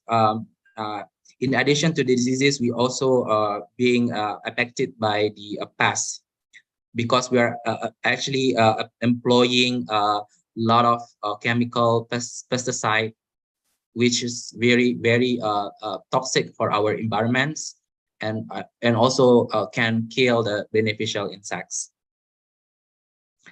Yeah, as you can see here in the maps,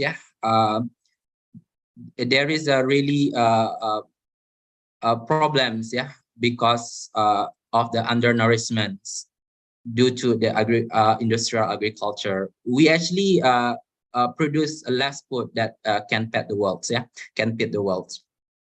As you can see here in the maps, actually Indonesia is performing better, than some countries in Africa, but it's really, we still have a chronic hunger problem in Indonesia. So as you can see here, that around 5 to 40% of Indonesian population are still in chronic hunger. The most of the people here around less than around 5 to 40%, 14% are going to bed without with empty stomach. So how we're going to feed the world? That's the really biggest question that we need to be able to address right now. How we're going to feed the world? According to the UN data, there will be around 10 billion people in the world by 2050. So how can we feed a growing planet? We already put a lot of effort and investment in the past in order to increase the food production, but we haven't really achieved the sufficient food to feed the world. So what can we do? So how can we feed a growing planet? So we need to actually have a better approach into increasing food productions. We call it agroecology. What is agroecology?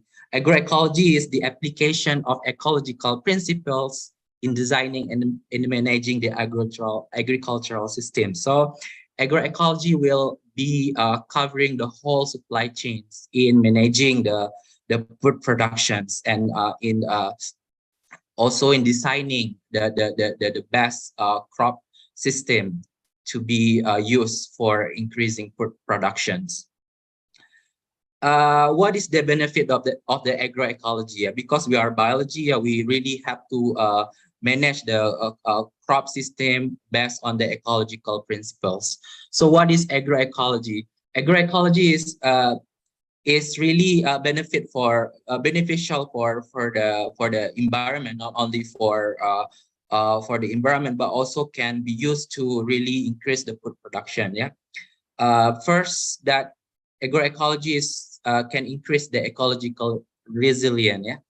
So with a lot of problems with the climate change and also disease, yeah, pest and disease, that we need agroecology to make the crop productions to become more resilient.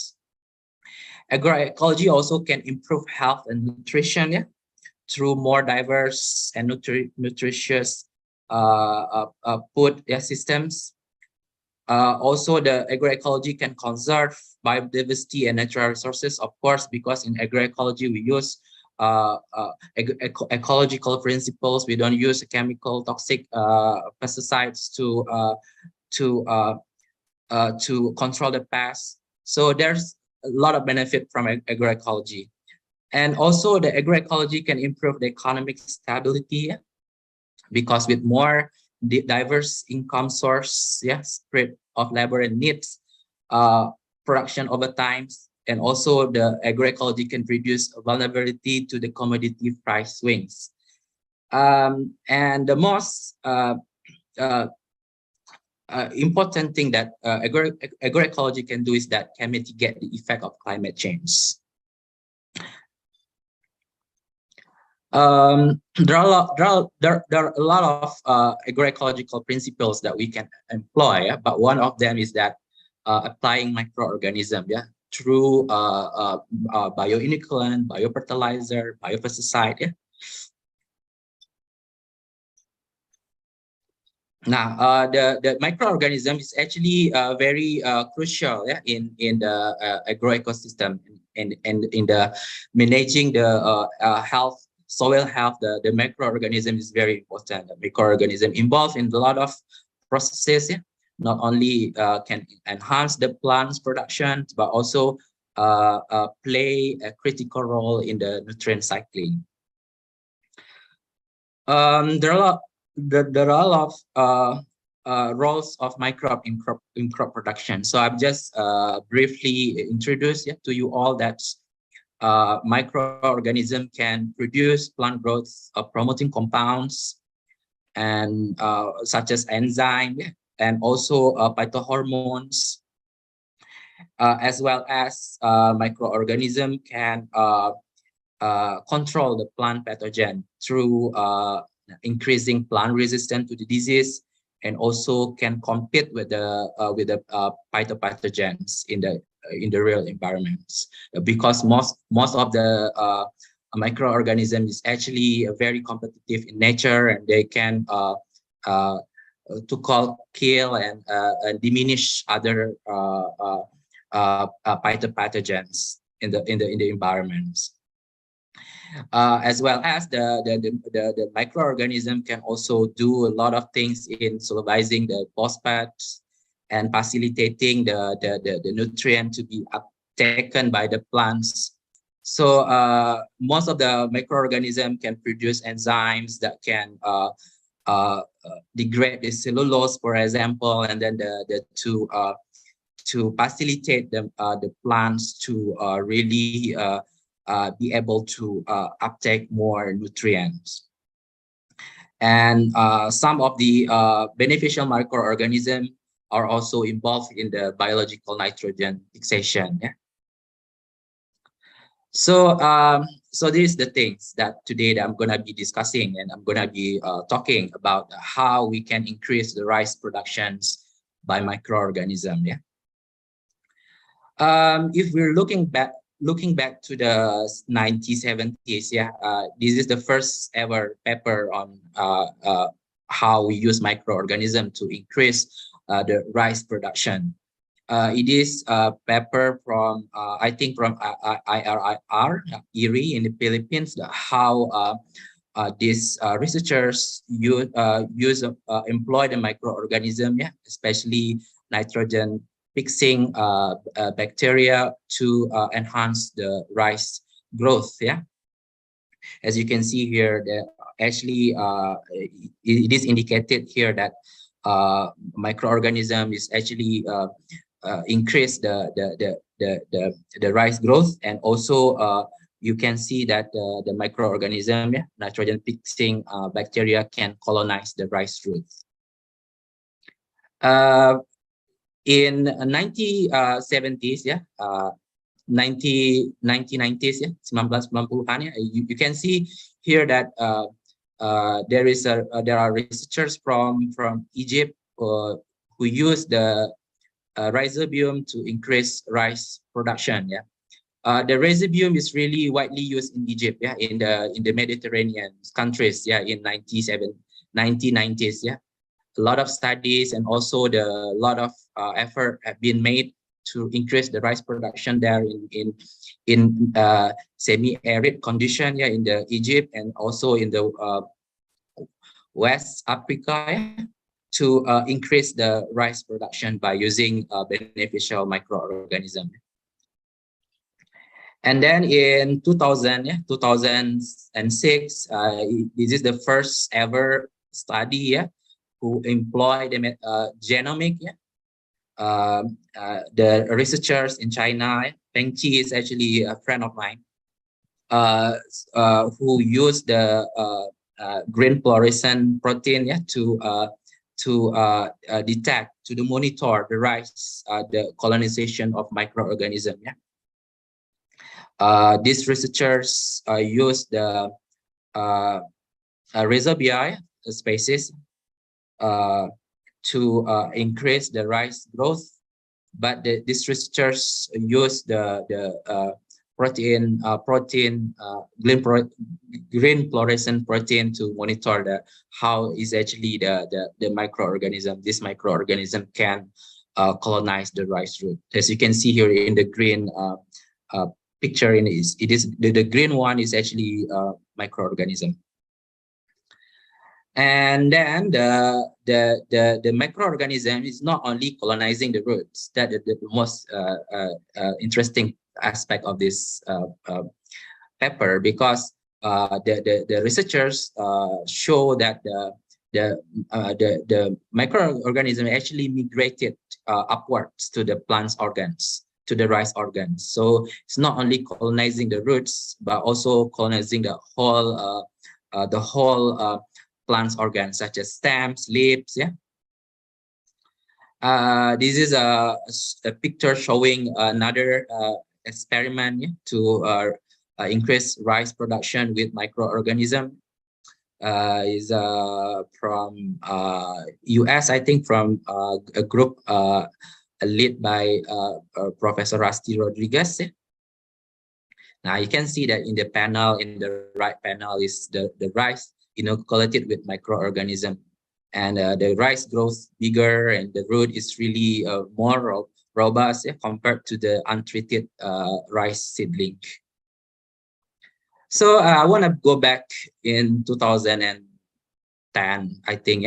It's already like 12 years ago. I even came to the UNP in 2007. It's actually 15 years ago. I'm very old. And I want to recap the story of my research experience. I was introduced to the plants microorganisms topic. Is by Belinda, and I remember I came to her office in the middle of the hot day in Padang, and then Belinda told me that why not you use Pseudomonas fluorescent to increase to increase plants growth. But at the time I don't know, I didn't know whether to use which crop. I always have a time with Pa Ing. I remember that we always talk about rice, and rice is really important crop that I really adore. Pa Ing work on rice, on the how rice phenotype can be influenced by the environment. Pa Ing keep telling me about that. It's really exciting crop to be studied. And then Belinda told me, why not you use the rice? And then we try to monitor how it is the Pseudomonas can enhance rice growth or not, because Belinda is actually use Pseudomonas for banana, yeah, to increase the growth and also to increase the resistance to the blood disease. So I think maybe we can try. And then in 2010, I studied did a lot of research on this. Yeah, we published like this in this paper in 2011. Is already more than a decade ago. Yeah? And this research is also very promising at the time because we finally be able to prove that the Pseudomonas is really increasing rice growth. Yeah, we see that the growth of the rice is bigger than the untreated controls, and also we also monitor the nutrient uptake. We check the phosphorus and ferrum. So we see that the plants inoculated with the Pseudomonas absorb more nutrient than the controls. So after that, I moved to Malaysia. We'll tell about that after this. Yeah. That if you can see that we summarized this in our latest review paper published like 6 months ago. Yeah. So actually the rice, when we treat it with with the microorganism, the yield really increased. Yeah, by sometimes more than 50%. Yeah, in some studies employed by other researchers. Yeah, I went to do my master degree in 2012 in Malaysia. So I started using trichoderma, yeah, instead of using Pseudomonas, because in 2010 when I did my first degree in UNP, I used Pseudomonas, and in Malaysia I still continue my work on improving rice production, improving rice growth using microorganism. But when I did my master in Malaysia, we used trichoderma. Yeah? So we managed to isolate a very good trichoderma species, yeah, from the rice soils in Kedah in Malaysia, in organic rice field there. So we screen around more than 10 trichoderma, and then we use this trichoderma to enhance rice growth and physiological characteristic. Yeah, we check how this trichoderma can really enhance the photosynthesis, tomato conductance, and also the yield. The yield of rice plants. And as you can see here, that we managed to isolate very good trichoderma species, namely Trichoderma aspergillum XL2, which I use until now. Yeah. So we actually inoculate the rice with the trichoderma, and without trichoderma, we see that how the physiological changes in rice plants. Yeah. And also we did the gene expression to see what's genes being upregulated and downregulated upon the inoculation with the trichoderma.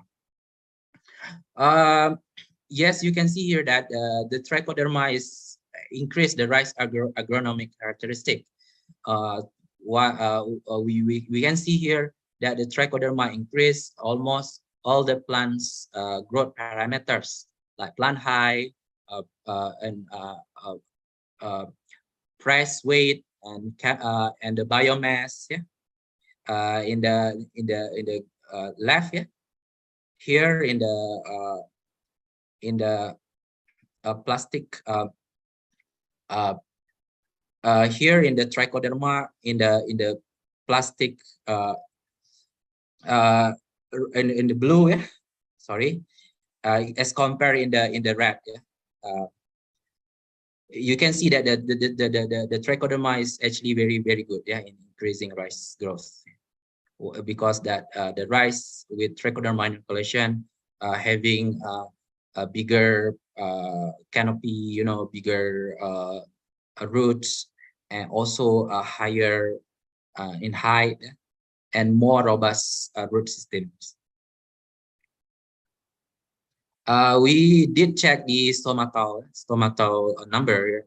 we see that the trichoderma with the rice plant with trichoderma is basically having more stomata than without trichoderma inoculation. But we also check the photosynthesis, because photosynthesis is very important trait, in plant physiology, because that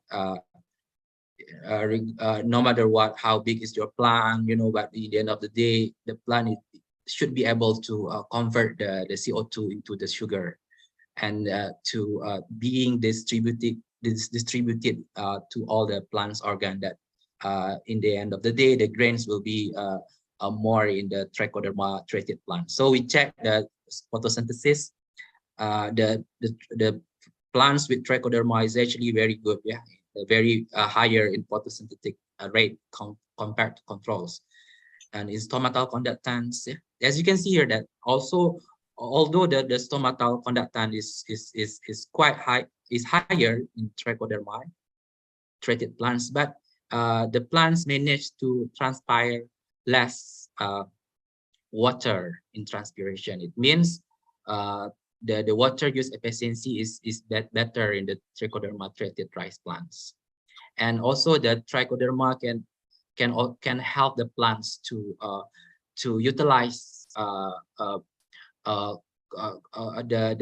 the carbon dioxide, or carboxylation, can enhance the carboxylation process in the plants, that make the plants use a lot of carbon dioxide, then can convert the carbon dioxide into photosynthate.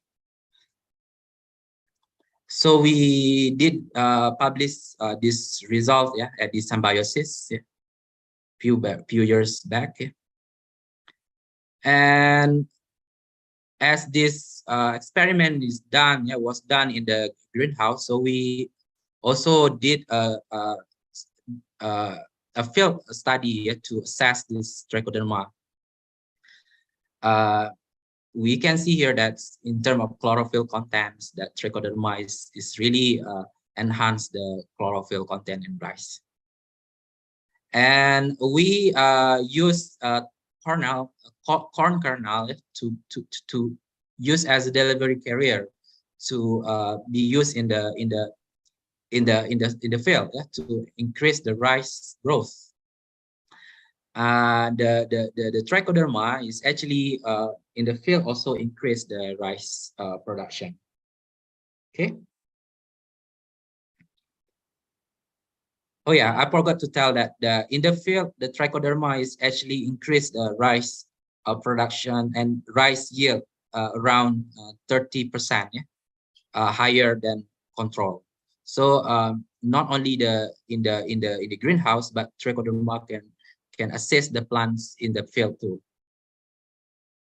So you might be wondering that when we're giving the trichoderma to the soils, is there any possibility that trichoderma can reduce the microbial diversity in the soil? Because we might know that trichoderma is really antagonistic to other microorganisms, and trichoderma really occupying the space in the soil. It's really aggressive soil microorganism. So you might be wondering, is there any changes in microbial population when we give trichoderma to the soils?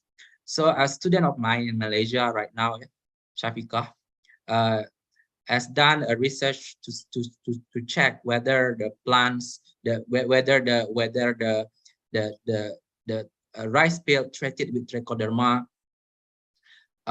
is there any changes in the microbial population? So Shafiqah checked that the bacterial diversity in the plant in the rice field with trichoderma inoculation and without trichoderma inoculation in the rice field, and then using metagenomic approach, we can monitor the population. As you can see here, that actually trichoderma does not give any negative impact to the soil, microbial soil community in the field treated with trichoderma and without trichoderma application, the microbial diversity is the same. So we did publish this just 3 weeks ago in the Letters in Applied Microbiology. And what's next? We know that trichoderma is really increasing all these agronomic and physiological characteristic of rice. So we actually did the gene expression. We used transcriptomics to check the gene being upregulated upon trichoderma inoculation and without trichoderma inoculation. We can conclude that the trichoderma is actually increased the rice gene expression. Many genes, beneficial gene related to photosynthesis, to defense mechanism, ROS metabolic processes, and so on, are really upregulated when we treat it with the trichoderma. Yeah, we published like 3 years ago in this journal of plant growth regulation, how trichoderma increased the gene expression. So this is about trichoderma. So how is that micromodulate rice plant genetic potential? Yeah, a lot of study right now reported that microorganism increase gene expression, protein expression, increase plants growth, rice physiological characteristics. So what is the mechanism? That is really an important question that we need to address. How is that microorganism enhance the plant's genetic potentials? So this is the study by the Chinese researchers, Wu et al. To study that what is the genes being upregulated when in the roots, when we are treating the rice plants with the microorganism, with the rhizobium. For these cases, it's rhizobium. So by looking at the gene expression, also with the gene expressions, these researchers conclude that microorganisms produce signals, namely elicitor, effectors, that being produced by the microorganism in the soils, in the root surface, and then this signal can be recognized by the receptors in the roots, and then upon recognition of the microbial signals, a lot of signal transduction and recognitions increase the gene expression, increase the gene expressions. That these genes are very crucial for plants growth. Okay, but this model of the plants microbe interaction of the rice interact with microorganisms still are very lacking at many aspects, because we still don't know what kind of elicitors being produced by microorganism, this rhizobia bacterium, and also what is the real mechanisms, how the signal being modulated, what is the exchanges the compounds between the plants and microorganism in the cell is still very lacking in this paper. But this is really good entry point for us to study the enhanced plants genetic potential by microorganisms. So we can employ multi-omics approaches to really looking at the plants microbial interaction. As I told before, that the microorganisms produce a lot of compounds. Elicitors also produce compounds, metabolites, secondary metabolite, a lot of beneficial compounds being produced by microorganisms. So these compounds can actually be monitored using multi-omic. in these cases is metabolomics. Yeah? Metabolomics can be employed to elucidate, to discern, to monitor, and also to identify the compounds being produced by microorganisms and their host plants. Okay. Obviously, we can also use transcriptomics. Yeah, transcriptomics is really good tool to track the gene expression in the plants upon microbial inoculations. But I'm not a fan of transcriptomic, although I did study on transcriptomic, because I really want to see the process bottom up, yeah, rather than to see just in the bottom, because we know that the gene is really is not the upstream product of the metabolism, right? So if we check the genes, that can be it will be translated to protein and then to metabolites. So it's not only gene that we should be monitored, but also others components like proteins and metabolite. So when you are just doing a gene expression, you will not get any clear answer on the mechanisms. So, but we also need to use other omic approaches to really answer the big question: how microorganisms modulate the plant genetic potentials. Of course, we can employ proteomic. Yeah, is really good tool to be used to monitor the plants microbial interaction, the mechanisms. The metabolomics, yeah, I already explained. Yeah, to really understand how the microbe enhance rise growth, and how the mechanisms, how the molecular processes happening in the plants. We need to employ the multi-omic approaches rather than the single omics. Yeah, we have to use various omic approaches to understand the basics understanding of the plant microbial association. We did publish this, yeah, a few days ago, yeah, how the multi-omic approaches can be used to really understand the mechanism following the plant microbe rice plant interaction. You can see here that the lot of things need to be done, yeah, to understand the mechanisms. For example, that if you wanna see the gene and protein characterization, we can use transcriptomic and proteomics, yeah. At the same time, we also need to monitor the signaling, hormonal changes, because when the plants treated with the microorganism, a lot of hormonal changes happening in the plant cells. So we can monitor this using proteomic and metabolomics.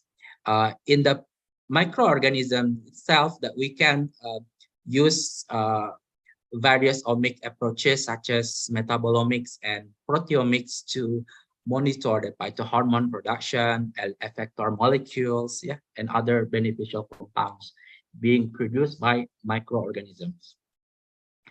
And in the root, yeah, we can check the how microbial being recognized by the plants through signal recognition, transduction, yeah, and what kind of defense enzyme produced by plants upon microbial inoculation. Now we can also study this by using omics, namely metabolomic and proteomics. Doctor, I'm sorry to say, but we have to move to discussion session. Yeah, so actually is the conclusion. Okay, thank you. Yeah, so this is the conclusion. Yeah, I'm really sorry for the delay. Yeah.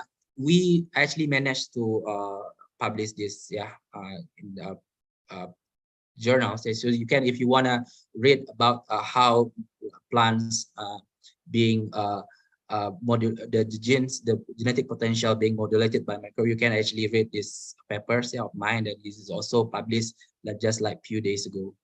Okay, thank you very much. I will give you back, Pak Pitra. Thank you very much, Dr. Febridoni. I'm really impressed by what you and your team have done to tackle climate change problems. In this case, you increase the rice production by several processes. And now we move to discussion session. In this session, I will invite all participants who join virtually and non-virtually to ask and to discuss about the topic that was presented by Dr. Febridoni. Please raise your hand through the Zoom meeting platform, and yes, of course, you can come to the question area over there and use the microphone to ask. Yes, you will be the second person.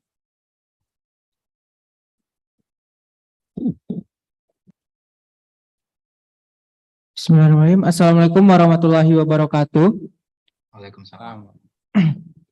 And for the first, I want to introduce myself. My name is Richard Samia Andrian, and I'm from student of Biology Department 2019. And before that, I want to thank you to Mr. Febridoni for the great presentation about the rice seeds or paddy. So I want to ask you about some question. In South Asia, with so many developing countries, for example, Indonesia, right? So there is an imbalance between high demand and low production, especially in rice.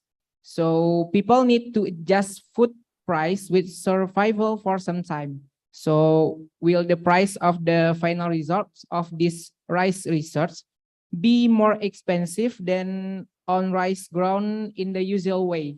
So people can afford to buy this rice or anything else. And one more, I have two questions or three maybe.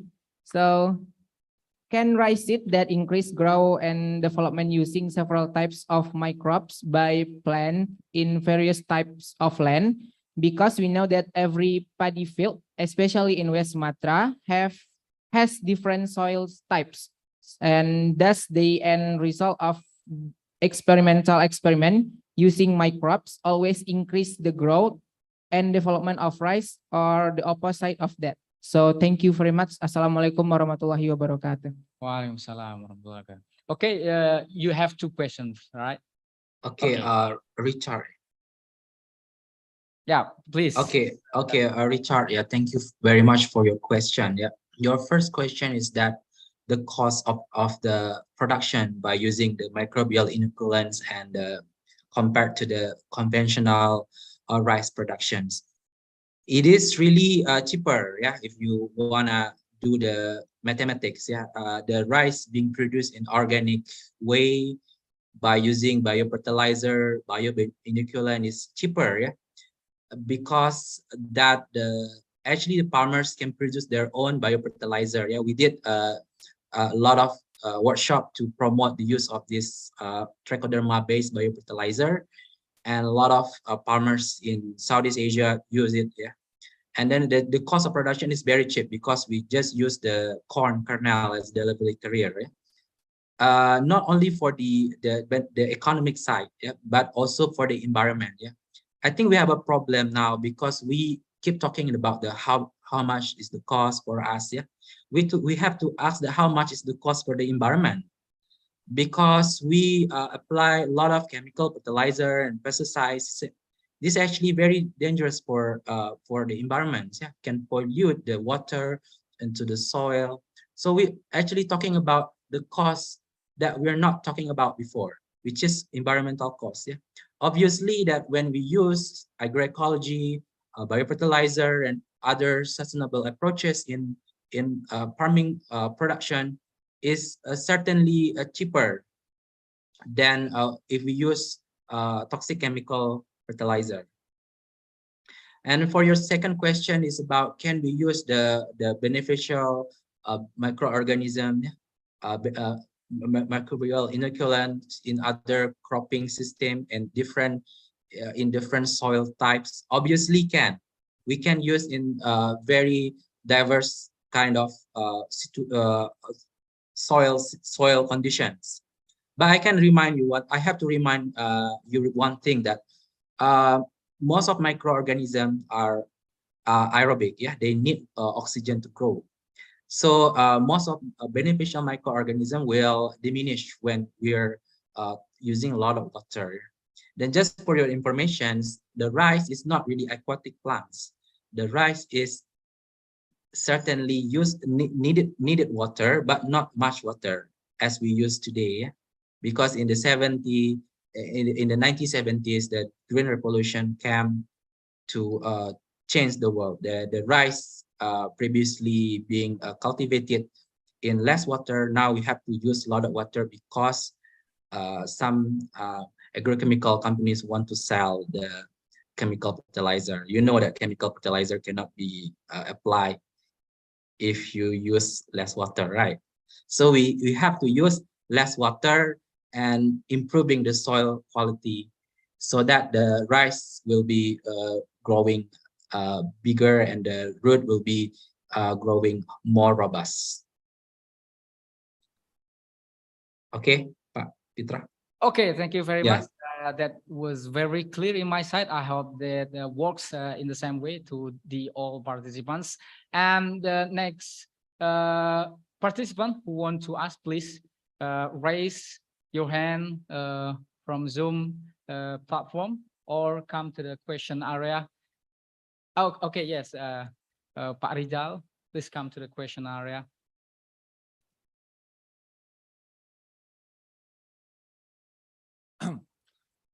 Terima kasih Bapak Moderator. Selamat siang Bapak Doni. Sebelumnya saya mohon maaf, mungkin Bapak Moderator bisa mentranslatekan pertanyaan saya karena bahasa Inggris saya kurang bagus. Oke. Terima kasih Pak Moderator. Jadi begini Pak Doni, dari pernyataan tadi itu presentasinya sangat menarik sekali. Membuka wawasan kita terkait dengan penelitian tentang agroekologi. Tapi mungkin di sini pertanyaan saya mungkin agak sedikit melenceng di sini dari yang disampaikan tadi. Karena begini, kita tahu bahwa setiap tahunnya atau setiap waktunya itu varietas unggul itu selalu diproduksi gitu kan ya, dihasilkan.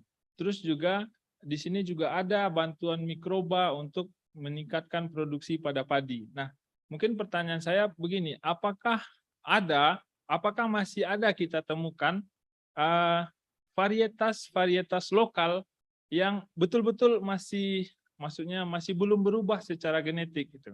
Terus apakah varietas lokal ini memiliki sebuah kalau gene bank kan itu adalah bank DNA-nya gitu kan ya. Apakah varietas lokal ini punya kayak seed bank gitu atau bank untuk biji-bijinya sehingga masih bisa kita gunakan? Mungkin seperti itu pertanyaan saya Pak Doni. Terima kasih banyak. Assalamualaikum warahmatullahi wabarakatuh. Waalaikumsalam warahmatullahi wabarakatuh. Thank you very much, Dr. Rizal. I think the language is very clear. And also the keynote speaker, Dr. Febri, also understand very well. Please kindly answer the questions. Dr. Febri. Okay, it's very interesting question from Pak Rizal. Actually, I wanna highlight a little bit fact. Yeah, we actually produce a lot of high yielding varieties. Yeah, in rice. Yeah, we also put a lot of effort in biotechnology, in increasing varieties that are very adaptive to the environment, and also resistant to various diseases and pests. Yeah.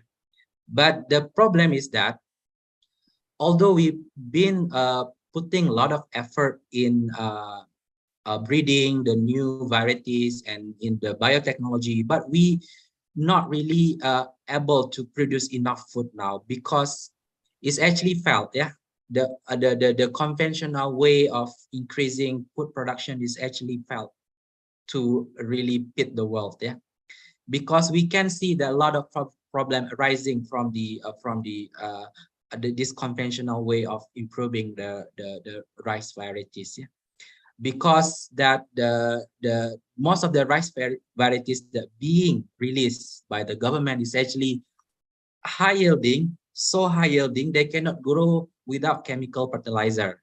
So this high yielding variety is really quote unquote tamak, yeah, because they cannot grow without excessive use of chemical fertilizer, and it's very dangerous for the environment. And also the modern variety somehow because the environment is changing rapidly, and also the pests and diseases can also be changed, and then the rice that being produced in the biotechnological way, the new varieties can no longer be adapted and can no longer be tolerant to the various diseases. So we have to always be produce and keep producing the modern varieties, which is to me is somewhat not sustainable. Yeah? So Indonesia, we actually have a lot of traditional variety that fortunately most of them are no longer be cultivated because that they call it the traditional varieties not really be able to produce high and yield of rice. So that's the problem now. So I don't know how much we lost the varieties, yeah, of the traditional varieties. Yeah. I think Pak Ing, Prof Ing, did this a study before about that, yeah, if I'm not mistaken, to see how many the local varieties being lost because of the introduction of the high yielding and modern varieties. I'm not sure about that, how many, but we do not have the gene bank to keep all this traditional variety. I don't know in Indonesia, but in Malaysia they still have seed banks. Yeah, they can store the seeds of the traditional variety, but it's very less being cultivated now. I think in West Java is maybe less than, I think less than 1% rice being produced here is, I think is from traditional variety. Then and most of the rice being cultivated are actually high yielding varieties and modern varieties. Yeah, Pak Pitra. Okay, thank you very much, Yeah. Dr. February. That was very clear. I hope it worked the same way to the person who asked and all participants. Dear all participants, because of a limited time allocation, we have to move to the second keynote speaker. But before that, we really appreciate Dr. February for coming to our conference. Please give him applause and presenting valuable research results. For that, we provide a certificate. Please kindly committee show the certificate. And please, Dr. Februari, please kindly receive the certificate as our appreciation to you. Thank you very much. Thank you very much. Okay, please once again give applause for Dr. Februari. Thank you very much. And we will move to the second keynote speaker who has come and joined us virtually. I would like to say hello to Dimitris Agririo. Hello, Dimitris. Good morning at your time.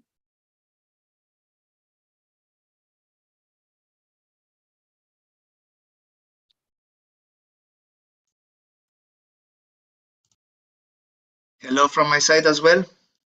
I'm Hello. glad to be here. Thank you for the invitation. Yeah, you are welcome. We are honorable to invite you to talk about your research interests to us. We have 45 minutes to discuss about your topic. We have 30 minutes for you to present your research interests, and then we have 15 minutes to discuss about it. But before that, please, but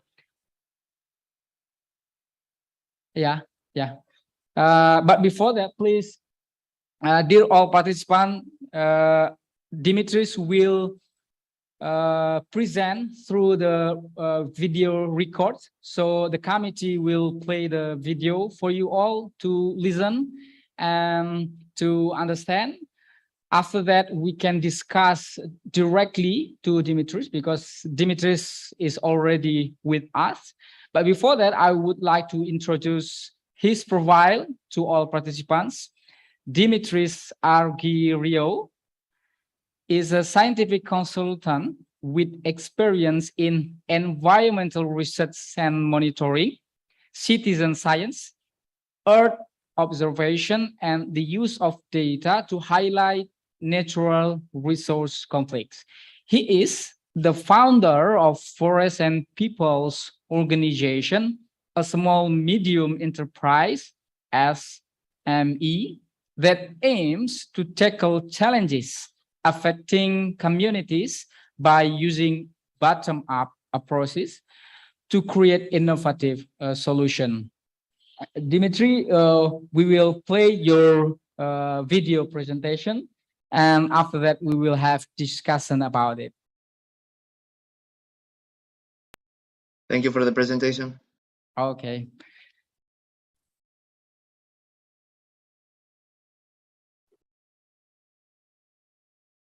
Hello, everybody from my side as well. I'm Dimitris, an environmental consultant and affiliated researcher with Copenhagen University. I'm also the founder of Forest and People's Organization. My mission is to co-create innovative methods of conservation together with indigenous and other local communities based on technology and data. It is an honor for me to participate at the 4th International Conference of Biology, Science and Education, and I would like to thank Reki Kardiman and the Padang University for this invitation. Over the next half an hour, I will focus my speech on the ongoing problem of climate change and how we can empower and grow resilient communities, get inspired by their knowledge, and bring meaningful change. Let's get into it. A little bit of context, first of all, I come from Greece, a country with more than 6,000 islands, only 200 of them are inhabited. Of course, it cannot compare with Indonesia and its more than 17,000 islands, but this was one of the first reasons that I always admired and wanted to visit Indonesia. The country's vast rainforest and the fact that there are over 60 million of its population consists of indigenous people made it even more attractive in my eyes. When I finally got my chance earlier this year to visit Central Kalimantan to hold a workshop with Dayak communities, I was sure that Indonesia is one of my favorite countries of the world, and your people are one of the kindest that I have ever met. But why am I telling you all this? Because I will lay out some data about climate crisis in Indonesia. And I want to make sure that you understand that I don't do this to point fingers at your beautiful country or at the people, but only to denote the urgency of the situation that we are all in. By now, I believe that everybody is familiar with the term climate crisis, a term that is used to denote the emergency that our planet is facing right now. According to data from Climate Watch for 2019, Indonesia is the world's 4th largest emitter of greenhouse gas emissions, only ranking lower than China, the United States, and India, and ranking higher than countries like Russia, Brazil, Saudi Arabia, and Iran.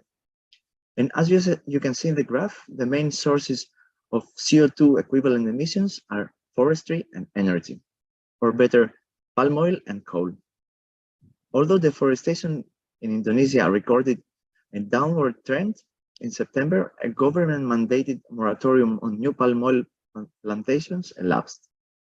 In the 2021 update to the National Climate Action Plan, the Indonesian government reiterated the 2016 calls, rather than establishing more ambitious targets as required by the Paris Agreement. The government said it will build more coal power stations in May, but will shut them all down in 2060.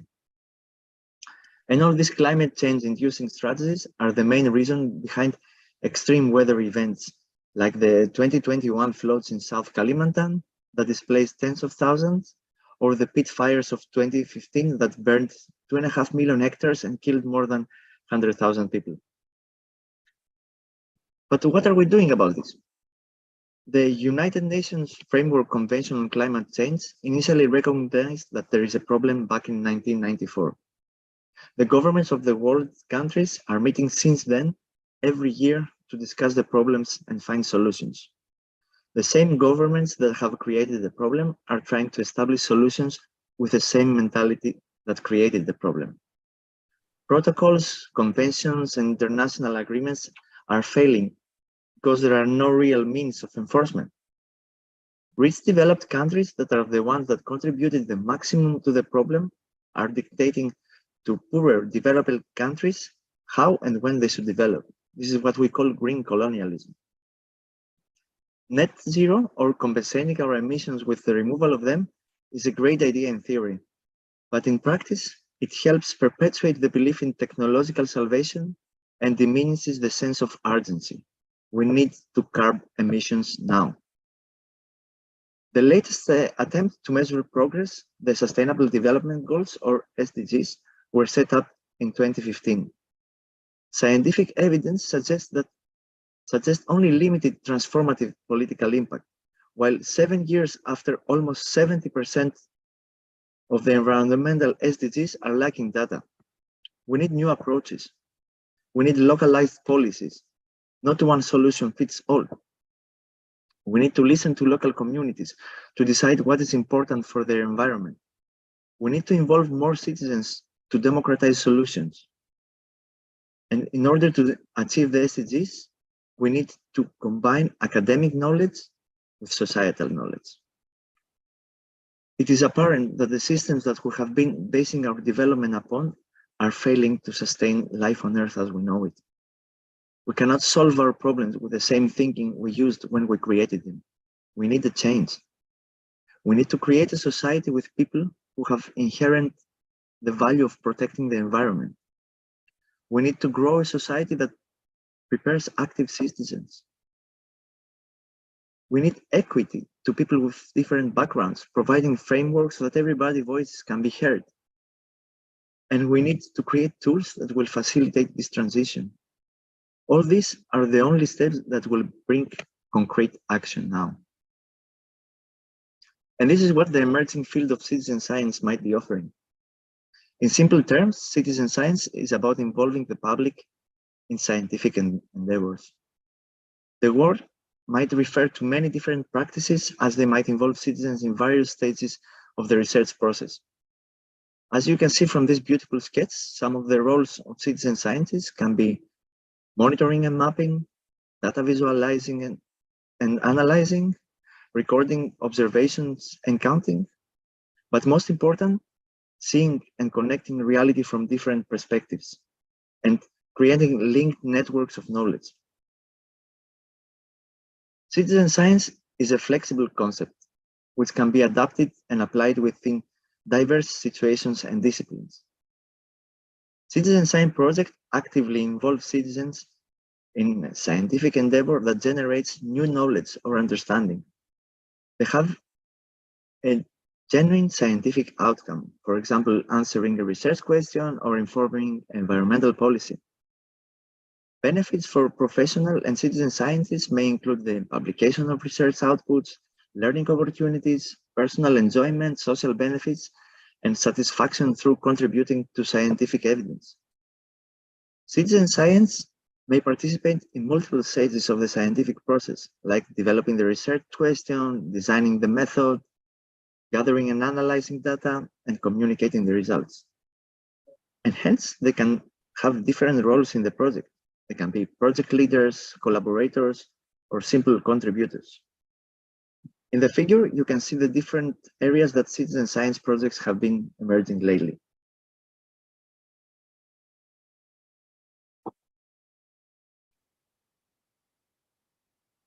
And it is considered a research approach like any other, with limitations and biases that should be controlled. However, unlike traditional research approaches, it provides an opportunity for greater public engagement and democratization of science. The data and the results are published in an open access format. And we have to make sure that citizen science are acknowledged in project results and publications. Citizen science programs are evaluated for their scientific outputs, data quality, participant experience, and wider societal or policy impact. And the leaders of these projects should take into consideration legal and ethical issues surrounding copyright, intellectual property, as well as environmental impact of their activities. Following all these principles, we make sure that citizen science can work as a way to empower communities.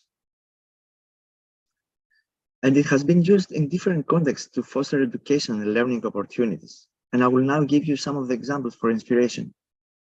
The Zooniverse platform is the world's largest and most popular platform for citizen science research, hosting different types of art projects like classifying old scripts, space projects, citizens help finding black holes, nature projects, citizens help identify and study wild animals, and physics projects.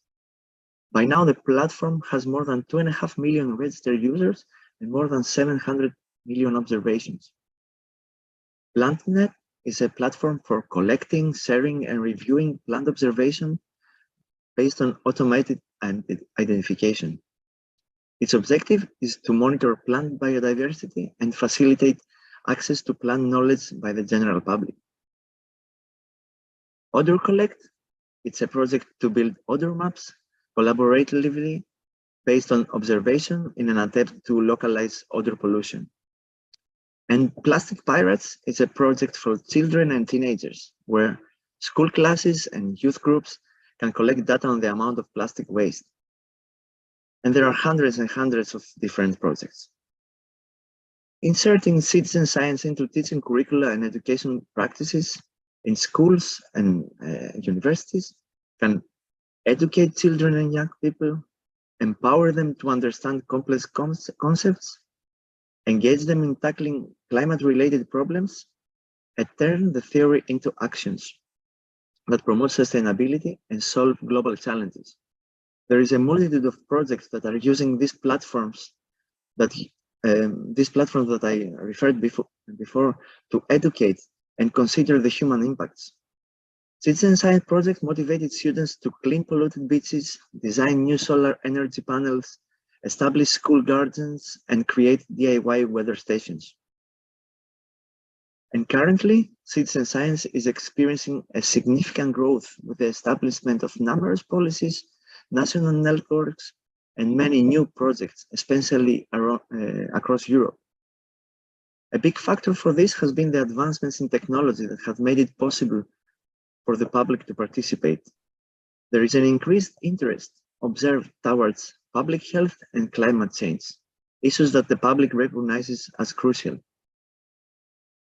But the main focus are projects on advancing Western scientific knowledge, tend to attract formally educated and rich participants who are located in urban or industrialized settings and are developed under the umbrella of democratic institutions and governments. And this might be a problem. Why is that? Because a significant proportion of the global population is completely excluded from most existing citizen science projects. People with no access to education, people with no access to technology, technological infrastructure, or people who lack the financial resources to own the equipment needed to participate in citizen science projects, and those who are simply unaware for such opportunities and how they can benefit from them. More than 3 billion people reside in rural and developing regions, where collective actions based on local and indigenous knowledge would actually be crucial for tackling environmental, social, and economical problems with the support of citizen science.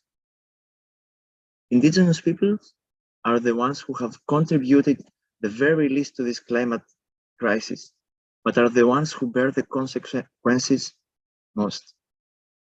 The impacts harm their health, while their lands, waters, and many of the plants and animals upon which they depend for survival are threatened. At the same time, indigenous peoples are vital to the ecosystems that they live in and are in a position to help enhance the resilience of these ecosystems. In addition, indigenous peoples react to climate change impacts creatively, drawing on traditional knowledge and other technologies to find solutions. However, they are very rarely considered in public discourses on climate change, which highlights also the problem of our democracies. Hence, there is a need to shift the focus so that indigenous people are primary actors in global climate change monitoring, adaptation, and innovation. Indigenous people must have a voice in policy formation and action. The Food and Agriculture Organization of the United Nations report, Forest Governance by Indigenous and Tribal People, come with concrete measures proposed on how governmental decision makers can work together with indigenous people to reduce expected carbon emissions at a low cost, in addition to offering many other environmental and societal benefits. I will not go into details, but I will draw your attention to the measure of facilitating community forest management. To design proper management plans, we need data, and data comes with a robust monitoring approach. In our latest application in the annual reviews of the environment and resources, we present evidence on how community monitoring can best track environmental phenomena, resource use, and natural resource management processes of concern to community members. Community monitoring also gathers data on other global challenges, climate change, social welfare, and health. It can also contribute to planning and decision-making and empower community members in resource management. But it comes with a heavy toll. Community members monitoring the environment are increasingly harassed and sometimes killed. Global Witness recorded that 200 land and environmental defenders were killed in 2021, nearly 4 people a week. It is evident that protecting indigenous peoples equals protecting the planet. At the same time, there is ongoing research that attempts to establish a toolkit on doing citizen science with indigenous communities, explores how can novel high-tech digital tools can be co-designed with marginalized communities and begin to generate real solutions, and highlights the need for bottom-up assessments of climate risks.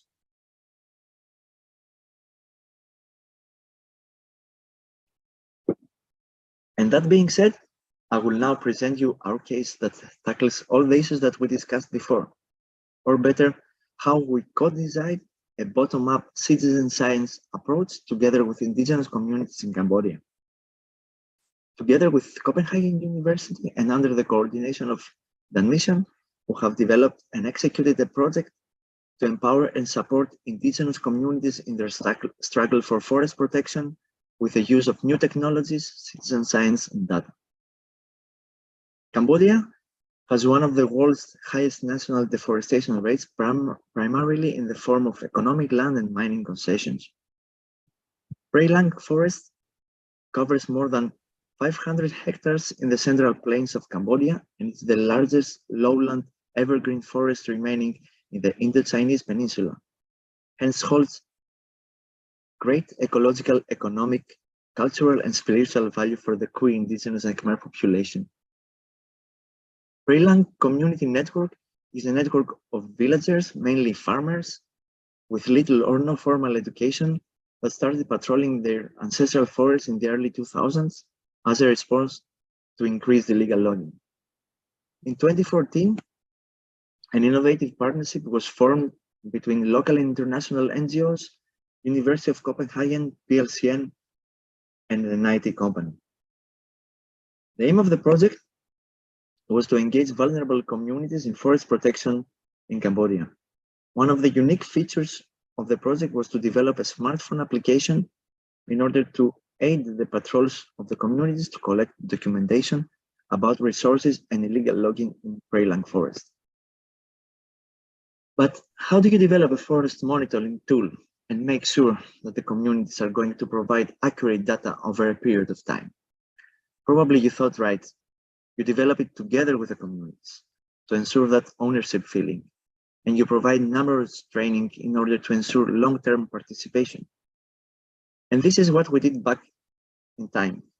Our main interest was to make sure that the needs of the local communities were met in this process. Hence, we employed a few participatory methods for the design of the app, like focus group discussions to discuss the overall aim of the monitoring program, participatory mapping to identify important forest areas, free listing of the resources and the activities that communities wanted to monitor, and feedback rounds before release and after major changes. Of course, it was agreed that the communities will have ownership of all produced data, and as I said before, training sessions followed its new version to make sure communities are acquainted with new features. And the results were fantastic. A smartphone application based on the Sapeli platform was chosen because it was specifically developed for use by people with limited experience with technology.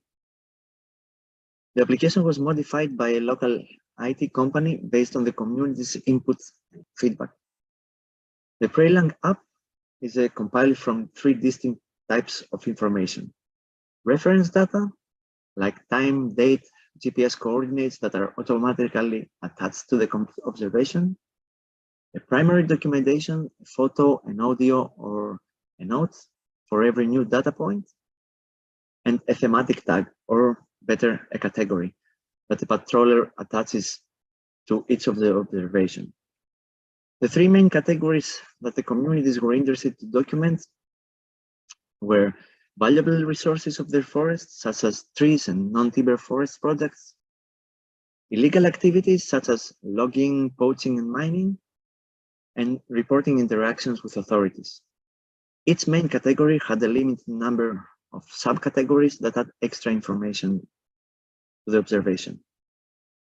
At a later stage, 2 new categories were added to broaden the scope of the monitoring tool: reporting of climate-related events and reporting of threats or instances of violence to enhance the feeling of security to the community. As you can see, the categories are all illustrated by drawings to allow participants with low literacy to navigate the app more easily. The Prailang app is available to try for everyone in the Play Store. However, if you want to submit data to our database, you will have to come in touch with us in order to understand a bit the context of the forest monitoring that you or your community would do. This is a bare minimum if we want to ensure the quality of the data submitted and be able to provide training to communities that are actually using the app. The objectives of the monitoring as set by the patrollers are to discourage illegal logging and to communicate the findings of the patrols to a broader audience, national and international. Initially, there were 36 patrollers that were monitoring the forest during their existing patrol activities. Lately, the number raised to 62 patrollers.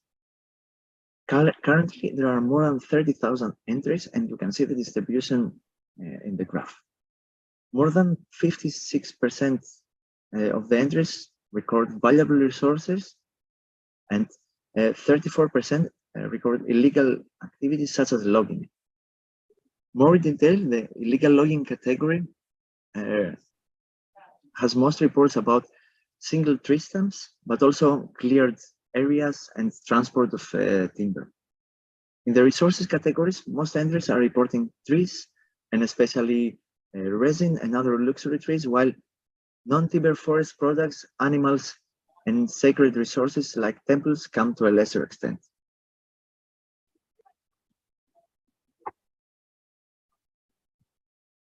Data recorded with the Prailang app during patrols were analyzed and published in 11 monitoring reports in both English and Khmer and presented to the public by PLC members at press conferences in Phnom Penh. 12 online-based quarterly updates with maps and visualization of the monitoring results were produced so far.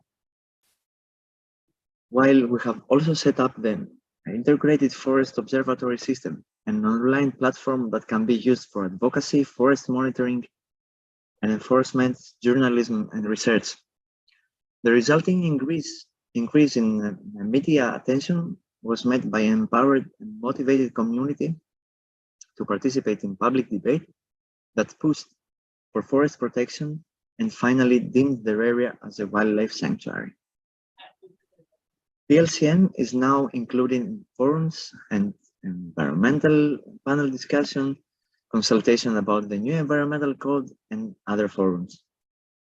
The innovative approach awarded PLCN with 5 international environmental awards for their efforts to fight deforestation.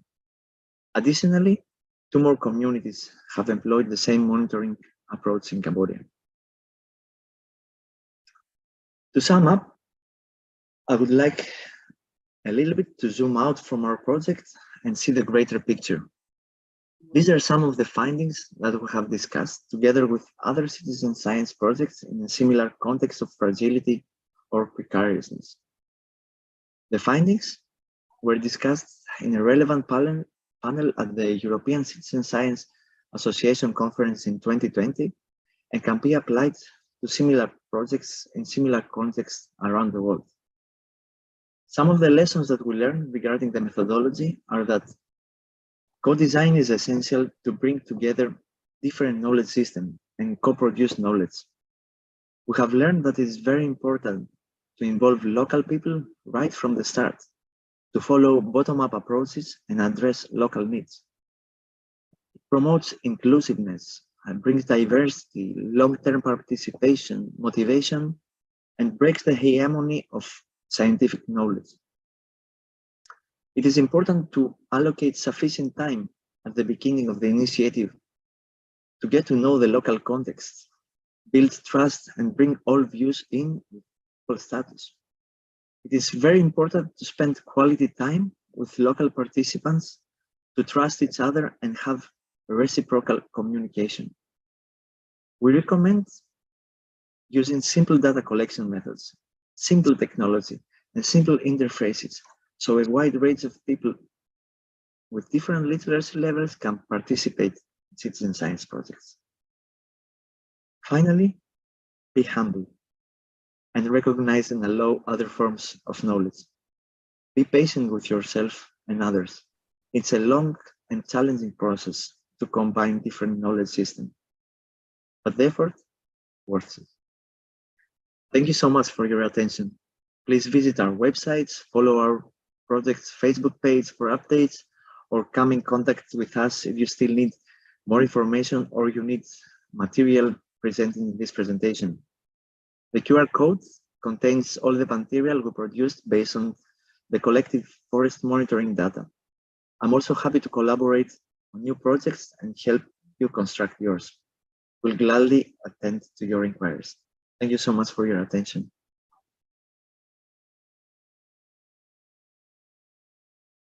Thank you very much, Dimitris, for your sharing about your research interests and about your work on citizen science.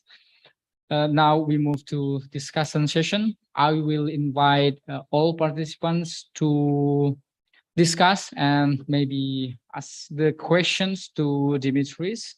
You can raise your hand through the Zoom platform or come to the question area. Yes.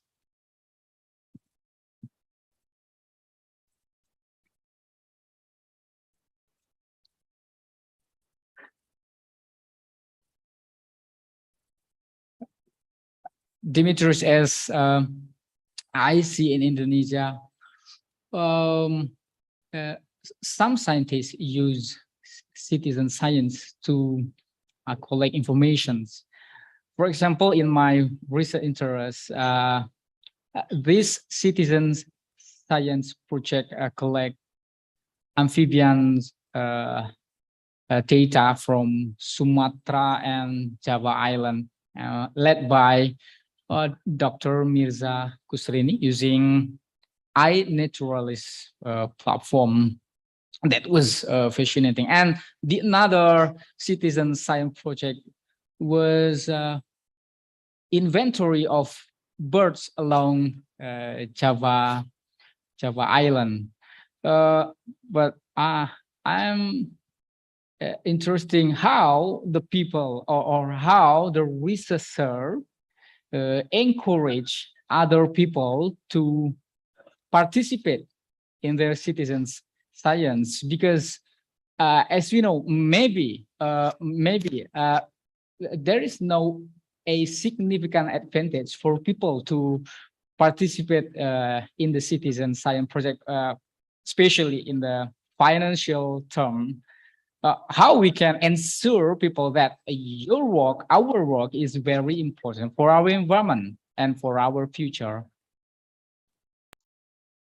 Thank you for the question. I'm aware of iNaturalist.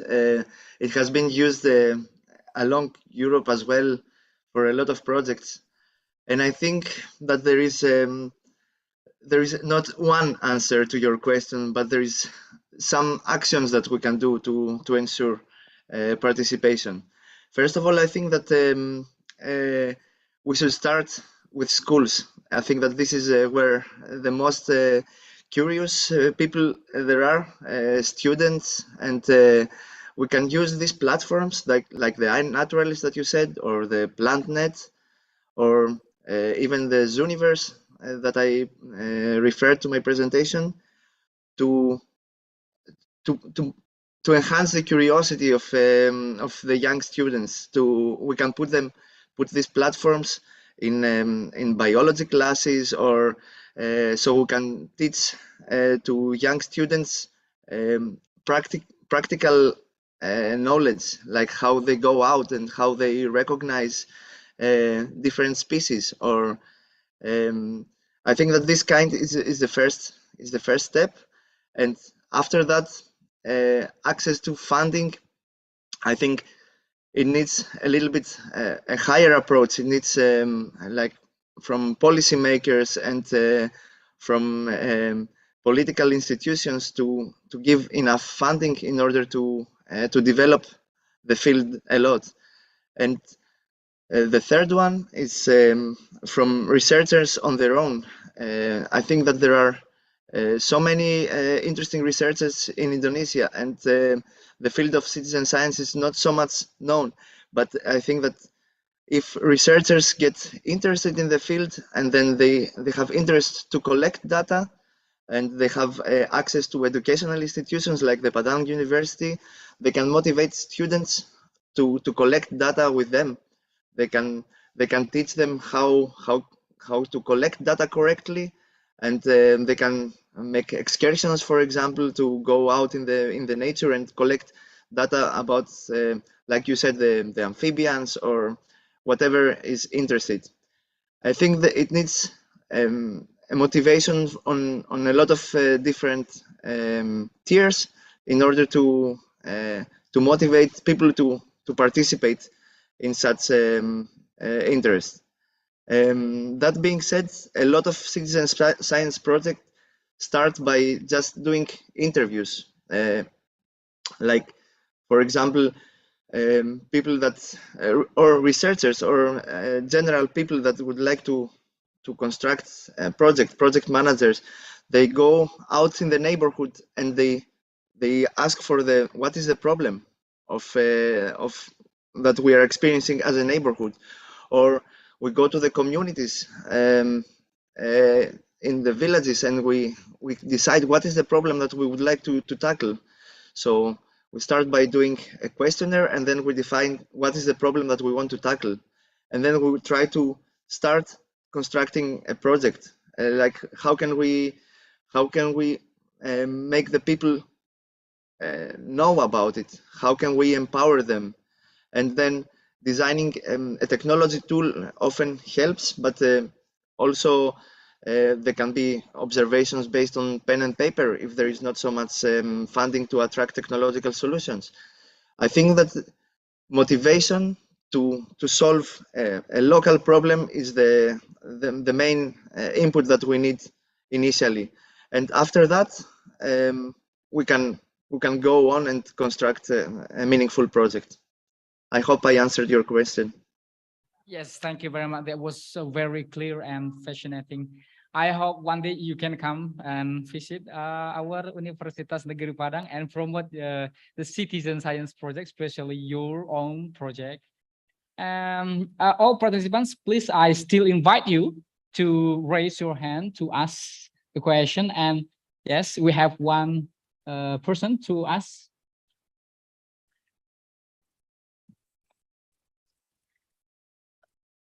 Okay. Good afternoon, Mr. Dimitris. I will ask you about this question about what can we do to convince indigenous people about climate change that happen nowadays. Okay, thank you, Dimitris. Okay. So Ibu Dia asked you about how to convince indigenous people about the climate crisis, because we have problems like language. So yeah, how to tackle these challenges. Yeah, I understand what you want to say. I think that indigenous people have the knowledge about their environments much more than we do. Yeah, I think that they are living inside the environment, inside the forest. We are living in our houses, in our offices, and we don't experience from firsthand the consequences of climate crisis.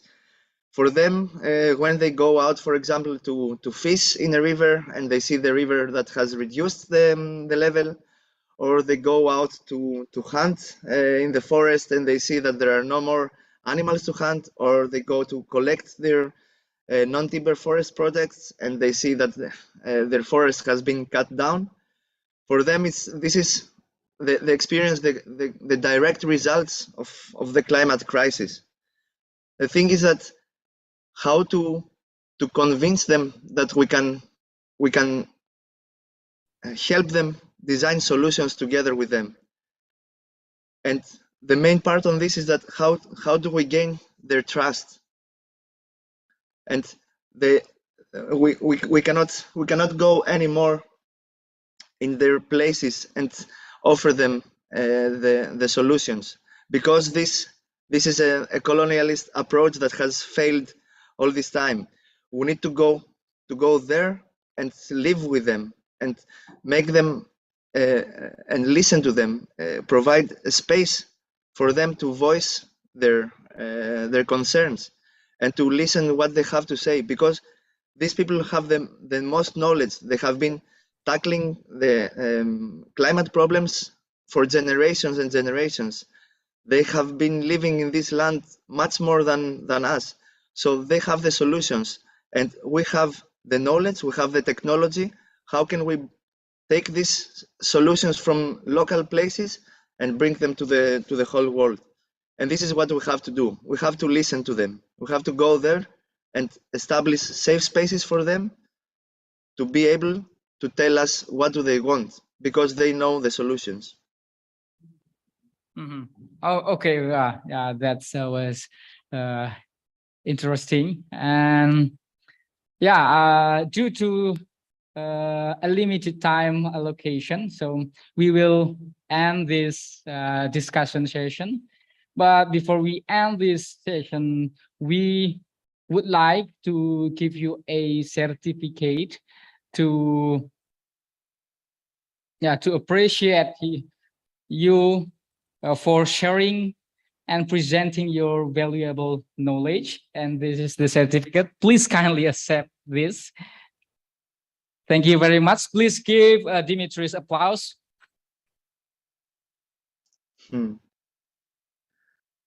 Thank you so much once more. And I really promise that the next time that I will be in Indonesia, I will personally visit your university. That's cool. Very cool. Okay, Yes. we will wait you. Yeah. Thank you so much.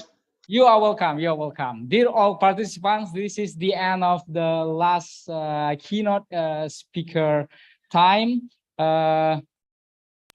Then we hope that all knowledge that have been shared by the two keynote speakers in this afternoon session will be valuable for us all. And I would like to give back the time to the moderator.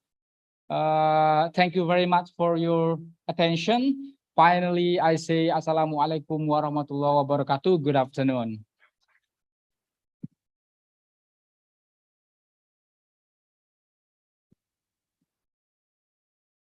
Okay, thank you to Mr. Fitra Aryadi Nugraha MSI for moderate the keynote speaker session.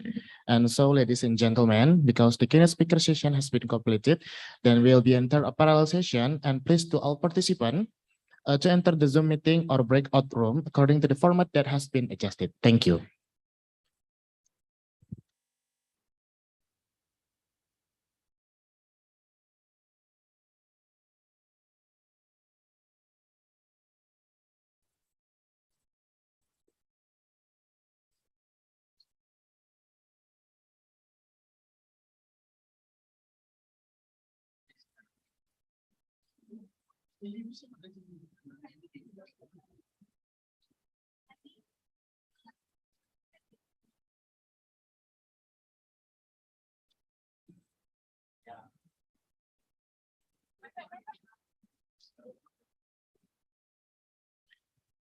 Dan diberitahukan lagi kepada seluruh peserta untuk memasuki breakout room yang telah disediakan sesuai dengan format yang telah disediakan. So,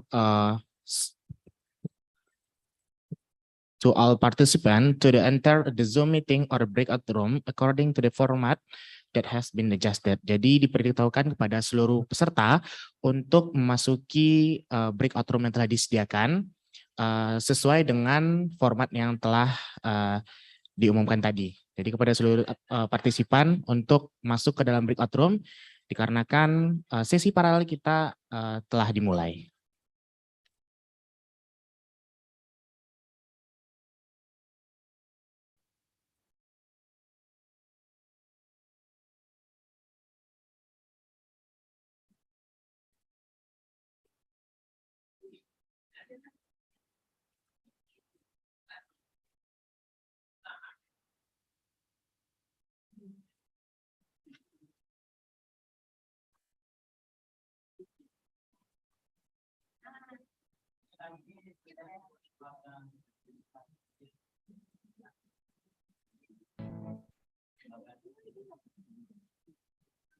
Welcome to the Animal Physiology Laboratory.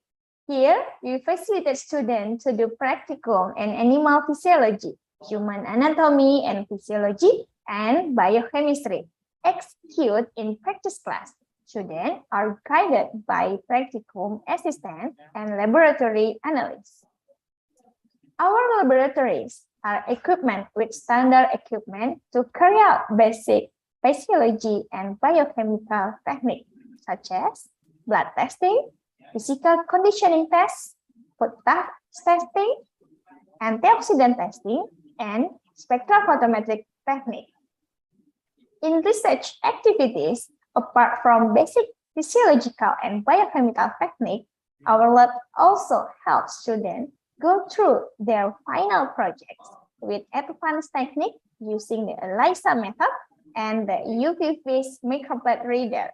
The focus research in our lab that is being accomplished in this lab are the identification of organic compounds and antioxidant activity from natural ingredients, followed by efficiency tests in experimental animal physiology. And then in immune response, we also measure that oxidative stress in hypoxic condition in athletes also we conducted. Analysis is often ranging from biochemistry, until gene expression in animals and humans. In collaboration with another labs in biology department. Collaboration is also carried out with the sports science faculty through an analysis to the athlete's physiological condition. In addition, currently, our lab is also working with the environmental science sector through process organic waste to ecoenzyme. We are also conducting collaborative research through a grant research design involving the field of microbiology, plant physiology, and biomolecular to explore the ecoenzyme. The ecoenzyme team has also collaborated with UI Green Metric through the UIGWURN ecoenzyme team in terms of research, training, and community service.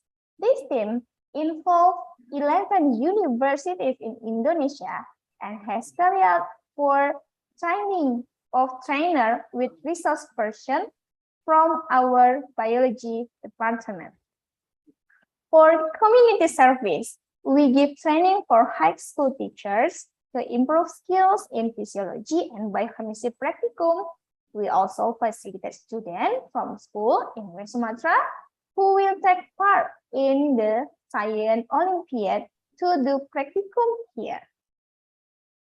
The last, we also check blood sugar, blood group, uric acid, and cholesterol every year through the Darling program in collaboration with the Student Association of our department.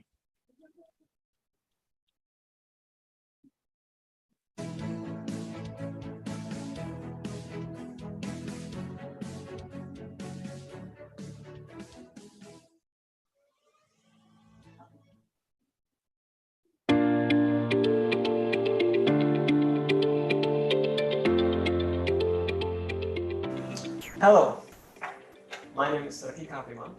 I'm a lecturer in this laboratory. So, having knowledge about plant is fundamental for biologists, especially for the youngest who wants to learn more about biology at the university level. So, welcome. It's a pleasure to introduce you to the Laboratory of Botany, Department of Biology, Universitas Negeri Padang. Here, we focus on plant taxonomy, plant anatomy, and also botany. Plant taxonomy is commonly studied through components of vegetative and generative organs.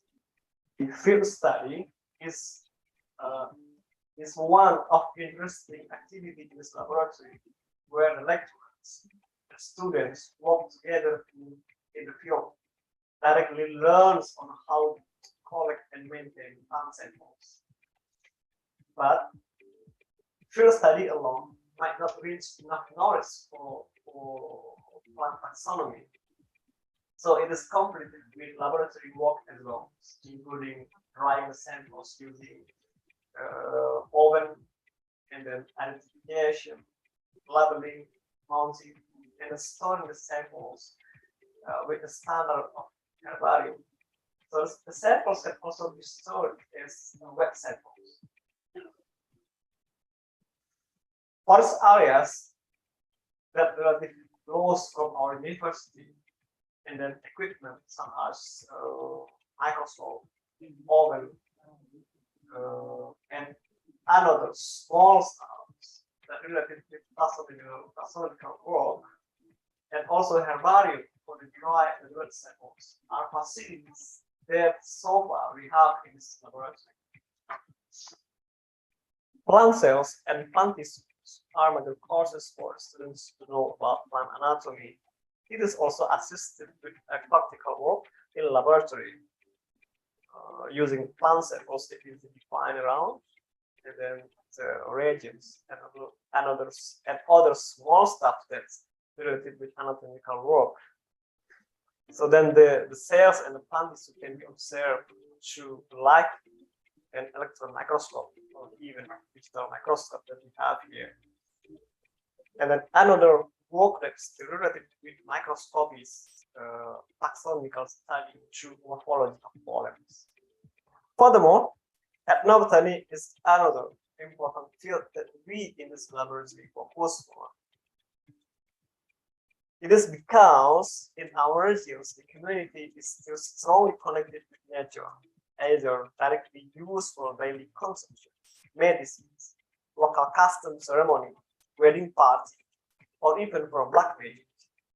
So I believe, and we believe, that this knowledge would be useful for social economy, land management, and also for livelihoods.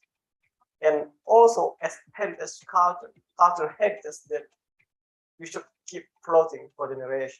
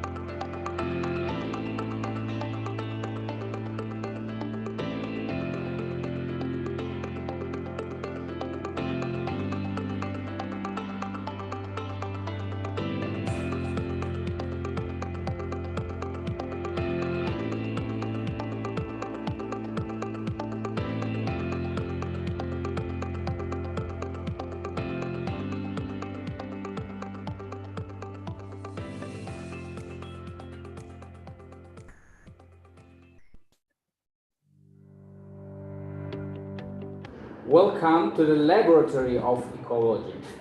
This lab is used to support the activities of the practical work and research by the students and the lecturers related to the ecological courses. To support these activities, this lab has several devices that can be used to measure several abiotic parameters. For example, we have sling psychrometer to measure the air temperature and the relative humidity.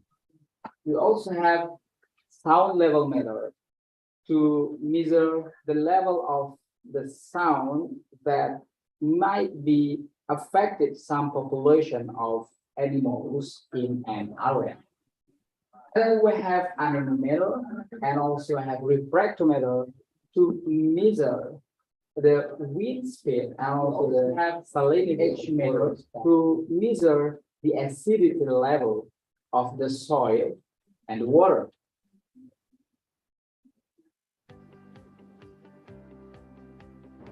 Beside the practical work that conducted in this lab is also used for research by the students and the lecturers. For example, a research conducted by a lecturer to see the ant species composition and leaf litter.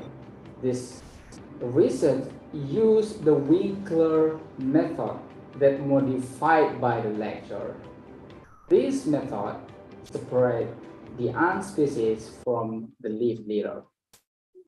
Another research that conducted by the lecturer and the student is to see the frog or toad species composition near the waterfall and relate them to the unique abiotic parameters like sound, noise level, and humidity.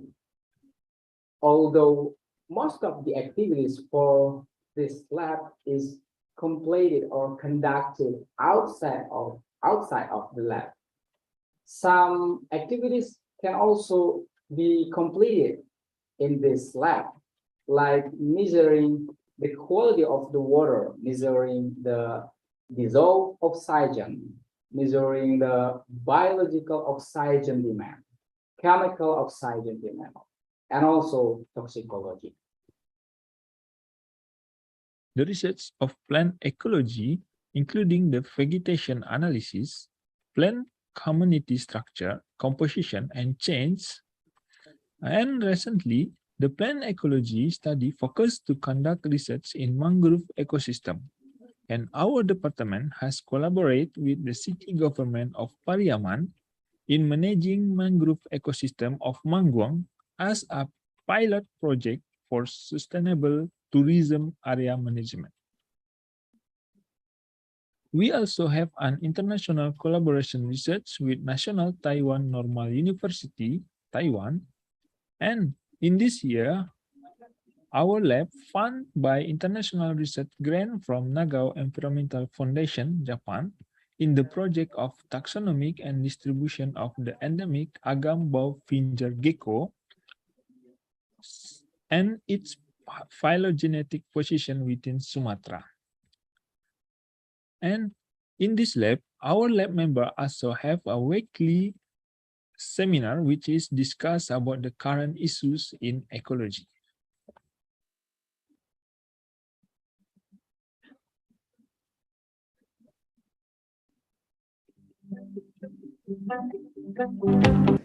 Hi, I am Elsa Sugika. Welcome to the Educational Research Laboratory.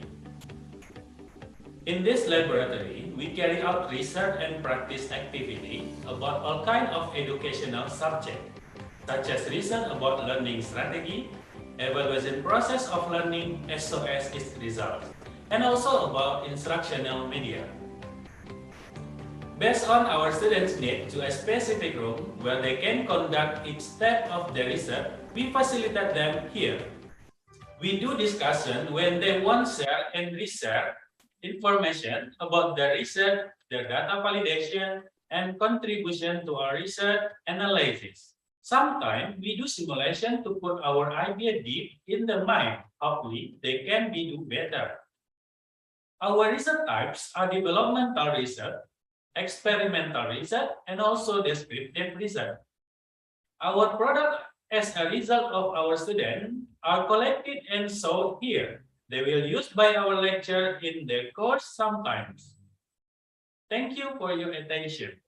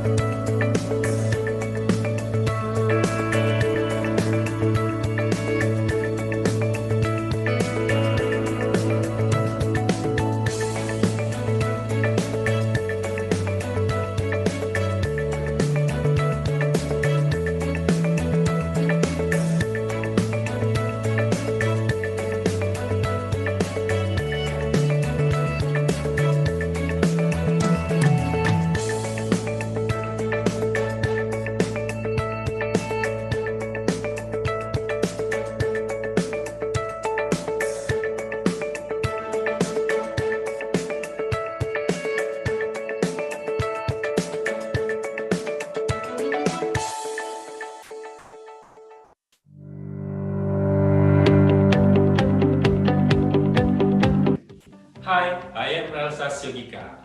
Welcome to the Educational Research Laboratory. In this laboratory, we carry out research and practice activity about all kinds of educational subjects, such as research about learning strategy, evaluation process of learning as well as its results, and also about instructional media. Based on our students' need to a specific room where they can conduct each step of the research, we facilitate them here. We do discussion when they want share and reshare information about their research, their data validation, and contribution to our research analysis. Sometimes we do simulation to put our idea deep in the mind. Hopefully, they can be do better.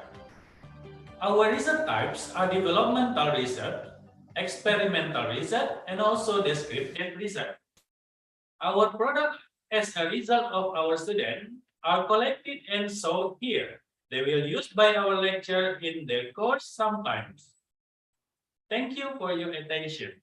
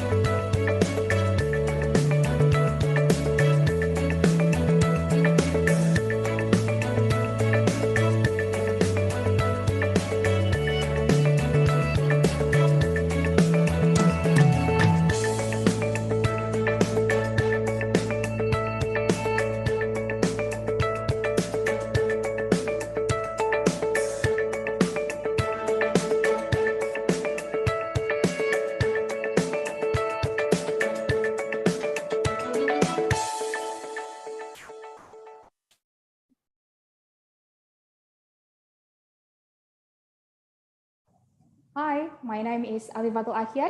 I'm one of the lecturers of Biology Study Program of University Negeri Padang. Welcome to the Genetics and Biotechnology Laboratory. Here in this laboratory, we facilitate students to do practicums in genetics and biotechnology subjects. In conducting practicums, students are guided by student assistants and laboratory technicians. Practicum activities to support genetic process are classified into two approaches, including simulation to support understanding of Mendel genetics theory and basic technique of molecular genetics. Our laboratory are facilitated with standard equipment to carry out the basic techniques of molecular genetics, such as DNA or RNA extraction, PCR, and electrophoresis.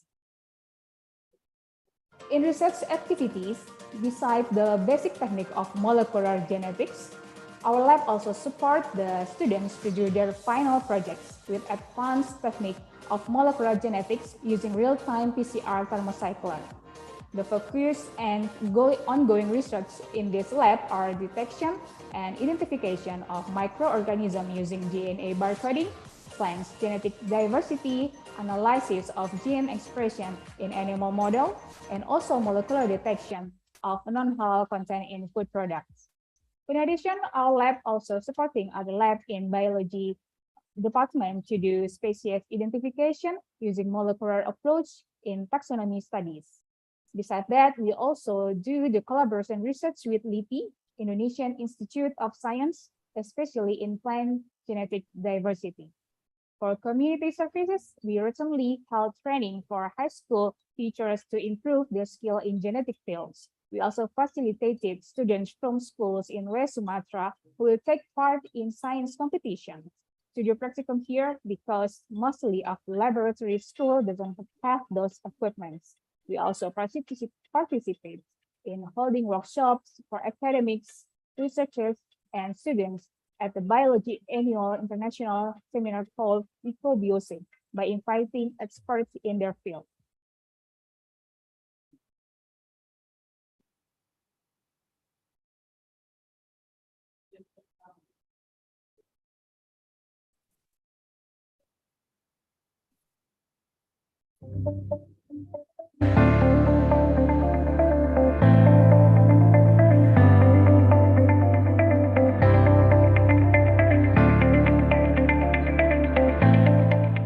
Bismillahirrahmanirrahim. Assalamualaikum warahmatullahi wabarakatuh. Salam sejahtera bagi kita semua. Sebelumnya mari kita panjatkan puji syukur kehadirat Allah yang Maha Kuasa. Hari ini kita kembali bisa hadir bersama-sama walaupun secara virtual dan mudah-mudahan tidak mengurangi makna daripada kegiatan kita pada hari ini. Bapak Ibu pimpinan Universitas Negeri Padang, Wakil Rektor, Dekan,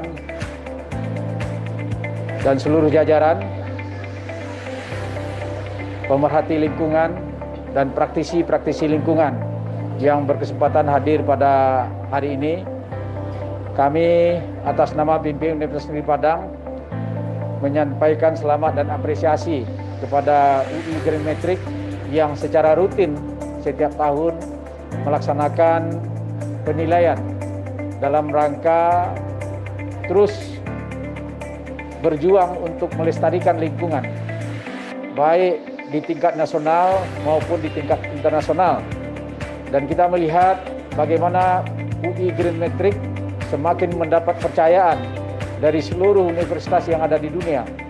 Dan Universitas Negeri Padang, alhamdulillah terus ikut berpartisipasi dan kami merasakan manfaatnya terhadap keberadaan UI Green Metric ini, sehingga hari ini kita melihat terjadi perubahan-perubahan yang signifikan dan mendasar terhadap kondisi lingkungan yang ada di Universitas Negeri Padang.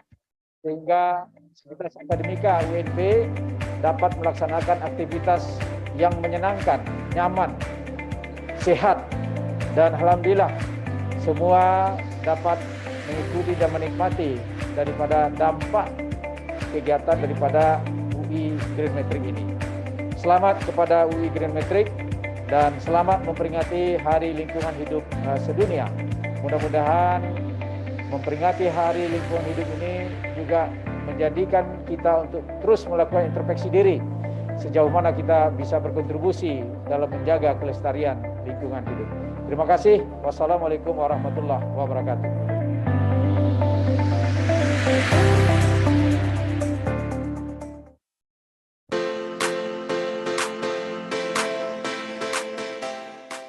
Welcome to Microbiology Laboratory.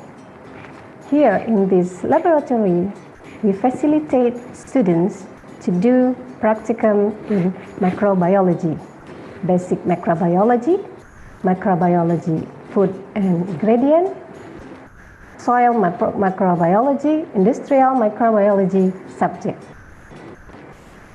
In conducting practicum, students are guided by practicum assistant and laboratory analyst. In research activities, we have some innovation, such as mousable enzymes that was isolated from thermophilic bacteria. We also innovation in the newest antibiotic and microbial, biological agent, and biofungicide. Besides that, our laboratory also producing fermented food, nata de coco, kombucha tea, and virgin coconut oil. This is some equipment of our laboratory. This is a spectrophotometer. This is shaker incubator to grow bacteria. And this is some kind of incubator with different temperature. Incubator, we use incubator to grow and maintain microbial culture. This is food production microbiology room. Let's see.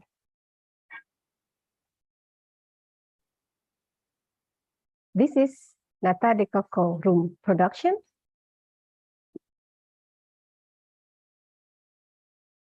And this is nata de coco ready for sale.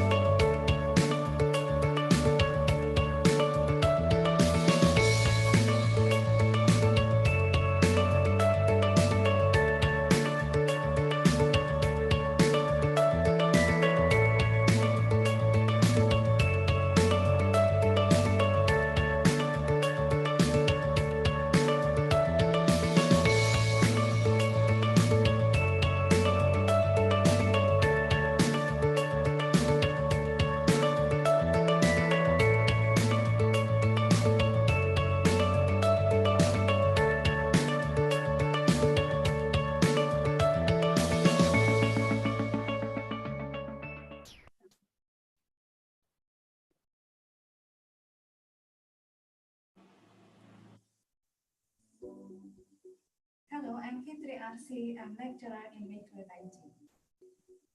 The laboratory microteaching facilitates the prospective biology teacher to practice and teaching.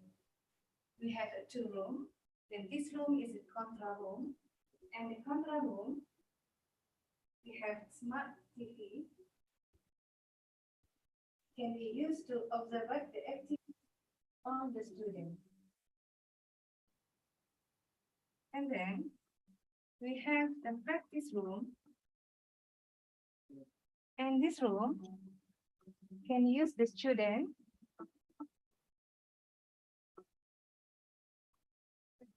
the all process how about the teacher we can do in this room. And the facilities we use the computer.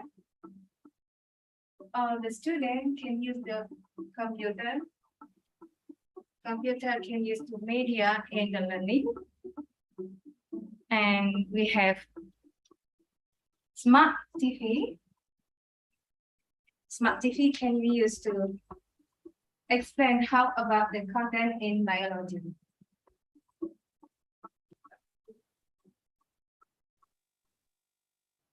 And all the facilities in this room can you use all the students to make learning and fun, innovation learning, and learning based in technology. Okay, see you and welcome to my laboratory.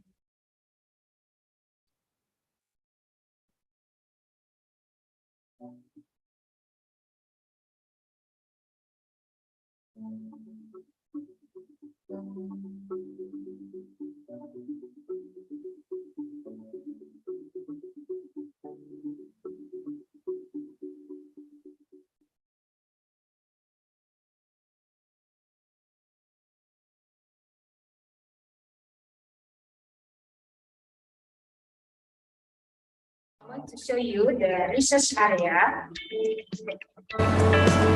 This is the polymerase chain reaction room. So come forward. This is the preparation room. We have micropipettes for DNA and RNA extraction.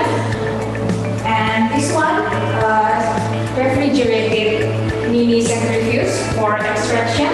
And also we have thermosaver and nanofractometer for quantify the concentration and quality of DNA or RNA sample. So we can continue to the next room. This is the PCR room. We have two PCR. This one is the gradient PCR, and the other one is real-time PCR machine.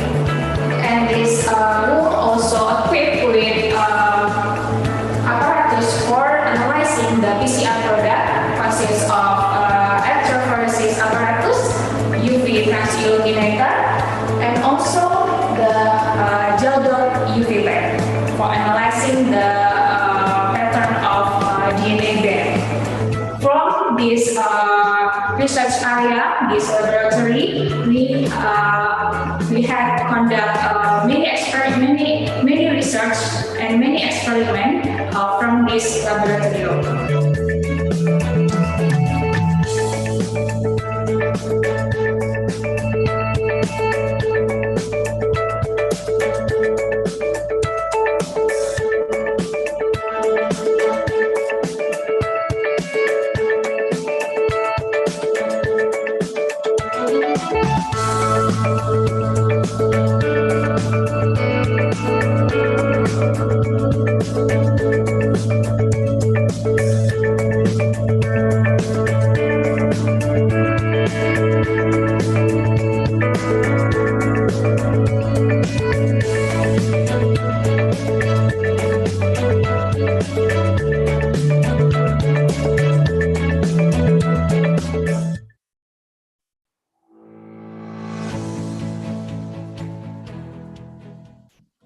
Welcome to the Plant Physiology Lab.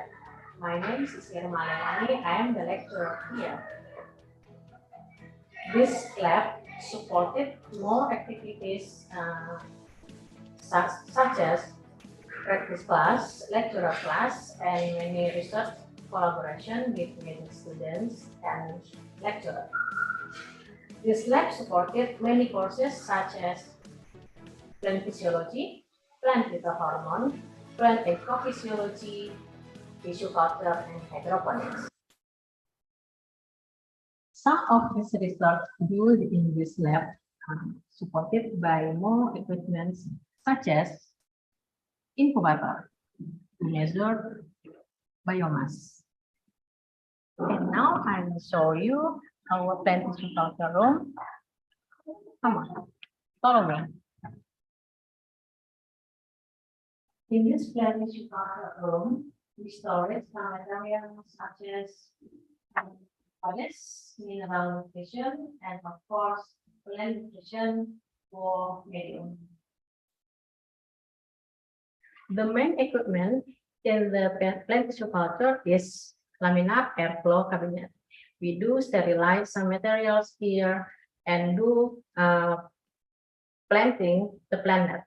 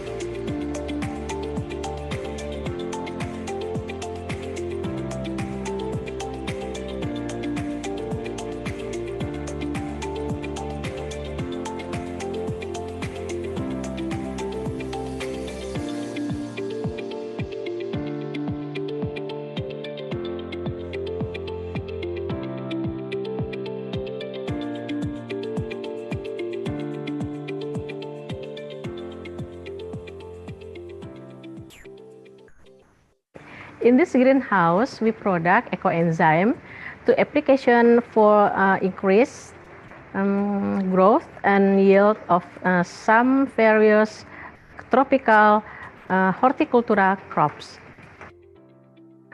One of the applied of plant physiology is hydroponics. This is and also we research about the effect of many various nutrition about the growth of the plant.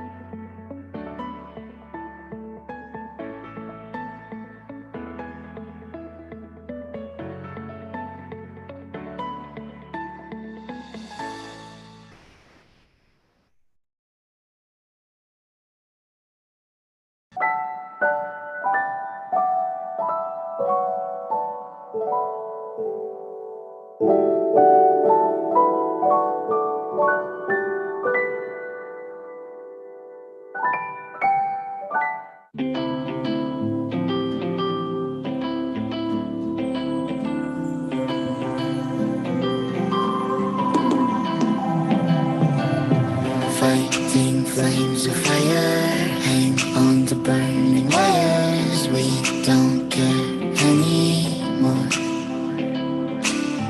Are we fading lovers? We keep wasting colors. Maybe we should let this go.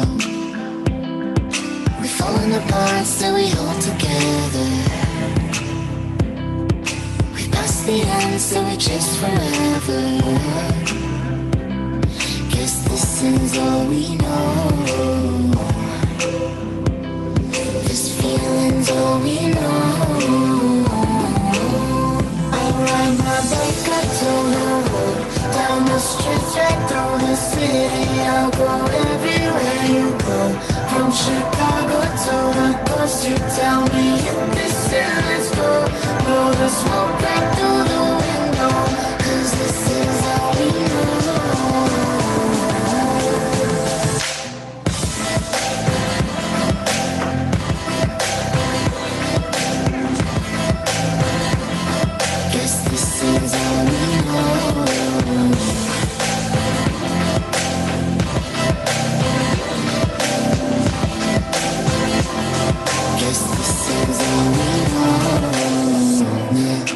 Face each other, one bed, different covers. We don't care anymore. Two hearts still beating on with different rhythms. Maybe we should let this go. Assalamualaikum warahmatullahi wabarakatuh. Saya Nyonya Diah Irfan Fiktono, Ketua Tim Penggerak PKK Nagari Tanjung Bali. Kami mengucapkan ribuan terima kasih kepada Departemen Biologi Universitas Negeri Padang yang telah memilih kami sebagai nagari binaan dalam program pengabdian masyarakat. Dengan berdirinya bank sampah yang diprakarsai oleh Universitas Negeri Padang, maka persoalan sampah di nagari kami mulai teratasi. Terima kasih kami ucapkan. Assalamualaikum warahmatullahi wabarakatuh.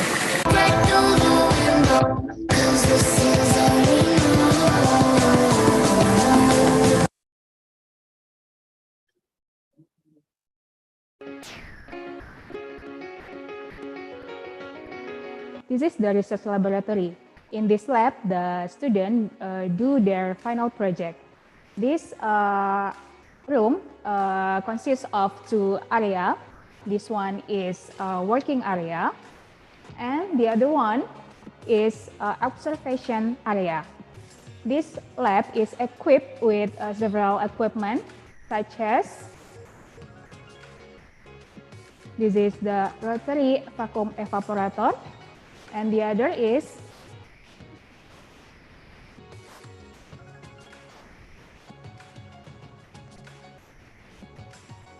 this is the incubator for growing the bacteria. This is the hot plate for making the growing medium. This is the centrifuge and several microscope for observation the growth of bacteria. We also have high-speed refrigerated microcentrifuge. The centrifuges have several size of rotor. Beside the main room, this laboratory consists of 3 special rooms. This is the isolation and preservation microbe room. This is the cell culture room. This room equipped with several equipment. The first one is a deep freezer for storage the culture and the reagent. We have biological safety cabinet for culturing the cell. And also, we have carbon dioxide incubator for growing the cell.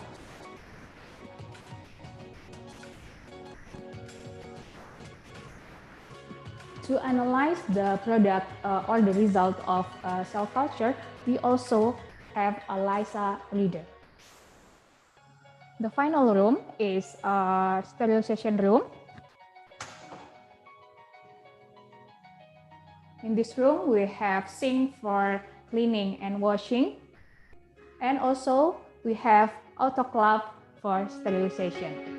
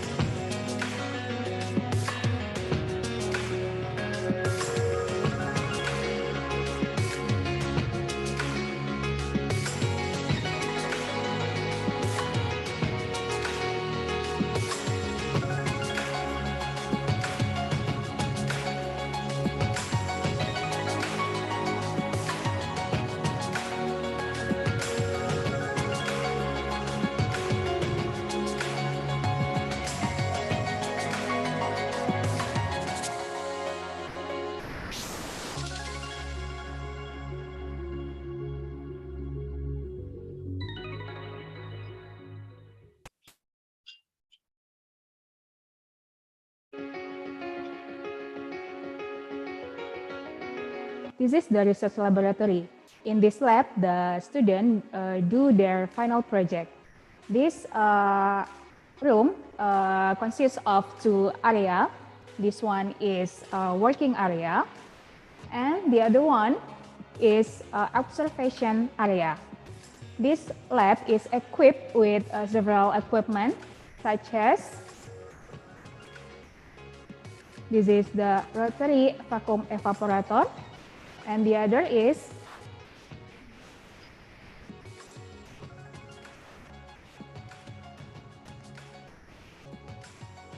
this is the incubator for growing the bacteria.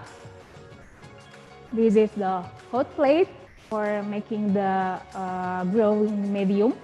This is the centrifuge and several microscope for observation the growth of bacteria. We also have high-speed refrigerated microcentrifuge. The centrifuges have several size of rotor. Beside the main room, this laboratory consists of 3 special rooms. This is the isolation and preservation microbe room. This is the cell culture room. This room equipped with several equipment. The first one is a deep freezer for storage the culture and the reagent. We have biological safety cabinet for culturing the cell, and also we have carbon dioxide incubator for growing the cell.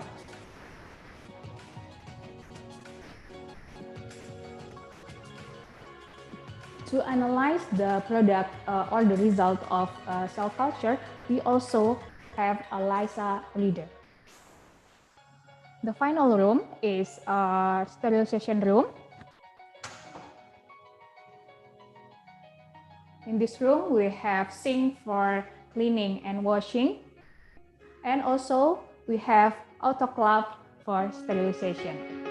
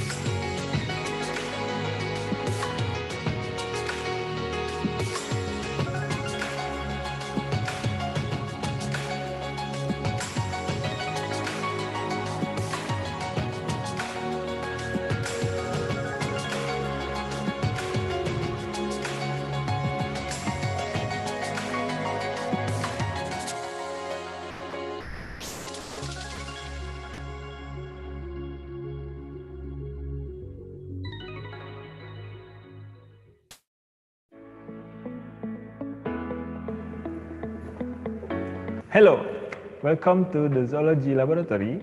I'm Rijal Satria, a lecturer in this laboratory. Here in this laboratory, we focus to study the animal diversity of Sumatra. Our interest is mainly to understand the taxonomy, anatomy, and structure of animals, including vertebrates and invertebrates. In this lab, we conducted research and practicum activities. We conduct studies in the field and laboratory using various methods ranging from morphological observation, animal structure, to recent update collecting and experiment technique. Our lab is facilitated by microscope, animal dissecting kit, and collecting equipment. The student activities in this lab were conducting under the animal taxonomy, anatomy, and structure classes. The student learned the dissection procedure for vertebrates and observe its anatomy. Also, we have a vivarium or warehouse to raise and keep experimental animals in separated buildings. Our lab activities also conducting the study in the field, such as the biodiversity of big mammals in West Sumatra by using the camera trap. This project, in collaboration with the Natural Resources and Conservation Agency of West Sumatra. In this lab, we have a series of collection of Sumatran animals such as taxidermy, bone, dry, and wet specimens. Also, we have an international collaboration research with Tokyo Metropolitan University, Japan, in invertebrata diversity of Sumatra.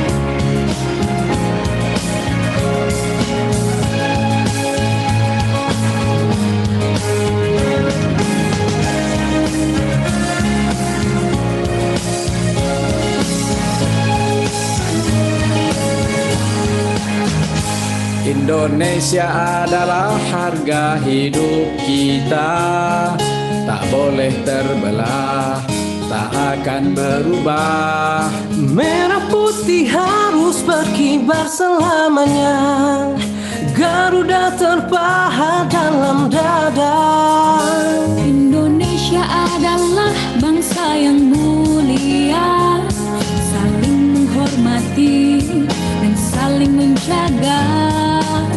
Adabnya yang luhur dan penuh toleransi, merawat perbedaan di dalam harmoni. Satria Indonesia menjaga budaya setia pada akarnya, tangguh dan perkasa. Pada tanah air ini kami berjanji tegak berdiri di atas bumi pertiwi. Satria Indonesia menjaga negara setia pada sejarah, berani bersumpah. Pada tanah air ini kami berbakti, Indonesia dan Pancasila sampai mati. Indonesia adalah harga hidup kita, tak boleh terbelah, tak akan berubah. Merah putih harus berkibar selamanya, Garuda terpahat dalam dada. Indonesia adalah bangsa yang mulia, saling menghormati dan saling menjaga. Adabnya yang luhur dan penuh toleransi, merawat perbedaan di dalam harmoni. Satria Indonesia menjaga budaya setia pada akarnya, tangguh dan perkasa. Pada tanah air ini kami berjanji tegak berdiri di atas bumi pertiwi. Satria Indonesia menjaga negara setia pada sejarah, berani bersumpah. Pada tanah air ini kami berbakti, Indonesia dan Pancasila sampai mati.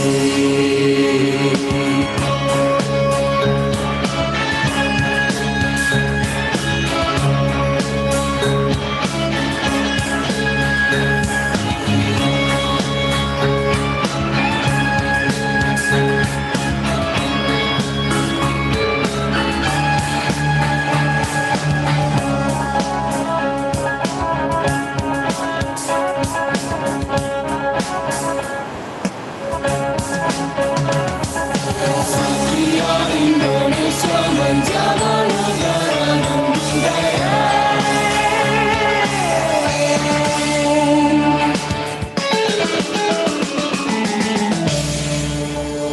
Indonesia adalah bangsa yang mulia, saling menghormati dan saling menjaga.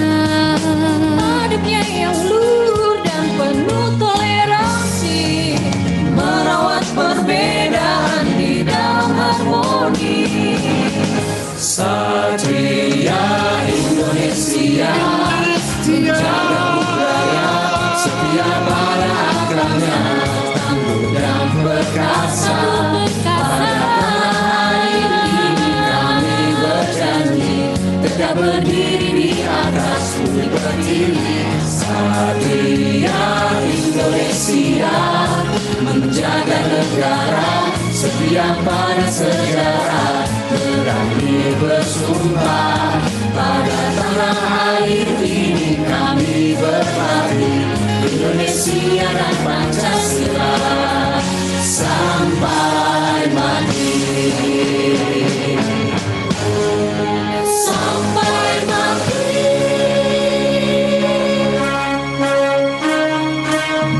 Satria Indonesia.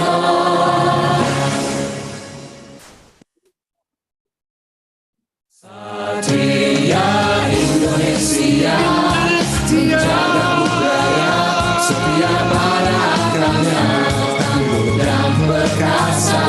Pada tanah air ini kami berjanji tegak berdiri di atas bumi pertiwi. Satria Indonesia menjaga negara setia pada sejarah, berani bersumpah.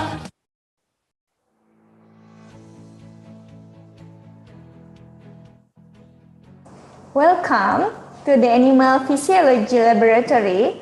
Here, we facilitate students to do practicum in animal physiology, human anatomy and physiology, and biochemistry.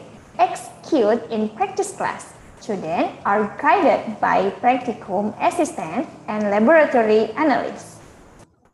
Our laboratories are equipped with standard equipment to carry out basic physiology and biochemical techniques such as blood testing, physical conditioning tests, food testing, antioxidant testing, and spectrophotometric technique.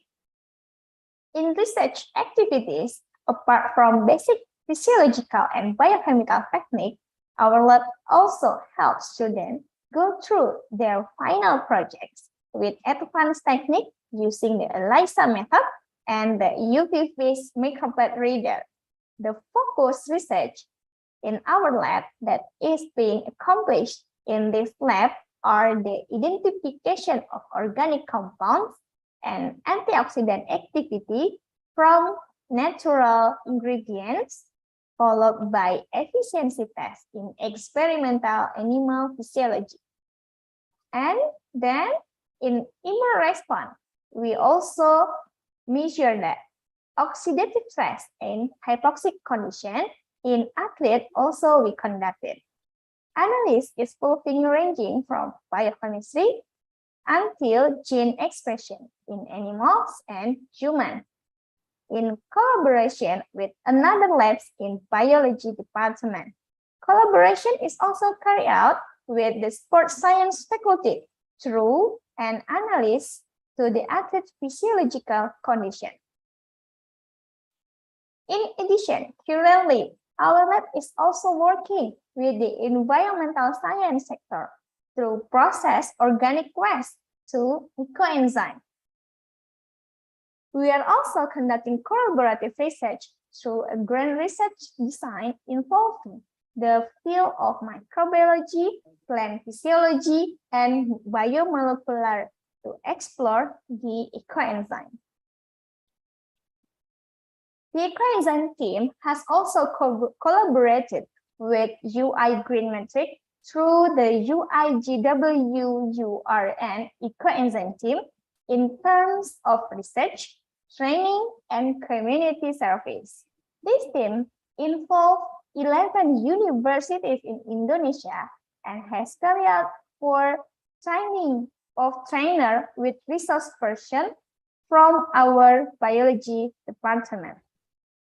For community service, we give training for high school teachers to improve skills in physiology and biochemistry practicum.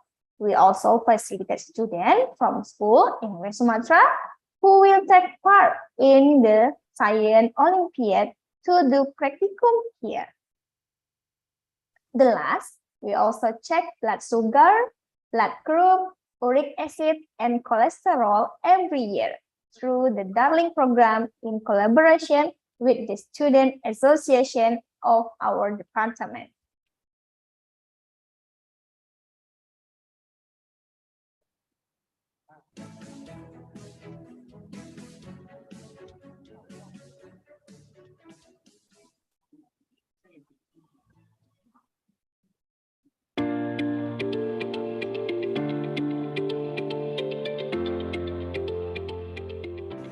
Hello, my name is Ratika Prima. I'm a lecturer in this laboratory. So, having knowledge about plant is fundamental for biologists, especially for the youngest who wants to learn more about biology at the university level. So, welcome. It's a pleasure to introduce you to the Laboratory of Botany, Department of Biology, Universitas Negeri Padang. Here, we focus on plant taxonomy, plant anatomy, and also botany. Plant taxonomy is commonly studied through morphology of vegetative and genetic organs. The field study is one of interesting activity in this laboratory, where the lecturers and students work together in the field, directly learns on how to collect and maintain plant samples. But field study alone might not reach enough knowledge for plant taxonomy. So it is completed with laboratory work as well, including drying the samples using oven, and then identification, labeling, mounting, and storing the samples with the standard of herbarium.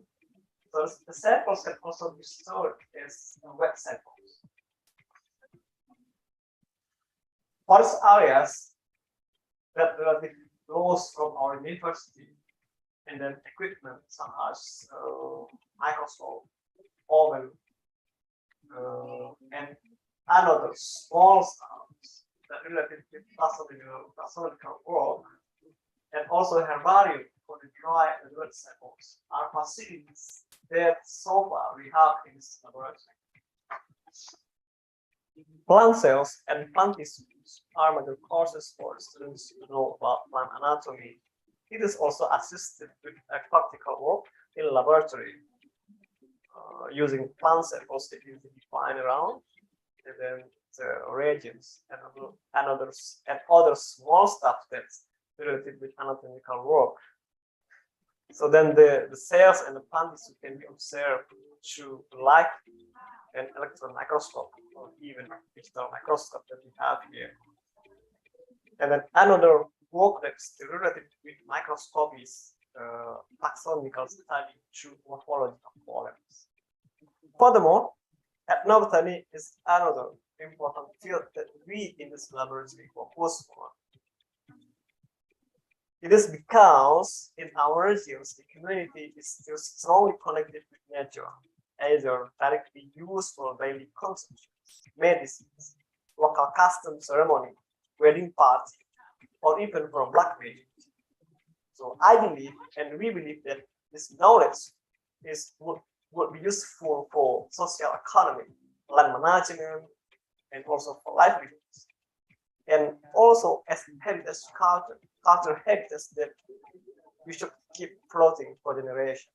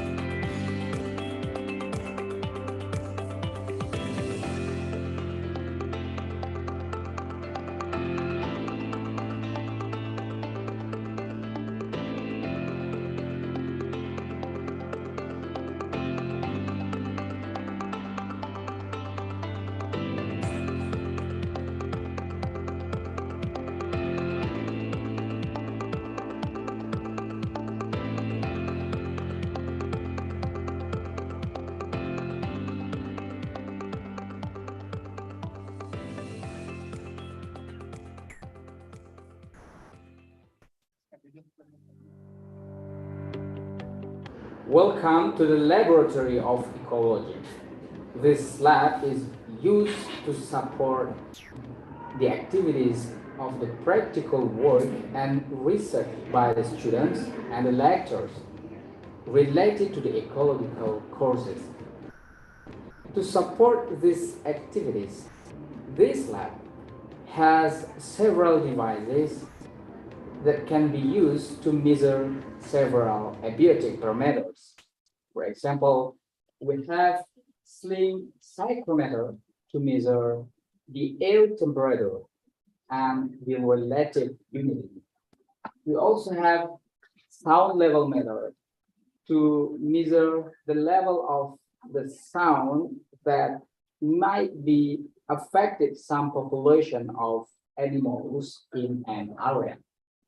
And then we have anemometer and also have refractometer to measure the wind speed, and also the have salinity meter to measure the acidity level of the soil and water.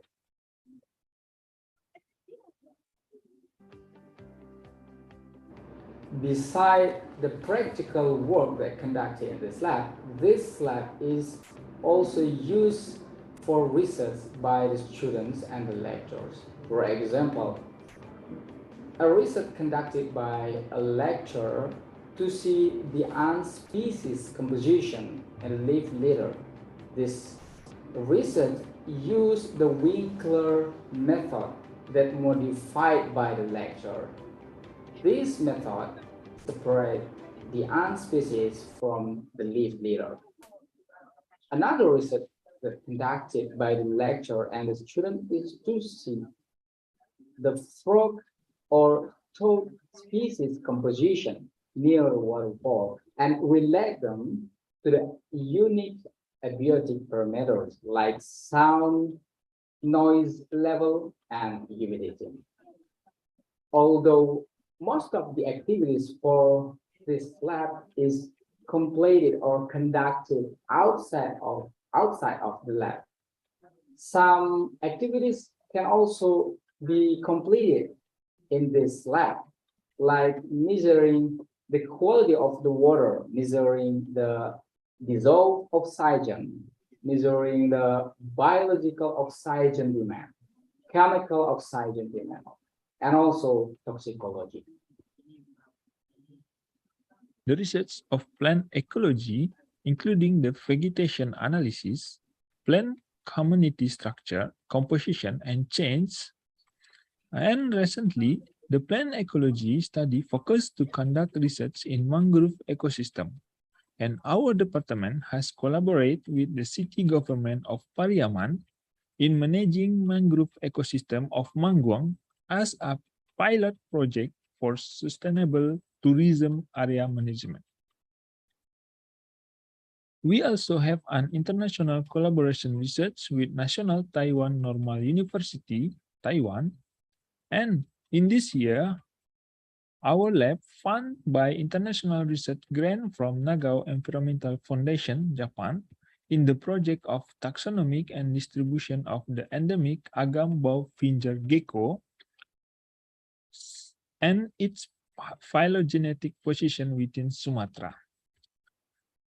And in this lab, our lab member also have a weekly seminar which is discussed about the current issues in ecology.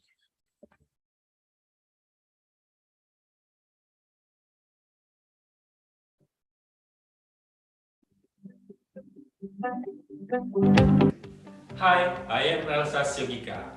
Welcome to the Educational Research Laboratory. In this laboratory, we carry out research and practice activity about all kinds of educational subjects, such as research about learning strategy, evaluation process of learning as well as its results, and also about instructional media. Based on our students' need to a specific room where they can conduct each step of the research, we facilitate them here.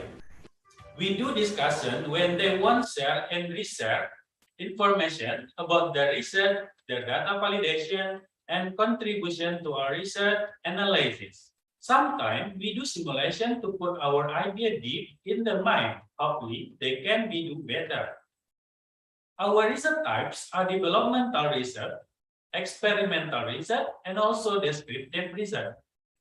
Our product as a result of our students are collected and sold here. They will use by our lecture in their course sometimes. Thank you for your attention.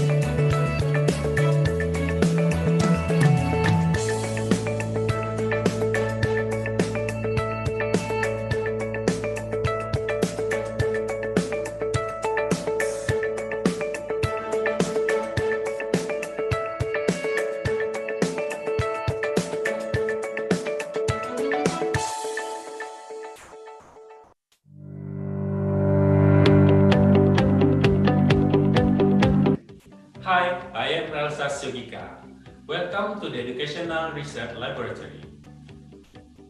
In this laboratory, we carry out research and practice activity about all kinds of educational subjects, such as research about learning strategy, evaluation process of learning as well as its results, and also about instructional media.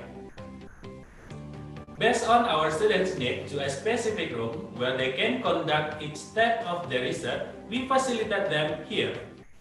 We do discussion when they want to share and reshare information about the research, their data validation, and contribution to our research analysis. Sometimes we do simulation to put our idea deep in their mind. Hopefully, they can do better.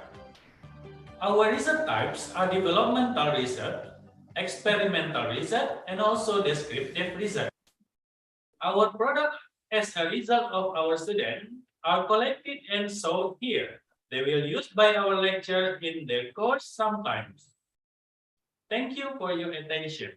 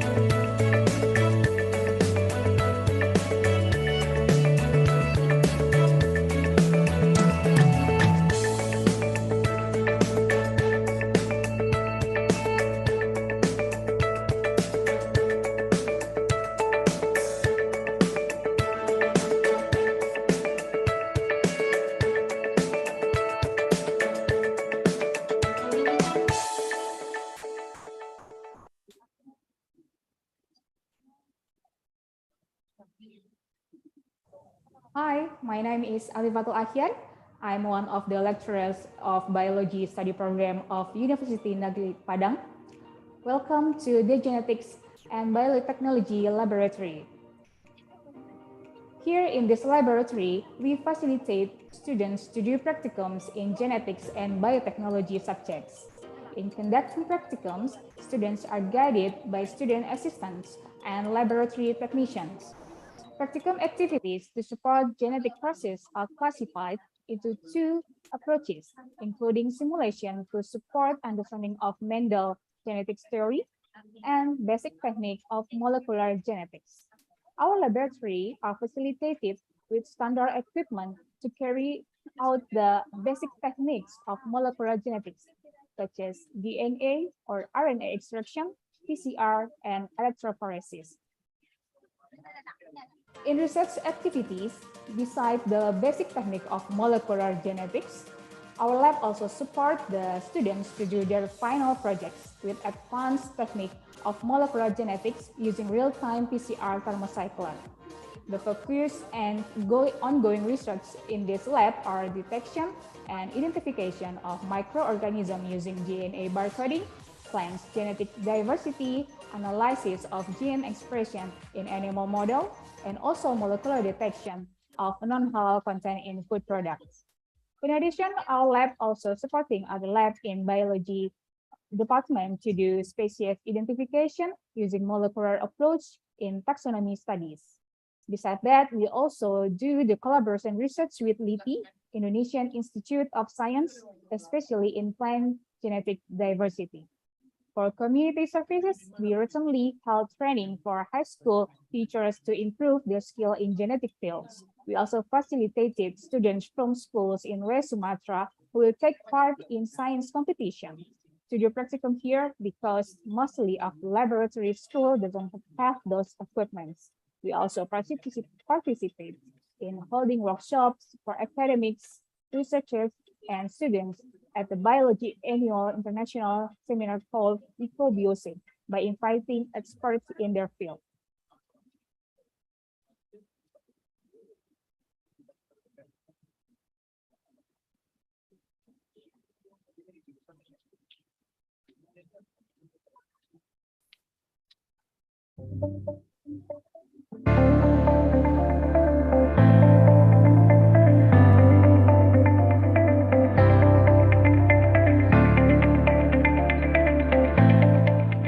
Bismillahirrahmanirrahim. Assalamualaikum warahmatullahi wabarakatuh. Salam sejahtera bagi kita semua. Sebelumnya mari kita panjatkan puji syukur kehadirat Allah yang Maha Kuasa. Hari ini kita kembali bisa hadir bersama-sama walaupun secara virtual dan mudah-mudahan tidak mengurangi makna daripada kegiatan kita pada hari ini. Bapak Ibu pimpinan Universitas Negeri Padang, Wakil Rektor, Dekan, dan seluruh jajaran, pemerhati lingkungan dan praktisi-praktisi lingkungan yang berkesempatan hadir pada hari ini, kami atas nama pimpinan Universitas Negeri Padang menyampaikan selamat dan apresiasi kepada UI Green Metric yang secara rutin setiap tahun melaksanakan penilaian dalam rangka terus berjuang untuk melestarikan lingkungan, baik di tingkat nasional maupun di tingkat internasional. Dan kita melihat bagaimana UI Green Metric semakin mendapat percayaan dari seluruh universitas yang ada di dunia. Dan Universitas Negeri Padang, alhamdulillah terus ikut berpartisipasi dan kami merasakan manfaatnya terhadap keberadaan UI Green Metric ini, sehingga hari ini kita melihat terjadi perubahan-perubahan yang signifikan dan mendasar terhadap kondisi lingkungan yang ada di Universitas Negeri Padang, sehingga Sivitas Akademika UNP dapat melaksanakan aktivitas yang menyenangkan, nyaman, sehat, dan alhamdulillah semua dapat mengikuti dan menikmati daripada dampak kegiatan daripada UI Green Metric ini. Selamat kepada UI Green Metric dan selamat memperingati Hari Lingkungan Hidup Sedunia. Mudah-mudahan memperingati Hari Lingkungan Hidup ini juga menjadikan kita untuk terus melakukan introspeksi diri sejauh mana kita bisa berkontribusi dalam menjaga kelestarian lingkungan hidup. Terima kasih. Wassalamualaikum warahmatullahi wabarakatuh.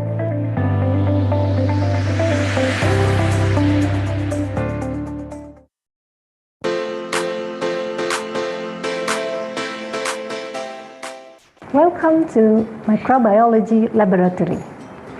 Here in this laboratory, we facilitate students to do practicum in microbiology, basic microbiology, microbiology, food and ingredient, soil microbiology, industrial microbiology subject.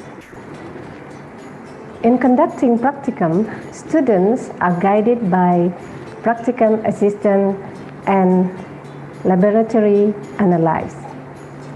In research activities, we have some innovation, such as emulsible enzymes that was isolated from thermophilic bacteria. We also innovation in the newest antibiotic and microbial, biological agent, and biofungicide. Besides that, our laboratory also producing fermented food, nata de coco, kombucha tea, and virgin coconut oil. This is some equipment of our laboratory. This is a spectrophotometer. This is shaker incubator to grow bacteria. And this is some kind of incubator with different temperature. Incubator, we use incubator to grow and maintain microbial culture. This is food production microbiology room. Let's see.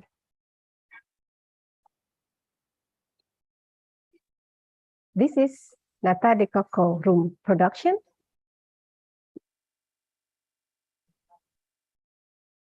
And this is nata de coco ready for sale.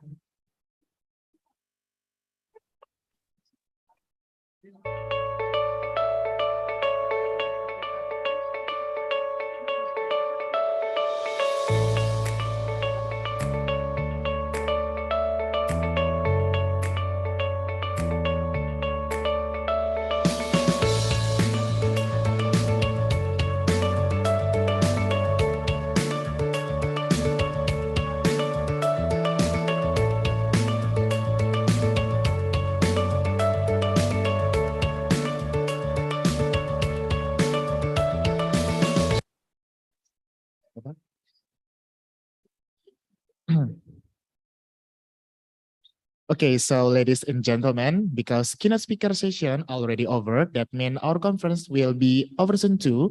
For the closing ceremony, will be moderated again with my partner, the man of master ceremony, Cynthia Putri Rizky.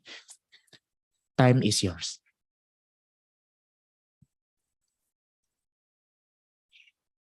Thank you very much, Randy. Ladies and gentlemen, what a wonderful and a productive day we have, isn't it? We sincerely hope that this conference has brought benefits and insights for all of us. Hopefully, tropical biodiversity, conservation, and education research after the COVID-19 pandemic will increase right after this conference over. We are very grateful to all of outstanding speakers who have shared their knowledge, to all of the participants who have been with us till the end. Congratulations and thanks to all of the organizing committee of this conference who have worked hard to make our event a success. My name is Cynthia Putri Rizky, my colleague Ikma Nisa Khairati, Afni Randi Maltika, representing all of the organizing committee of this event, would like to apologize if there were any mistakes from us during this moment until this moment. We hope we could see you again in the next conference, ICOBioSE 20 and 23. Have a great day, be happy, and stay healthy. We also, thanks to our General Chair, Dr. Samsurizal M. Biomed, as the General Chair of the 4 ICOBioSE, who already worked so hard to make this event. So this event could be a success. But before we close before we really close our conference for today's, our General Chair of the 4 ICOBioSE, Dr. Samsu Rizal, will be giving us the closing statement. To our General Chair of the 4 ICOBioSE, Dr. Samsu Rizal M. Biomed, time is yours.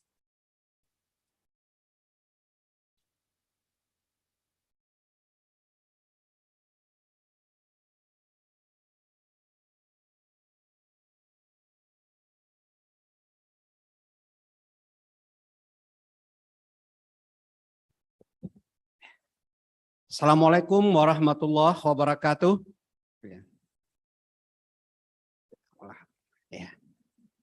Tibalah saatnya kita pada akhir acara kita siang hari ini.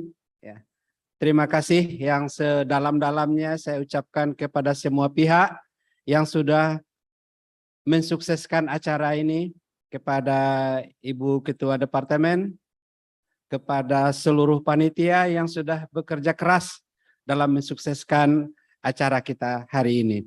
Alhamdulillah acara kita bisa berjalan dengan baik. Mudah-mudahan ini menjadi amal ibadah bagi kita semua. Para presenter, keynote speaker, invited speaker, kami sebagai steering committee mengucapkan banyak terima kasih. Pada sore hari ini, kita akan mengumumkan the best presenter. Pertama, room 1, Ita Krisanti dari Universitas Pajajaran.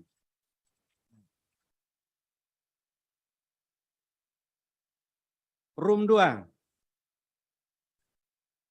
Stin E. Suryatul Muazziyah, Universitas Pendidikan Indonesia, Bandung. Room 3, Nisa Firda, Universitas Negeri Padang.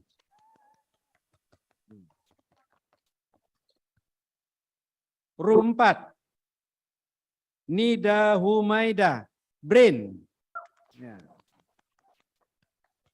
Room 5, Yohana, BRIN. 6, Dwi Umi Siswanti, Universitas Gajah Mada. Demikianlah para hadirin peserta seminar yang conference internasional yang saya muliakan.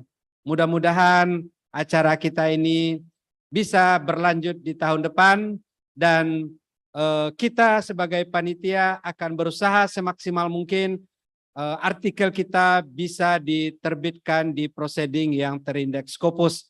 Meskipun sampai hari ini kita belum mendapatkan penerbit yang bisa menerima ini. Namun demikian kita sebagai panitia akan berusaha semaksimal mungkin sehingga artikel-artikel atau presenter yang mau artikelnya diterbitkan di proceeding kita akan berusaha semaksimal mungkin sampai hari ini. Ya. Terakhir sebenarnya kemungkinan kalau memang tidak ada peluang kita akan di Atlantis seperti tahun lalu.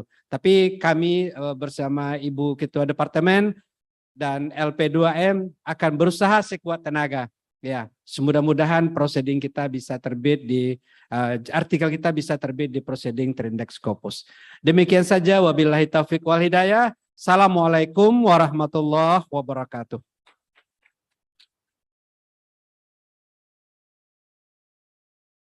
Terima kasih banyak Bapak Syam selaku Ketua Pelaksana dari ICOBioSE yang keempat 2022.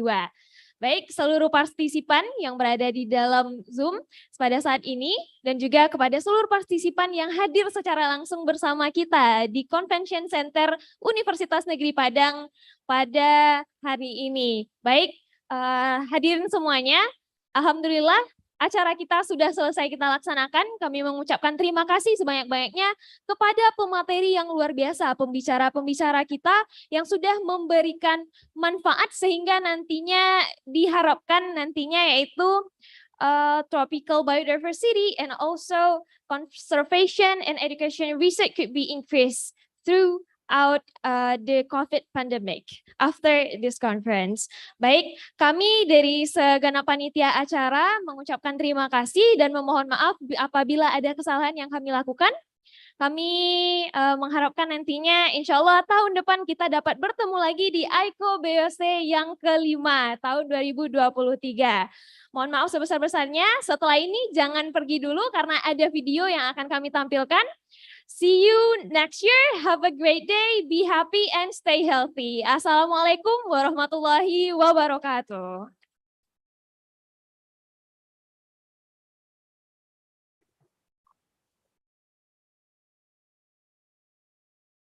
Bagus videonya, Bu.